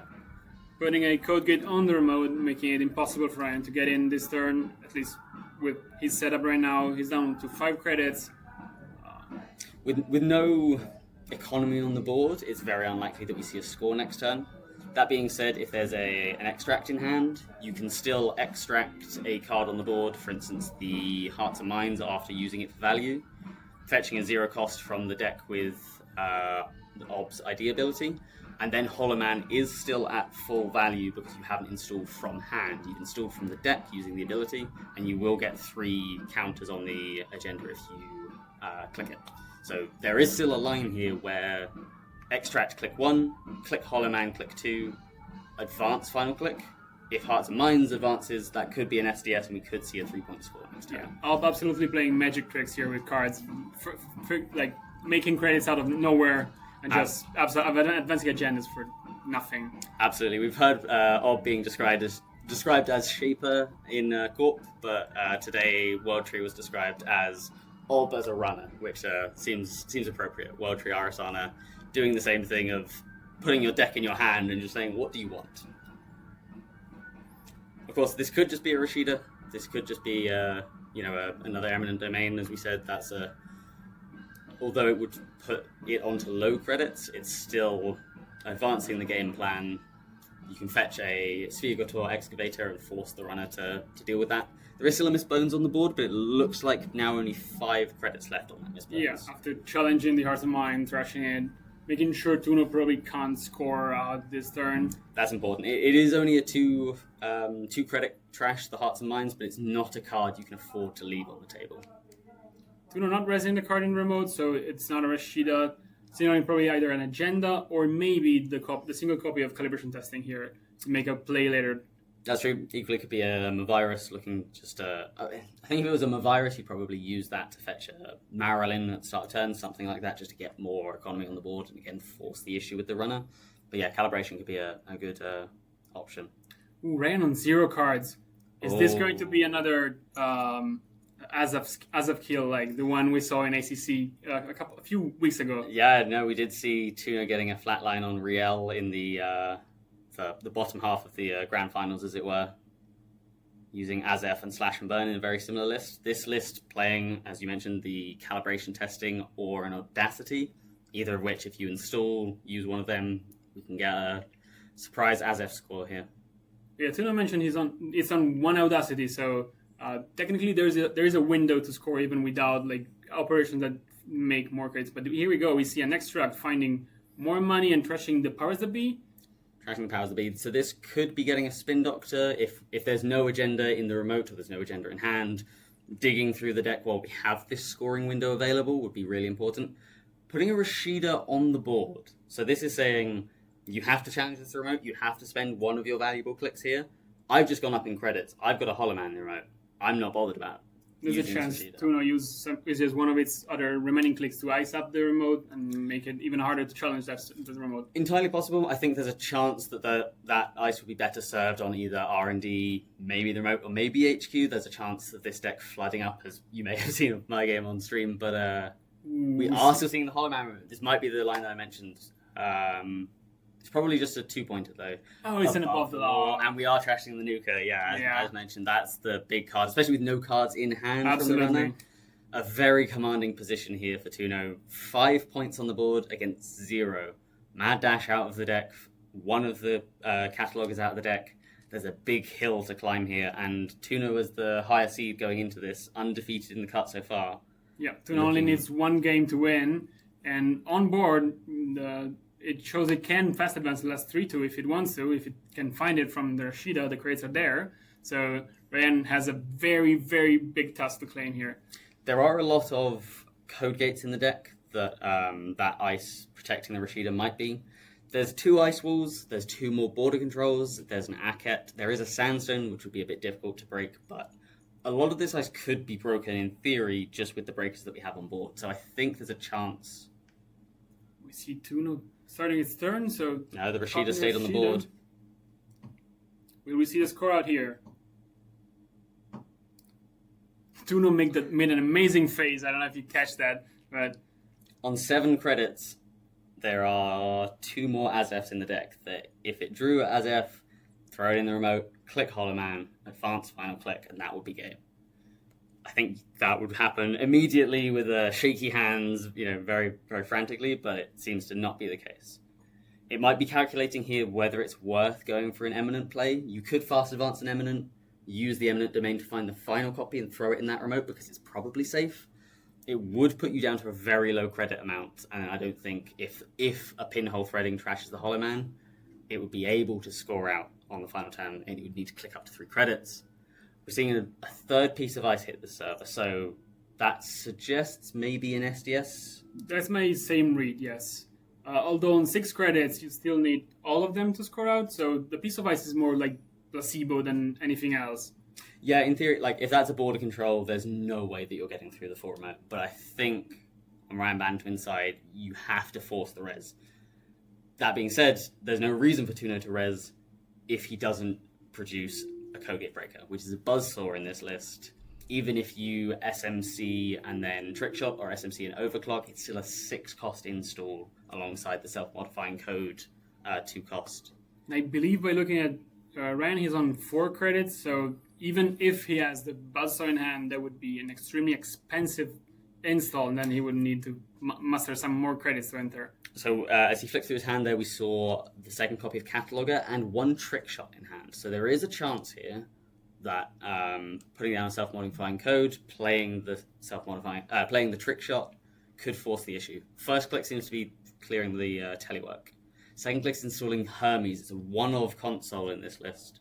And then we see the trick shot. So maybe a bit of a desperation play, but trying to chain an agenda into a bounce to put Tuna off balance. Yeah, the third piece of ice on the remote definitely telegraphs this as an agenda play. I don't think you do that just for Oroshida. But yeah, no res on the R&D ice here. We see that it wouldn't be able to afford that and deal with the remote by the looks of it. 2 accesses here on R&D. First one's an ice. That's a border control. And that looks Second one might be a crushable cards. Yoshida. Yeah, that looks like Yoshida.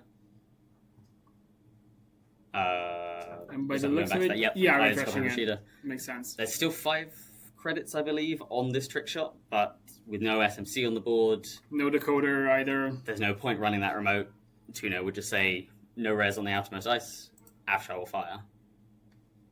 1 click left to go. Let's see if Ryan can make something happen, or if Tuno scores out next turn.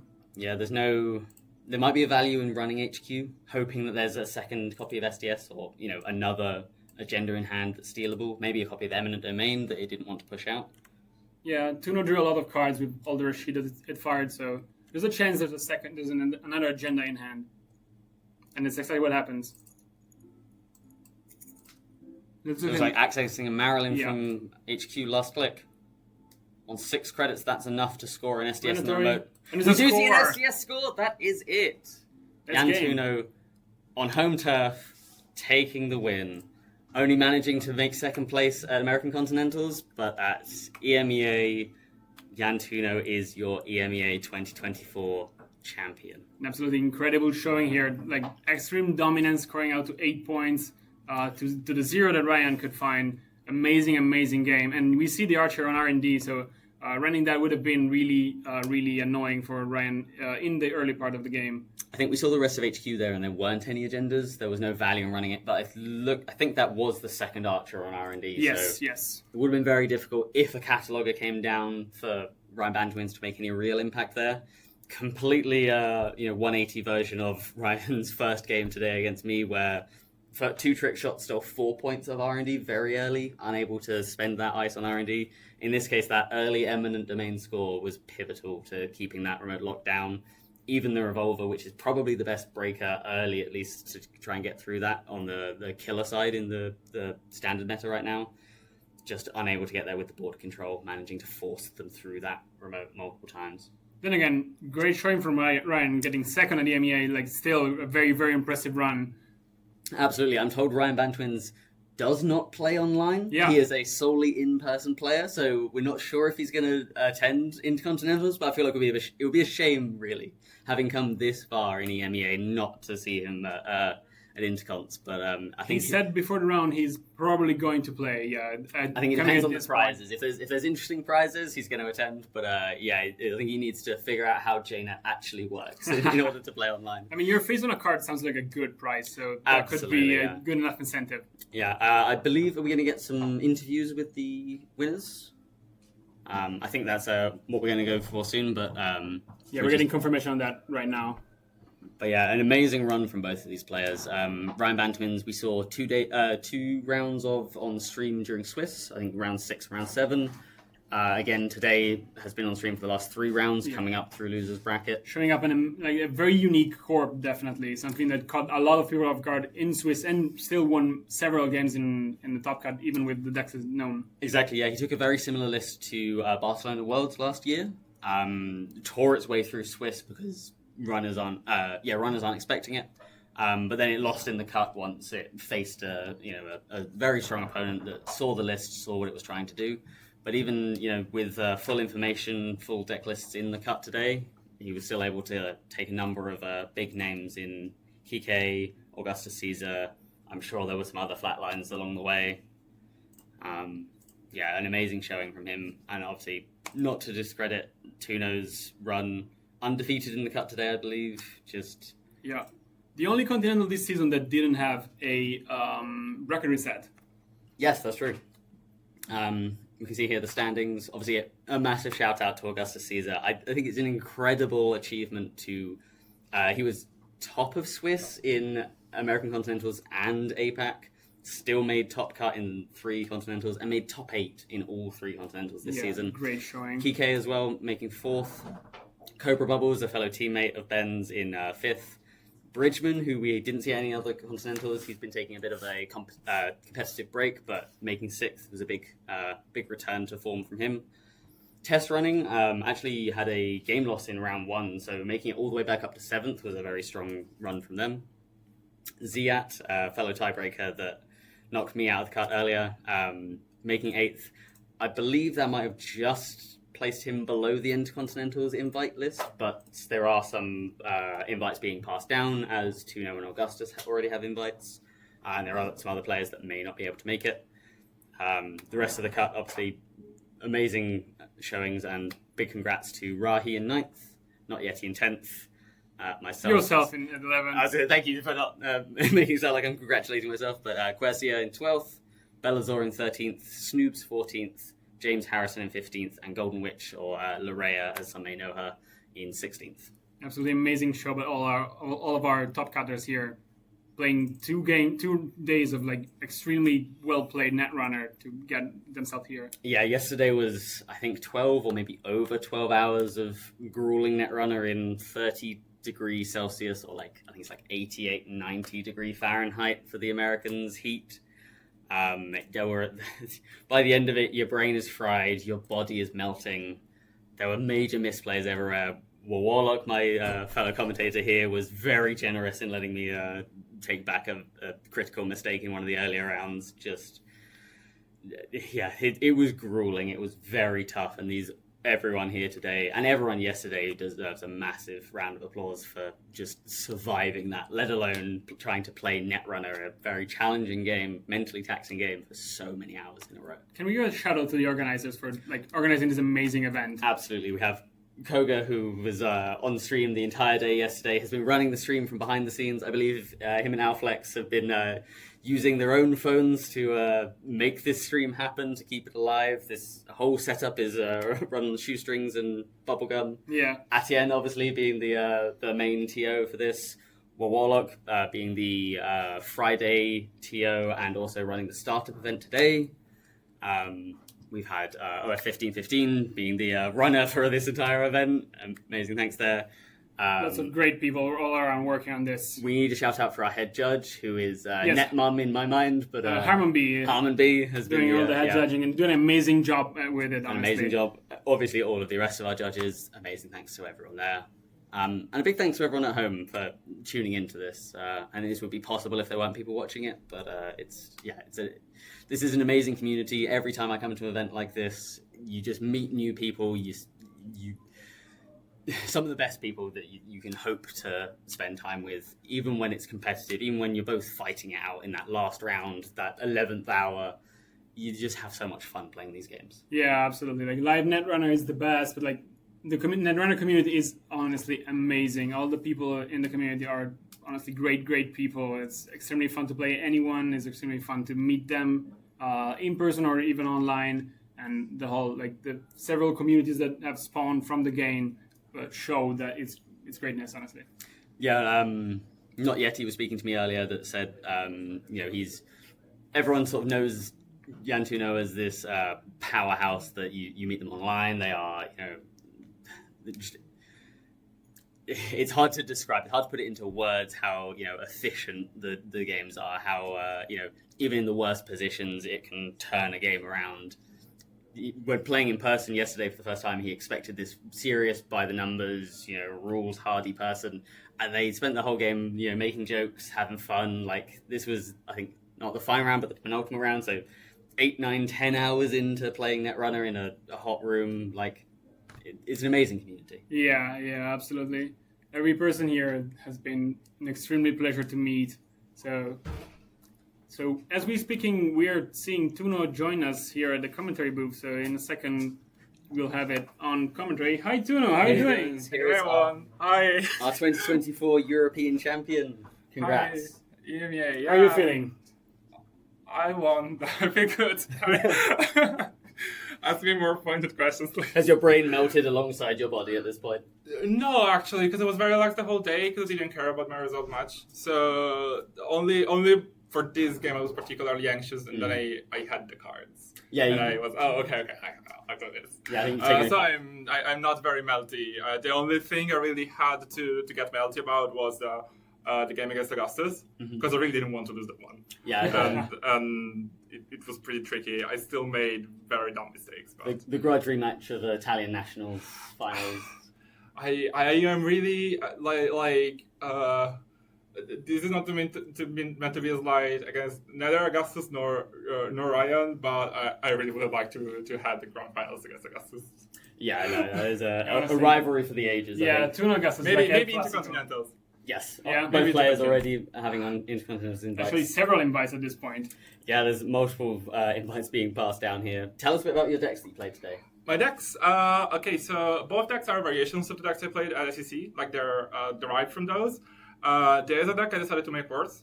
Like I was like, I'll cut the fermenters, I'll play Miami, I'll play more event economy, and then I kept doing this. At some point, Tamigo, who is a member of a testing group, posted a version with 2 Sparks and Orca. Yeah. And 2 Retriever runs. And we tinkered with the concept a little bit. I toned it down a little bit. And so it became just 1 Spark, so you can get your rig up, and 1 Retriever run, so you can like play with pieces, so you steal SDS and stuff. And I think it's a fair bit worse than the original Pally version, but I'm not sure. Just Spark is a kind of a devious card. Cutting the fermenters, I think, is okay. What else? The op. Yeah, we had Vlad Grid. And it was a pretty good card, a pretty decent card. And then Silent Arbiter, who's a player for our meta, messaged me and said, isn't just calibration testing better? Oh, yeah, it is. You're right, I forgot about it. So as well with calibration testing, I did a couple more changes. And then I played a lot of games against Warlock on World 3 Arizona. And I just kept making everything cheaper so I could actually score through the pressure. And it seemed to work out. Op in particular is a deck did really well today. Went 8-1, I think, overall. In the whole event, you mean? The whole event, yes. Wow. Nice. Sorry. The whole event. Obviously you didn't lose. Today I went undefeated. Yeah, we didn't see the value of calibration testing on this game, but no, it's not even that much value. It's just it's a nice card. It does good things for you. Maybe you could cut it and you could play like for Maryland. You could play a cohort or a Seamless. I think cards that allow you to do things from low credit totals are the most valuable, because the deck wants to be able to run loaded ground if you don't find an extra art or something. Anyway, that's it. They're cool decks. They're built by QTM. In these ones, I had a particular hand. I think we mentioned that watching this deck being piloted by anyone else is very different to watching you see it. It's poetry in motion in your hands. The op is something I'm this kind of op is something I'm very fond of, because there are some lies that I really like making. I really like I think extracting for the Rashida and installing the offshore on top, for example, was very cool. Any shout outs you want to make? I want to make so many shout outs. Go ahead. I could make shout outs to everyone who's I was in this room, but it's the other room. All the whole QTM Plus, QEH, Airbnb, because I've been extremely supportive.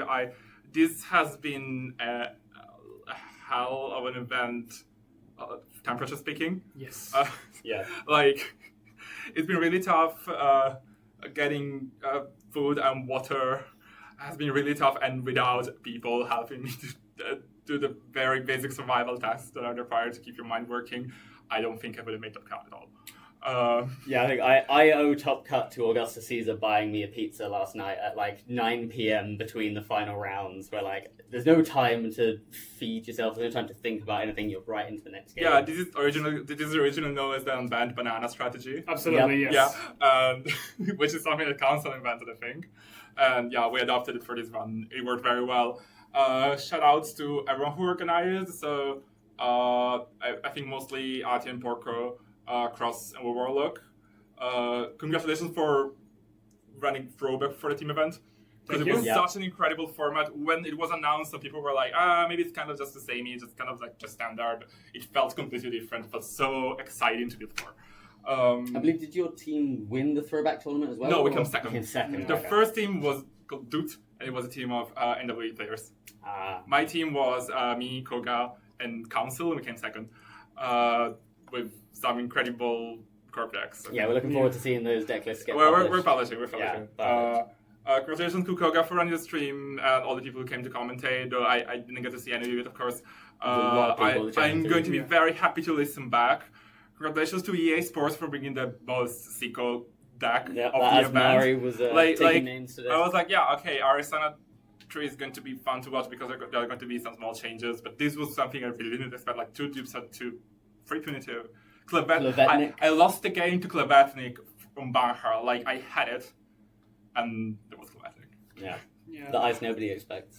Shout out to all of my opponents, all the people who made top cut. Shout out to Rari, who a week ago said, I'm not sure if I'm going to make, maybe I'm going to just come and play casually. And top Swiss and came Queen of Swiss. And also, makes Sabafida, which is the female word. I think she doesn't claim the spot as the person who traveled the farthest because that probably goes to have real fun coming from Australia, but it gets very close. Yeah. I don't know where Harry's from, actually. Toronto, as far as I know. Huh? Toronto. Oh, wow. Okay. Definitely North America. Yeah, definitely North America, yes. That's so cool. Shout out to NSG because they make the game, and it's the best game.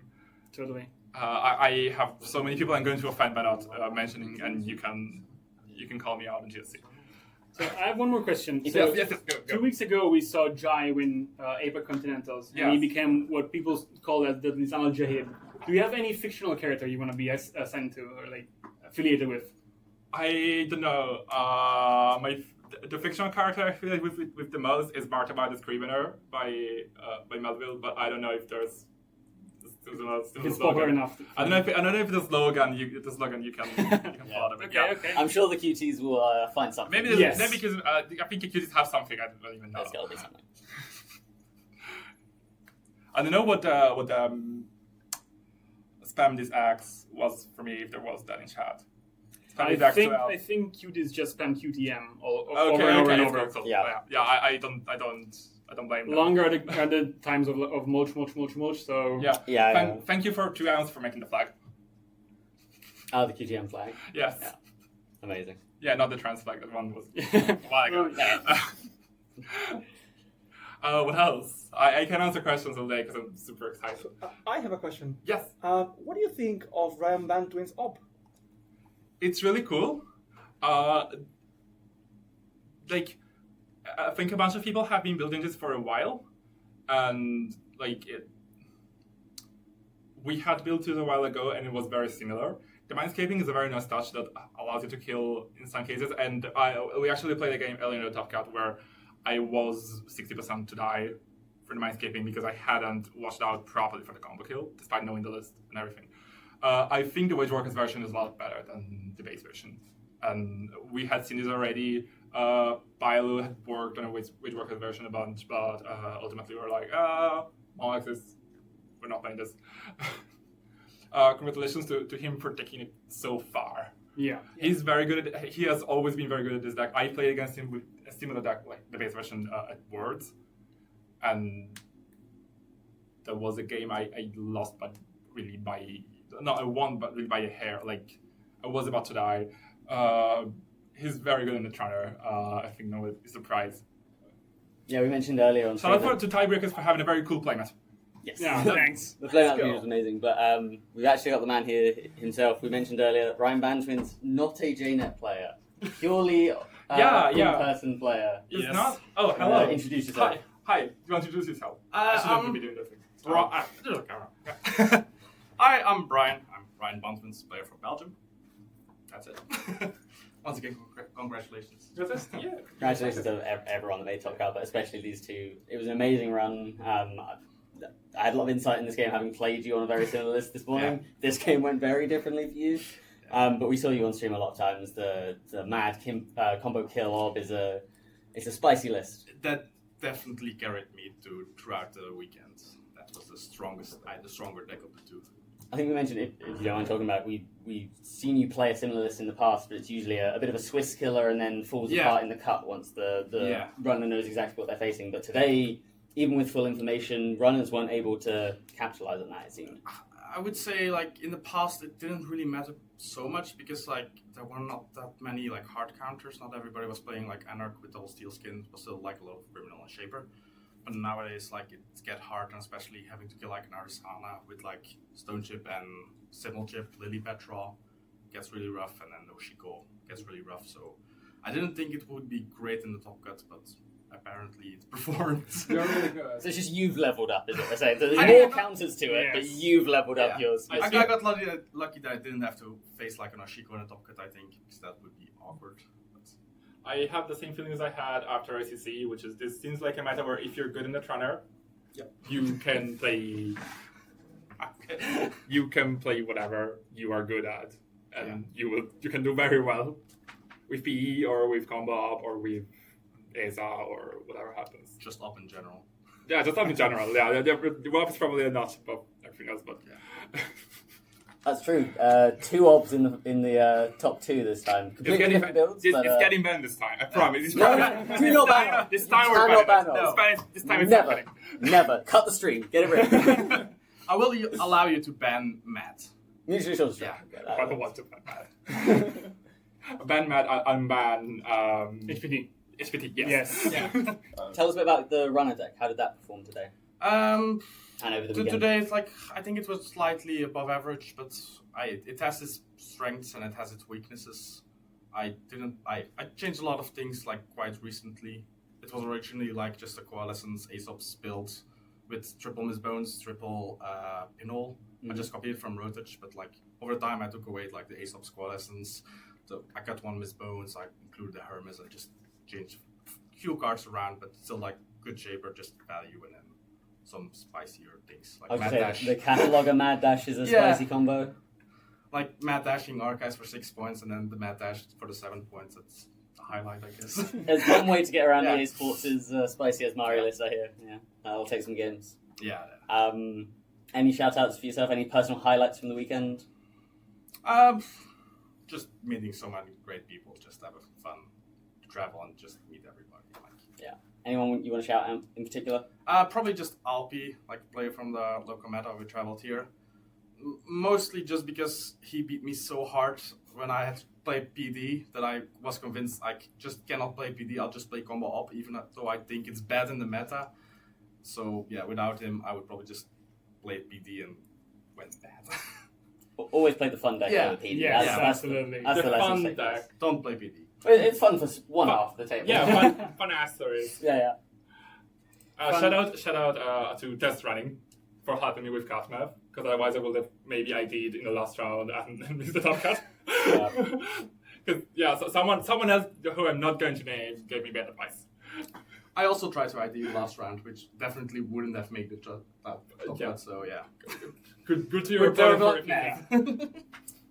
So better math, get into the top cut and get first or second place? It's not even math yourself.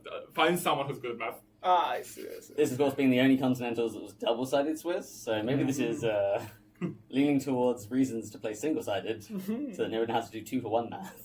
I didn't do a single 2 for 1. There you go. All right. So, thank you all for being here. It was incredibly exciting, and I think everyone who watched it loved it, despite the countless technical difficulties we've had. Those are budgeted in, like... Yeah, I think we dealt with them reasonably well.